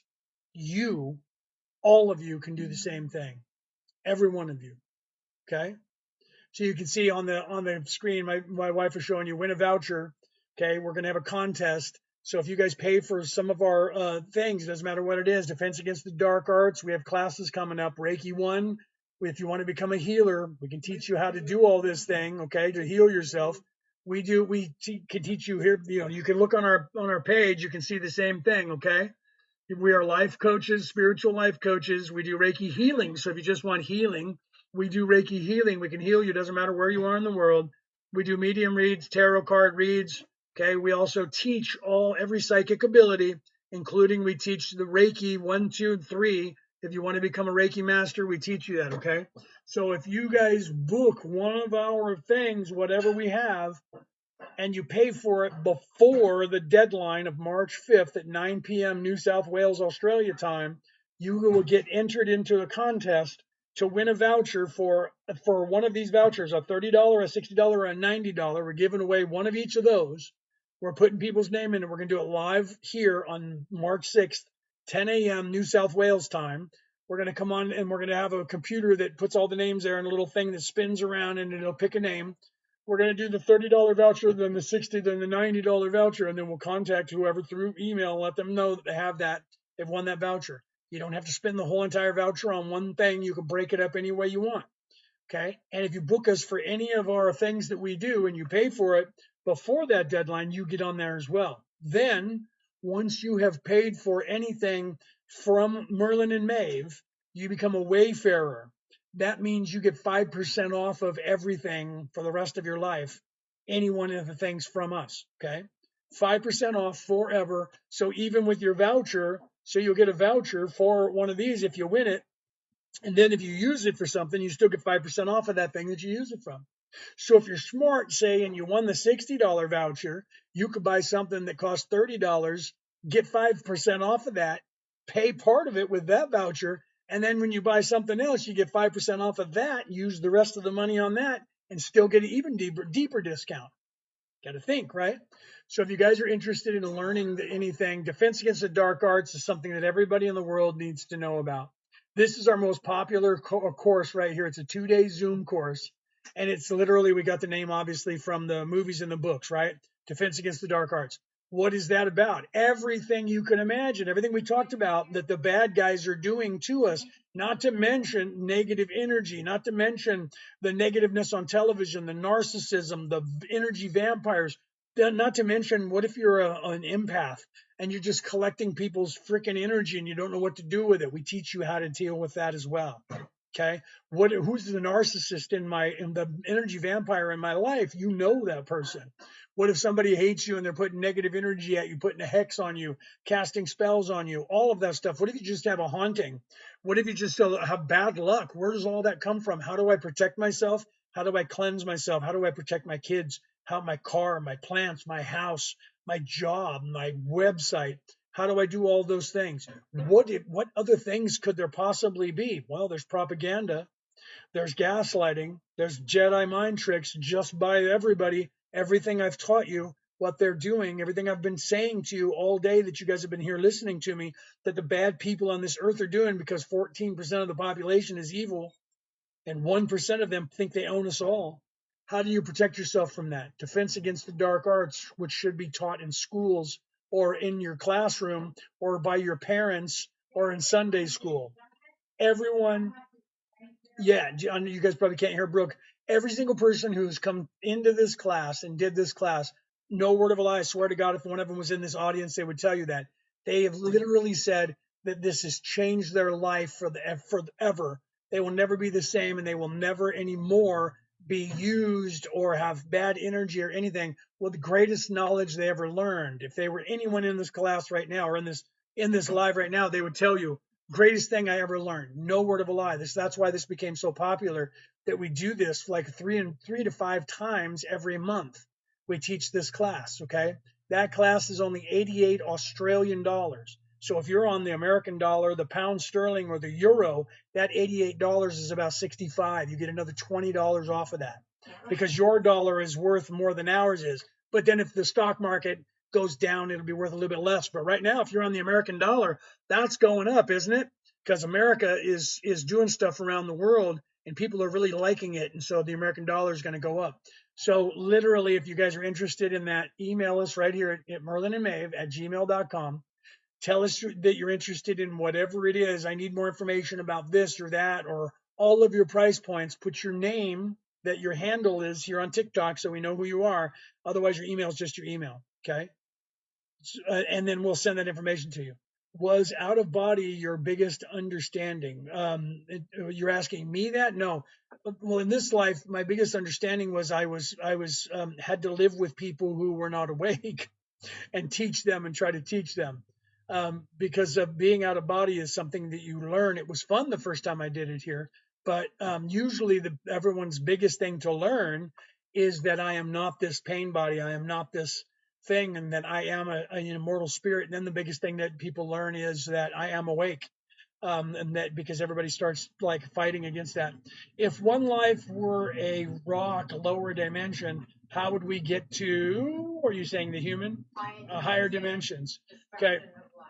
So how life works is when it's created, the creator creates something, and everything has to go from nothingness back to the creator because the creator's trying to figure out how it went from nothingness to where it is because the creator is.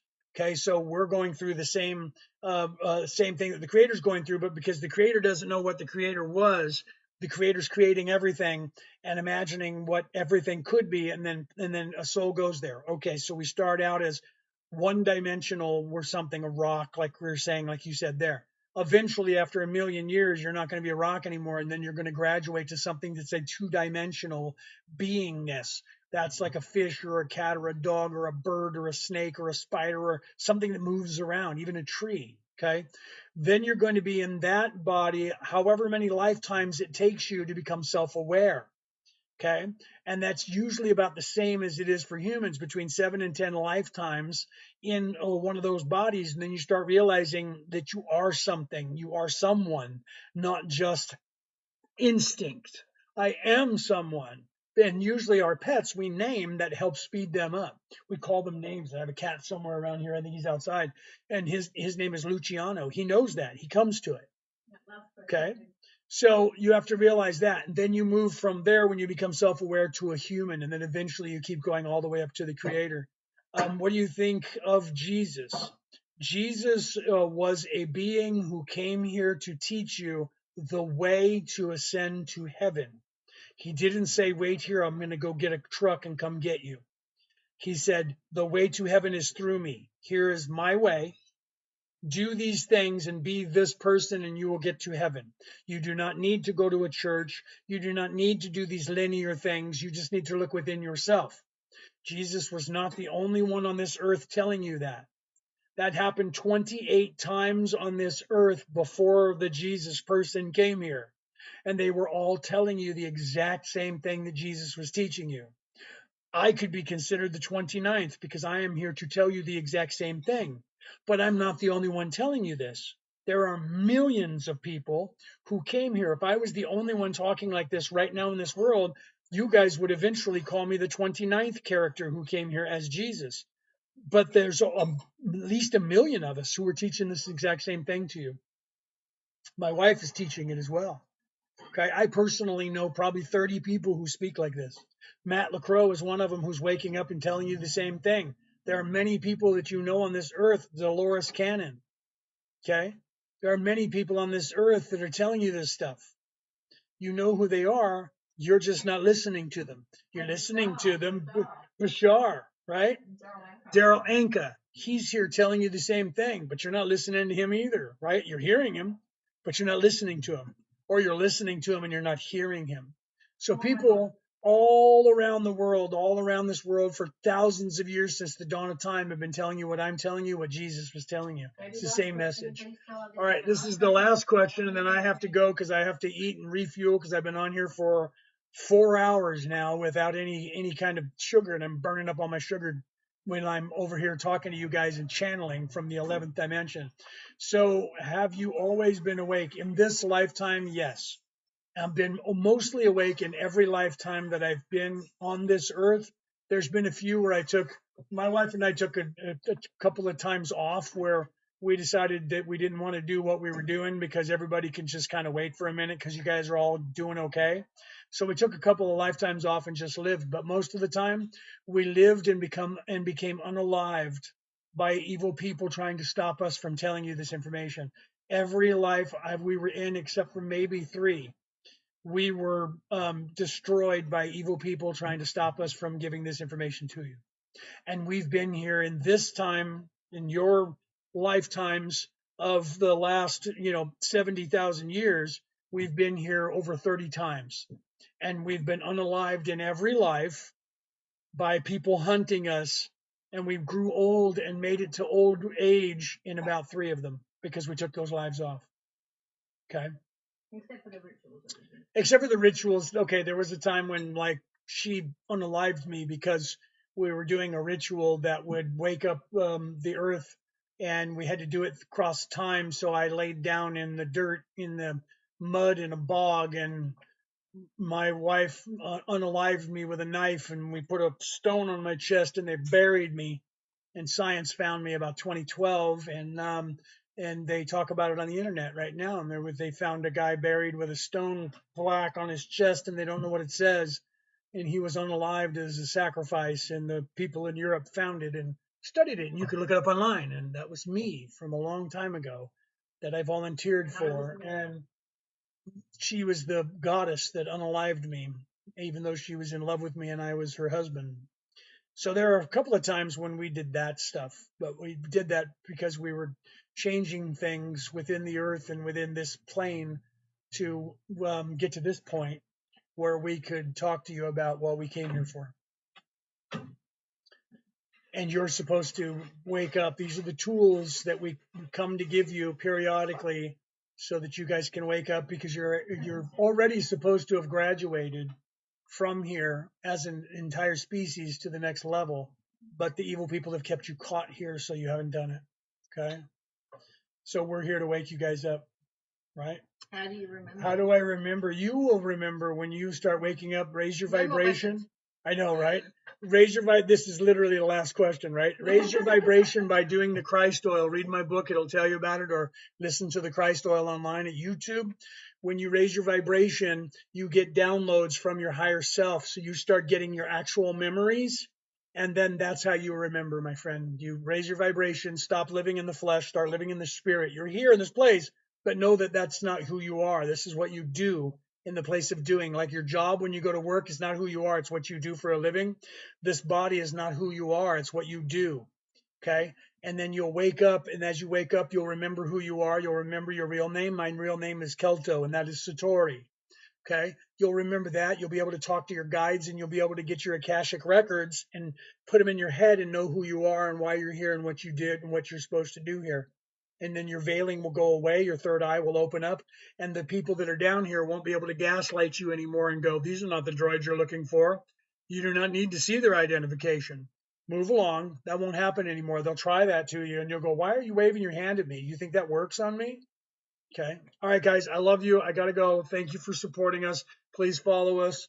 Follow Merlin and Maeve. Hit those hearts before you go. Before I go, smash a few more hearts for me. All right. Hit that bell so you know when I go live. Listen to my podcast if you have the ear to hear. Orion Rising by me, Leonard O'Neill. Buy my book. There's a link in the bio on our site. Buy my book. Read that. Come back. Ask me questions. I love you guys.